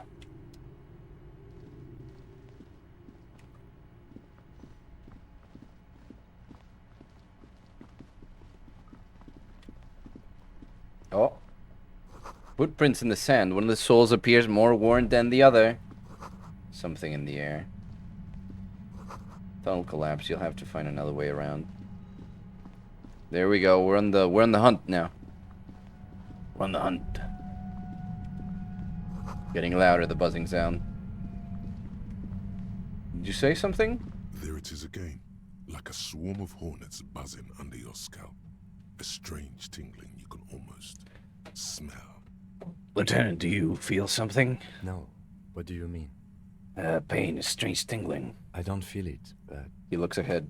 We should still be careful. There were footprints back there, and I'm pretty sure they were fresh. I saw them too. Footprints with the right sole worn smooth. Looks like our suspect. If she's in here, we need to plan our next step carefully. What do you mean? Once we detain a credible suspect, who knows what the Union and the Wild Pines will do? We'll set in motion events we have no control over. You will upset the balance of power in Martinez. The deadlock between the company and the Union will destabilize. This part of town is a fine clockwork puzzle. Disturb its peace, and it will start breaking down uncontrollably. Keep calm. Go over the whole situation in detail. Maybe we should finish looking into the Speed Freaks FM mystery. If you want to do that, then yes. We'd be advised to finish every lead. I don't think we'll have the chance to after... He looks down the dark tunnel. He does not finish the thought.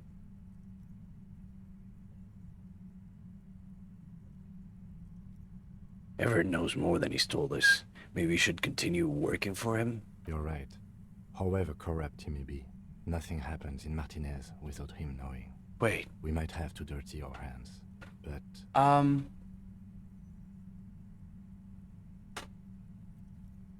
Are we actually getting close to the end? No, we're definitely not. We still have to investigate the shot being somewhere over else. And even there, the suspect we have, Ruby, only works if the shot came from right behind the window and not like 2,000 meters away from it, like a sniper shot or something. No, this is not the end. In this case, we can't afford to be squeaky clean. We know what Joyce knows about the murder, but I may have other things to discuss with her. Yes. There won't be time for that once things go down. Matter of fact, I don't think there's time for it now, but... If you must. How bad do you think things could get? Well, we are not responsible for what we can't predict, are we? I don't think the entire city will be razed to the ground. He smiles in the dark. If you can't predict it, there's nothing you could have done. What do you think is waiting for us there? I think I see a cavern. Lieutenant whispers. Maybe more cellars? I think we've been careful enough. We still have the element of surprise.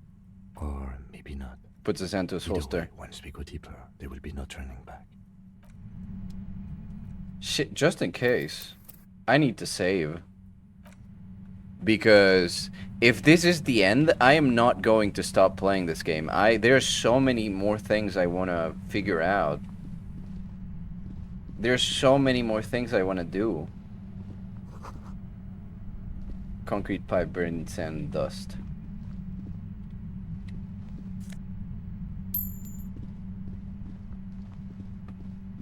Suddenly, your entire body is paralyzed. Aggressive white noise fills oh, the shit. A strange pain, like you've never felt before. Through the static, you hear a woman's voice. It's like 1,000 radio stations are being blasted into your head all at once. But her words are the only ones you can make out. I know you're feeling pretty uncomfortable right now. Don't move too much or fight it. That'll just make it worse. Says the shadowy figure by the machine. Can't say it's a pleasure, officer. I was really hoping not to make your acquaintance. But here we are. The voice coming through the whirlwind of pain is not malicious. She doesn't want to hurt you, but she has to. Doesn't wish to hurt you, not according to your ear canals. Wait, no, not even your ear canals. This is going directly into your neural pathways. Don't cover your ears. That's an awful decision. I don't know. Why would you not want to shield yourself? It's an entirely new type of experience. You said it didn't matter. You lied to me, Pain Threshold. Take out all the good parts of Parolidon, leave all the bad parts, and make a brain bomb in a constant state of exploding. That's this. Don't focus on the pain. Focus on doing your job. Tell her she's under arrest. Are you gonna kill me too? No, I'm not going to fucking kill you. If that had been my plan, you'd be dead already. All things considered, I'm being pretty reasonable here. I'm using a pale latitude compressor. You and your partner have been caught in its field. The explosion of static you're hearing is the ULAN frequency, blasted from that pale emitter that Angus mentioned. I saw your equations. It's the Yulin frequency. Saw my equations? She snorts. You've been sniffing through my lorry, right? I expected as much. I am a bit surprised you knew what you were looking at.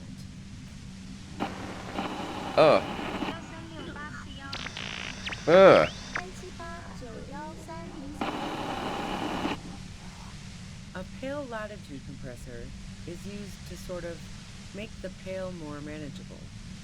With a lot of these, you can force a radio signal grid on the pale, literally crunch the distance across it. Signals are relayed across a series of repeater stations fixed to buoys. Not a fun job manning those stations.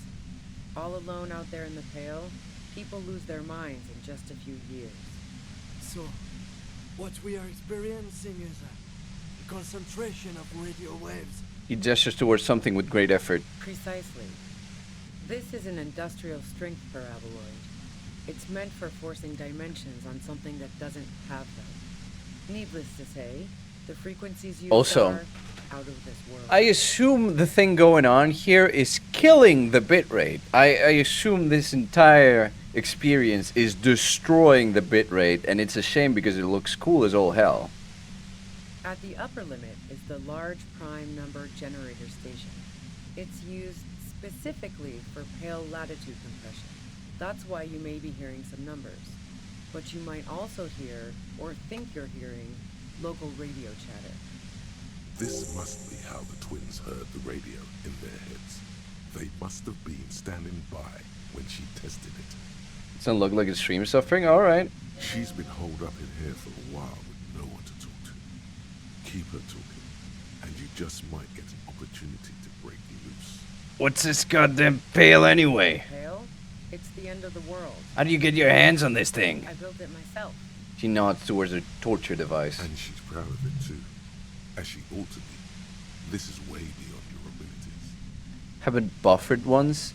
Well, not that type of bitrate. I mean, the quality of the image of the video is probably declining because of the amount of pixels changing at the same time.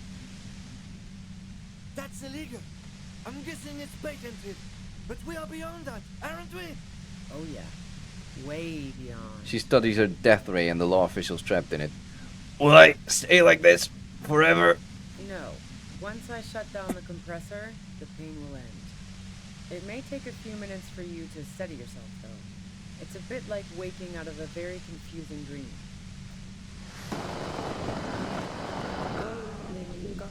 Have you experienced the compressor yourself? Yeah, I stuck my head in there before using it on you. It seemed like the ethical thing to do. Can't say that I enjoyed it. The field was weaker, but I can imagine what you're going through. This is... Oh, great. Well, let's talk about the man who was killed. Yeah, let's not talk about that shit. You were hunting me and fell into my trap instead. That's all there is to say about it. Please, could you just turn it down so I can ask you something? If you've got something really important to say, you can do it through the white noise.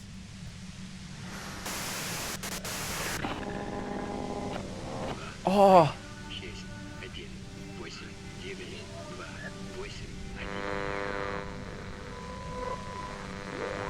Ow. Deal with my mattress.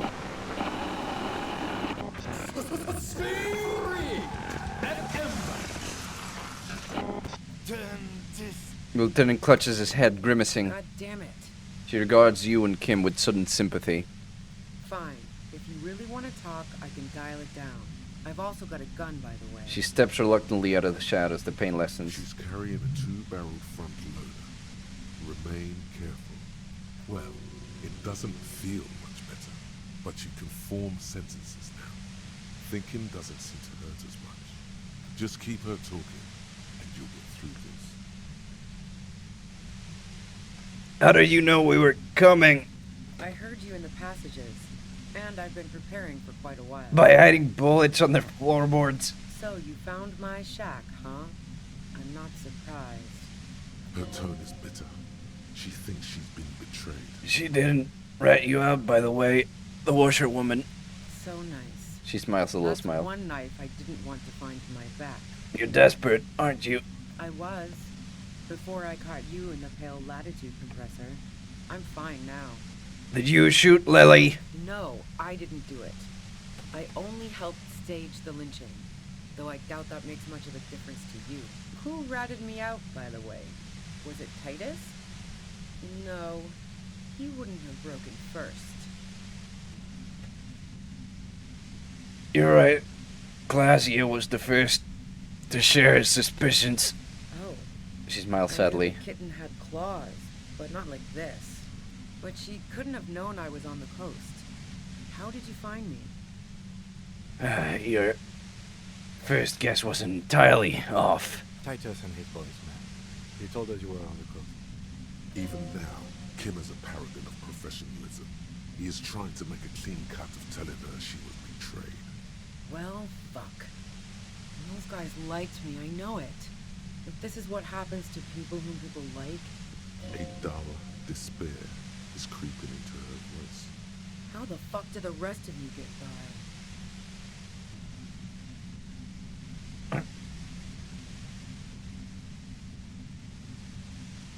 Do it by asking questions, and I have some for you. Like what? I already told you I didn't do it. Do you have an alibi? Man, I was with the boys the whole night. I hope they at least bothered to impress that upon me. We're at 10 minutes. They couldn't account for. You mean the length of a toilet break?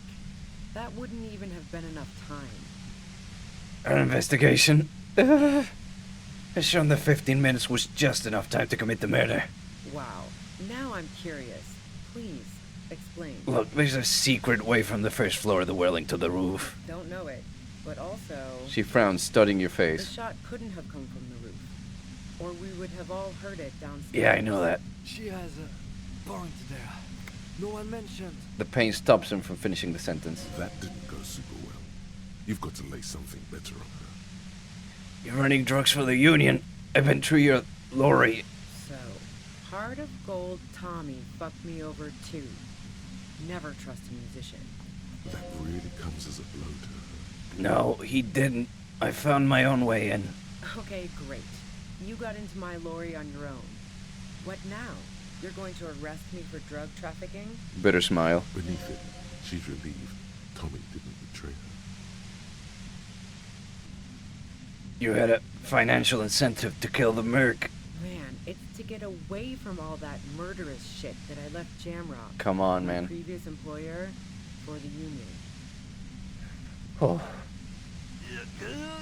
The lieutenant is unable to articulate his question. I got lucky being a dispatcher. Never had to do any of the really dirty work myself. This gun... She glances. has only been used for self-defense against serious stuff. She turns the knob down just a millimeter. There.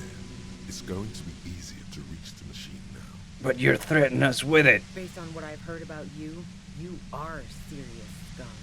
Wait.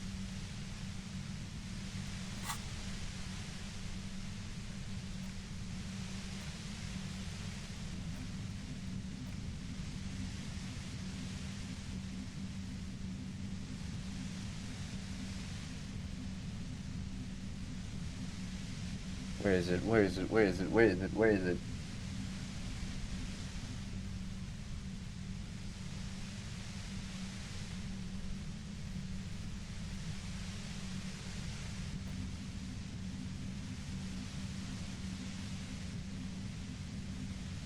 My gun. That's gotta be my gun, right? No, because she says she's used it before. She wouldn't have had time. But she could be the one that has my gun. There's a sinister note in her voice. Even with the gun and the compressor, she's afraid of you. You have a gun. And? Where did you get it? The gun store. What gun store? Trigger Happy Jacks. That doesn't sound like the name of a real store. What did you think? That I'm going to squeal on my gun supplier? Sorry, I'm not that kind of gal. I see it's a front loader. Do you have another gun somewhere? Sure don't. A breech loader? No. Fuck. Yeah. Evidence. Okay, let's take a step back. Yeah? Where? More questions before doing anything. Who killed the merc if it wasn't you? How should I know? As I keep saying, he already had a bullet in his head when I got to him, and there hasn't been any useful gossip over the radio. Those rings around her eyes, her tired voice. She's been staying up late, listening in on the conversations crisscrossing Martinez. Police radio? You've been following the case? Who hasn't? You know, I can still see him there, in Clausia's room, Come on. lying on his side. He was still warm, but the bluish light coming through the broken window made him look as though he'd been dead for a good long while. Come on, man, just power through. Nausea didn't want to turn the lamp on. She was afraid of another shot. If you didn't kill him, why hide? I saw you roll into town. I wasn't about to stick around for questioning by a goddamn La Puta Madre agent. No need for that language. That strange, distant fear is getting close now. Oh no. It's a fear of yourself. Oh. What do you mean, La Puta Madre agent? Yes, you. She looks at you. Says you're his peon, his human can opener. Oh no, I was a piece of shit. Through the sudden pain in your head, you hear the lieutenant mumble something to himself. Fucking hell. And why me? You hear through the white noise. It's especially bad suddenly. Felt like a vein exploded. Who's everyone? How do you... no, bullshit. You're trying to... throw me off. No one says that. Oh, yes, they do. The cops, the criminals. Why do you think I'm holed up in here with a goddamn death ray waiting for you? If she knows that about you, she must know your real name, too. Tell me, what's my name? If you know that about me, you must know my name. Harry Dubois. One corrupt motherfucker with the disco pants and a funny tie.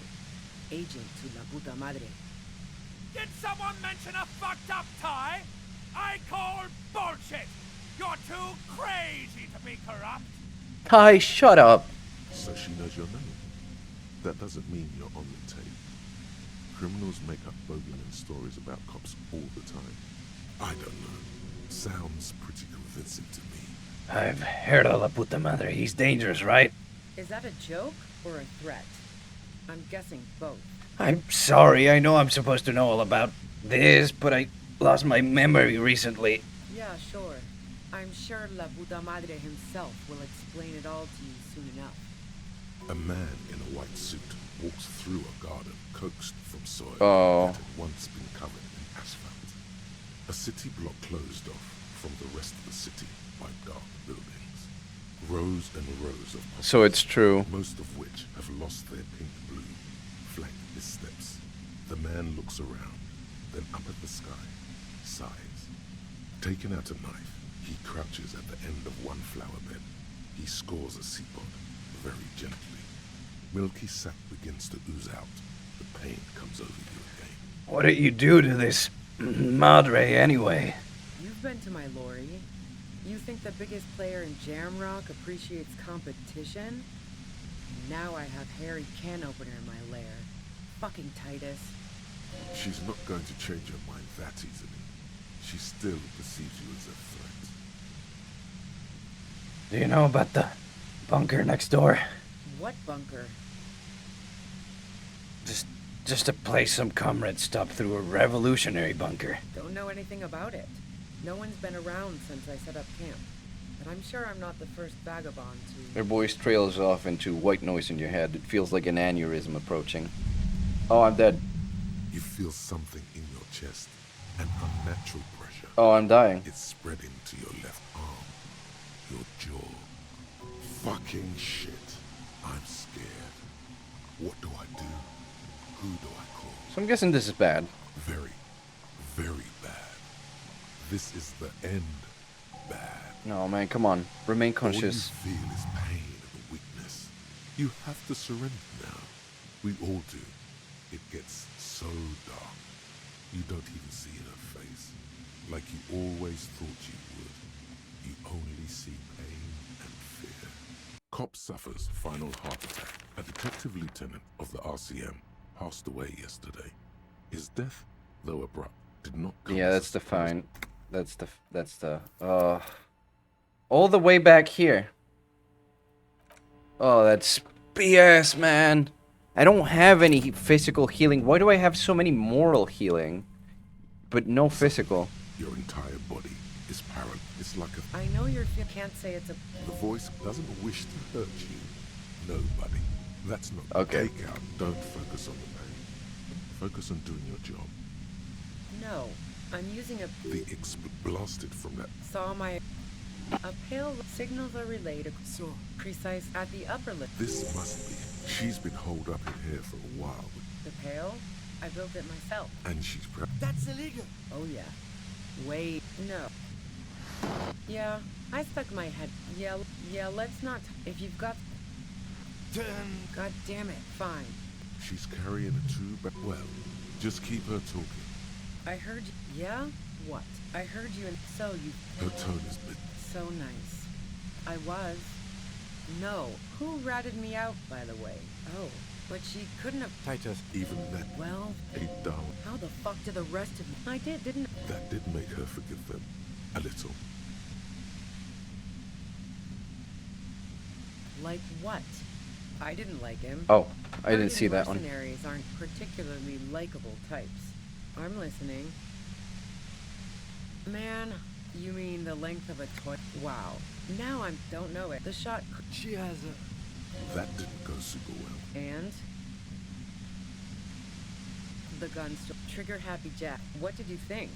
That I'm going to squeal? Sure don't. A breach? No. Yeah. Evidence. So... That really comes as a blow. Okay. Beneath it, she's relieved. Tommy. Man, it's to get away... I got lucky. There. It's going to be easier to... Not for a moment do... There's a sinister note in her voice. Even with the gun in... Yeah? Where? More questions before doing anything. I saw... That's true. There we go. Yes. I just want to finish this one. Fucking... It's especially bad suddenly. Oh, yes, they... If she knows that about you... Harry, you what? Did someone... So she knows... I don't know. Sound... Is that a joke or a threat? I'm guessing both. Yeah, sure. I'm sure La Budam... A man rose, taking out a knife. He crouches at the... You've been... She's not... Okay. Change her mind. We just have to do it. She still perceives you as a threat. Come on, man. Yes! Do it, Harry. Do it. Fucking do it.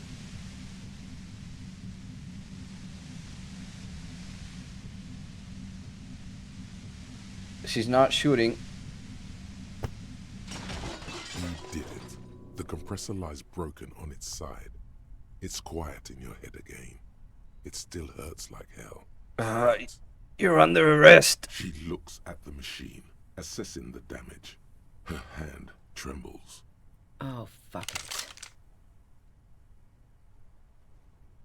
What are you doing? Problem solving. Ma'am, put the gun down. That's not the solution to your problems. You are... Oh, yes, it is. Oh, I can't do this, can I?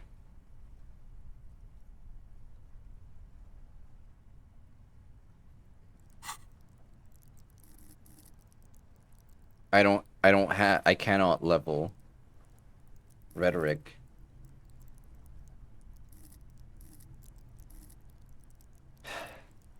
I don't have my, I can't change my clothes mid, so maybe I could have raised my rhetoric a little bit, but no. You should know the words to say. You've been here yourself. So why is it not coming to you? Why am I standing here like an idiot? Because you've been going around pointing a gun at yourself, trying to answer the same question in vain. Her finger squeezes the trigger now. But she doesn't deserve to die like this. A smirk crosses her face as she watches you stand there, mute. Then she exhales sharply, shakes her head, and pulls the trigger. I didn't get lucky. You watch as her brains trickle out through her neon hair. Oh god. Fuck. Lieutenant stands motionless, watching the blood pool in the sand. Get a hold of yourself. He needs your support now, too. Okay. Okay. What do we do now? We clean up. He looks around. It may take days for processing to pick up her body. We need to move it somewhere. That tent there.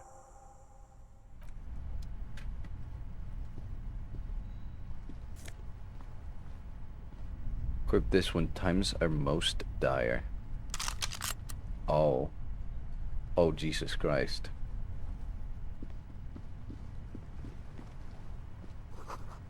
She has prepared herself porridge with bananas.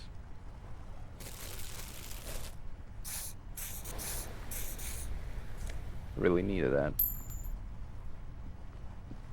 The plain red tent stands by dispassionately. Let's look inside. You see a rolled-up sleeping bag and personal belongings. We should put her in the sleeping bag, so the rats don't get to her. Okay, let's carry her over here. The lieutenant nods.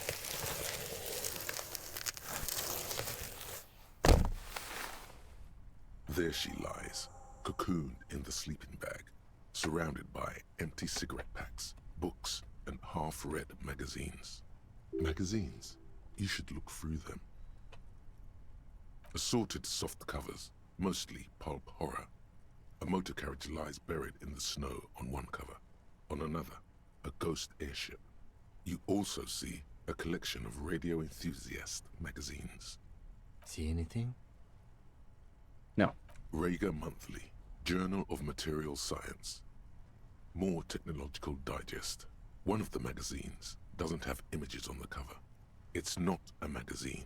It's a leather notebook. A notebook. You pocket the worn brown leather journal.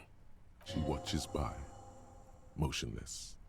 We should read this immediately, like right now. Fuck, man.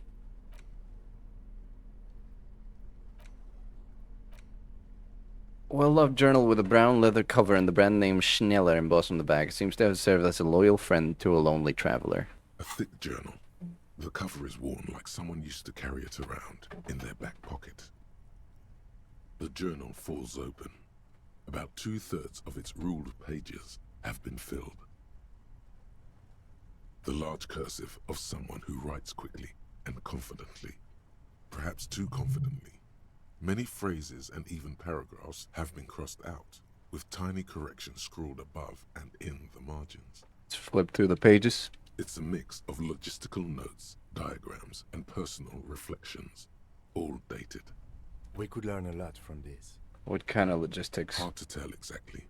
It's mostly noted down in code. Looks like contact information, quantities, directions. There could be useful information about local operations in those notes. We have a junior sergeant at my station who's good with codes. I can give this to her after we finish this. Professionalism is his coping mechanism. What are the diagrams of? Esoteric radio technology. The most recent ones probably pertain to the latitude compressor, sketches, calculations of distance and density. You make out a familiar spiral shape. This day, like this in-game day, is stretching out for longer than I thought. I might be ending soon. Because I did start late, and it is 3 a.m. already. But we'll see. Maybe I can go 1 more hour, but I don't think so. Short, wry observations of people and places. Probably a way to pass the time on the road. Also, what appears to be attempts to sort through some difficult decisions. There are a few passages with many questions in them. Staff issues. Always tough on the leadership. You smell traces of betrayal. How far back do the entries go? The first entry is from August 2nd of last year. It reads simply, I know my position is precarious. All I can do is make myself as useful as I can while looking for a way out. Remember, no one is indispensable. What did she write the day Lily died? Nothing on March 4th. March 5th, though. Well, that's bound to come back and bite me in the ass. I'm bad at this. Loyal to a fault. But that's another matter entirely. You have no idea what she means. These are personal notes. Don't expect to understand all of it. Anything about La Puta Madre? That name isn't mentioned as far as you can tell. You do you, boo. We'll be bailing ourselves soon to tend to the cats and head to bed. Yeah, that's fair. Small wonder. Would you talk about La Puta Madre in your journal? You do see an M, though. La Puta Madre. M is mentioned on March 9th and March 15th. Let's read it. Great. M's peon is coming to town, no doubt to investigate the lynching. But also, I feel it in my gut to finally put a bullet in my head. While I'm napping in my lorry or on a smoke break, well, I won't stick around just to twist my own neck by constantly looking over my shoulder. Then again, isn't that what I've been doing ever since I got the call? Things played out just as she had feared, except you didn't shoot her. It's in you to do something like this. Kill her. Physically, at least. You could pull the trigger if you had to. No, I couldn't. Yes, you could. You'd pull it 1, 2, 3 times and watch her fall. No, stop. He wouldn't do that. Oh, empathy. March 12th. Been holed up here for 3 days now. I'm used to being alone and all, but I don't know when I'll be able to leave, or if I'll be ratted out. They will rat me out, of course. I've made it a point to believe in the best in people, the boys, for example. But experience tells me. Did M feel truly betrayed by me? I was feeling threatened. He'd have to know if he threatened people, they'd take measures to protect themselves. Even I know that. Economic measures, first of all. Gotta make a living, right? I can still hear his voice in the receiver. Taste the plastic. The entry ends abruptly. What's the most recent entry? The most recent entry is from today. It reads, even when I leave here, if I leave here alive, what's my next move? Staging a lynching is a crime, even if I'm not accused of murder on top of that. Forever on the run. Not really my idea of the open road. Man, I was really looking forward to winning.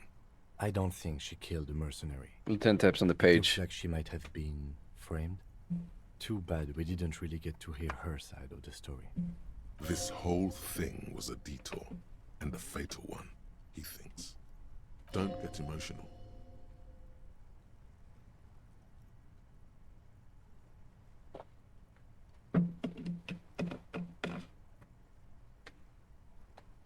Okay. What do you mean, framed? By the Hardy Boys? By Classier? By us? Kim, am I really a La Puta Madre agent? No, I don't think you are.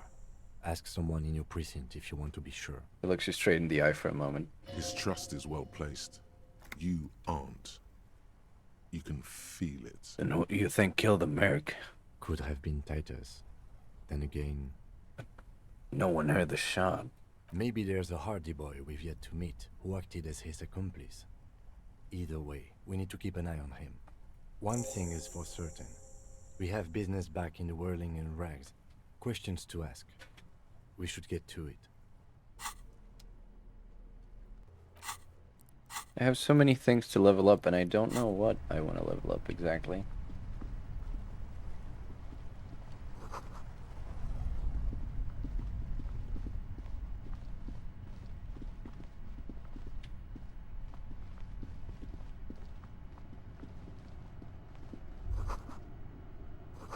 Feels strange. Rattan! Now is the time! Time for what? Oh, you will see. It feels like the tide is rubbing itself against your chest like a cat in Pass heat. the spirits! The blue medicinal spirits! Grab the bottle and uncork it! It is time to unleash the other world! Wait, right now? A woman just died and you think now is a good time to party? Rattan! Life and death are inseparable! There's a party when you're born, a party every year to celebrate that birth, and a party when you're put in the ground. Yeah? What's the problem here? Why shouldn't there be a party when you die? And besides, this isn't even about that. You have no idea what this is about. This is gonna be so off the hook. It's gonna be off all hooks. Alright. The bottle opens with a silent, mysterious hiss. The fumes rising from its mouth are as crisp as the northern winds, howling somewhere, lashing the boardwalk with brine and rain. An ancient warmth crawls under your skin. Now, Bratan, take me off. Alright. Your fingers manage to undo the oily knot, and the necktie slides off. It looks so frail sitting there. Am I gonna spray the tie with it? Almost nothing. Now what? Now, put me in the bottle. Why? Trust me. Just trust me. You and I are gonna have so much fun it should be illegal. I suspect that it might be. Just put me in the bottle, Bratan! I'm not gonna let you down! You and I are like the same person! Molotov. You know what? You might be onto something. As the necktie slides Get in. into the purifying liquid, large stains of grease rise off from it and float to the surface. Wait, no, wait. There, they quickly dissolve and disappear completely, cleansed by the blue spirit fire of 98.7% pure alcohol. The fabric looks almost new again, no longer like a disgusting worm of the lower intestine, but like a colorful and deadly poisonous reef snake of the Insulindian Ocean. So what next? The necktie floats in the bluish liquid with almost unearthly grace. Necktie? There is silence. Necktie? There is silence. The lieutenant has been observing you quietly all this time. The spirit! He's struggling to keep silent, but finally seems to give up. I've got to ask, what are you doing?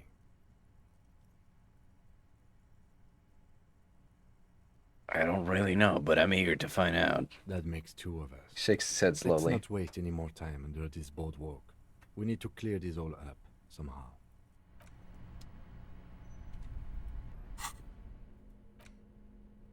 Shit, I have the spirit bomb.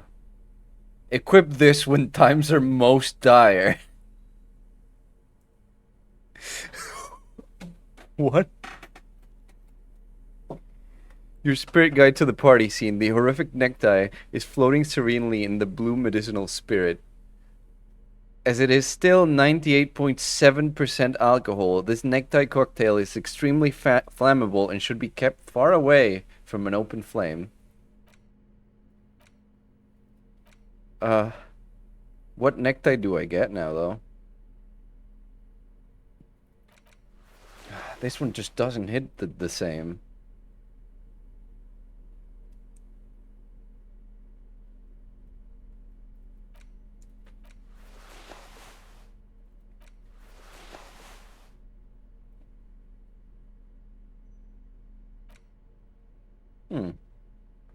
Let's keep this one for now. And let's slowly make our way out.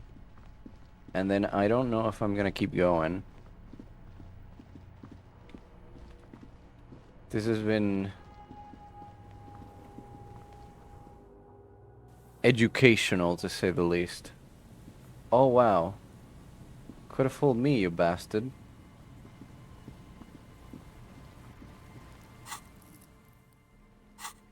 I want to see if maybe there's something I can do before leaving, like a white check I can reopen now or something.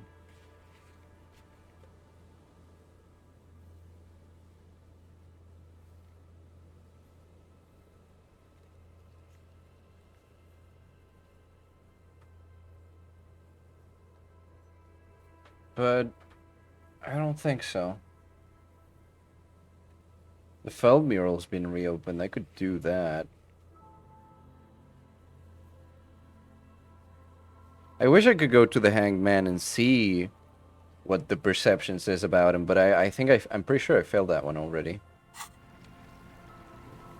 Let's try the Feld mural. Encyclopedia, right? I don't have many encyclopedia stuff. I don't think.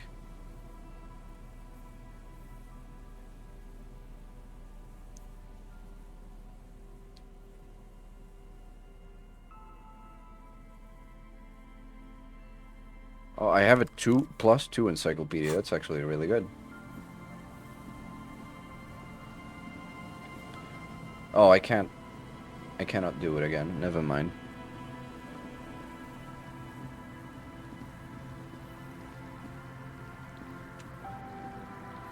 Well, before we leave, let's see the quest that I have. Be ready, Bratan. Okay. Are you the peone? Call your station to find out more if you dare, and return to the Whirling. Okay. that is gonna be it for today. I wanted to wait until I finished the day, but we still got like half a day left.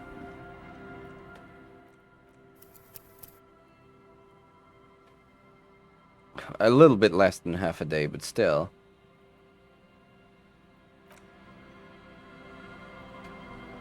Sheesh, shush. I've certainly looked better.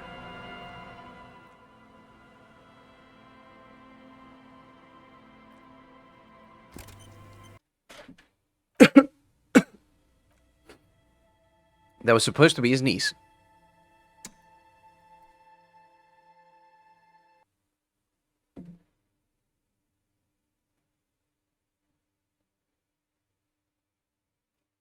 Okay. Ouch. Alright, everyone. Thank you so much for watching. I'll try to see you tomorrow for more Evil Within. If not, I'll see you on Monday or Tuesday, I believe. But I'll try to see you tomorrow for some Evil Within, because Vice really wants me to get into Gloomwood already. Please, Revan, do it. Revan, do it. I'm gonna spoil your Gloomwood. Don't do it, Revan. Revan, you gotta do it. So yeah, everyone have a good night. I will not be raiding tonight. It is. I know I've been really good with the raids lately, but it is really tired, and I have to do so much other stuff before sleep.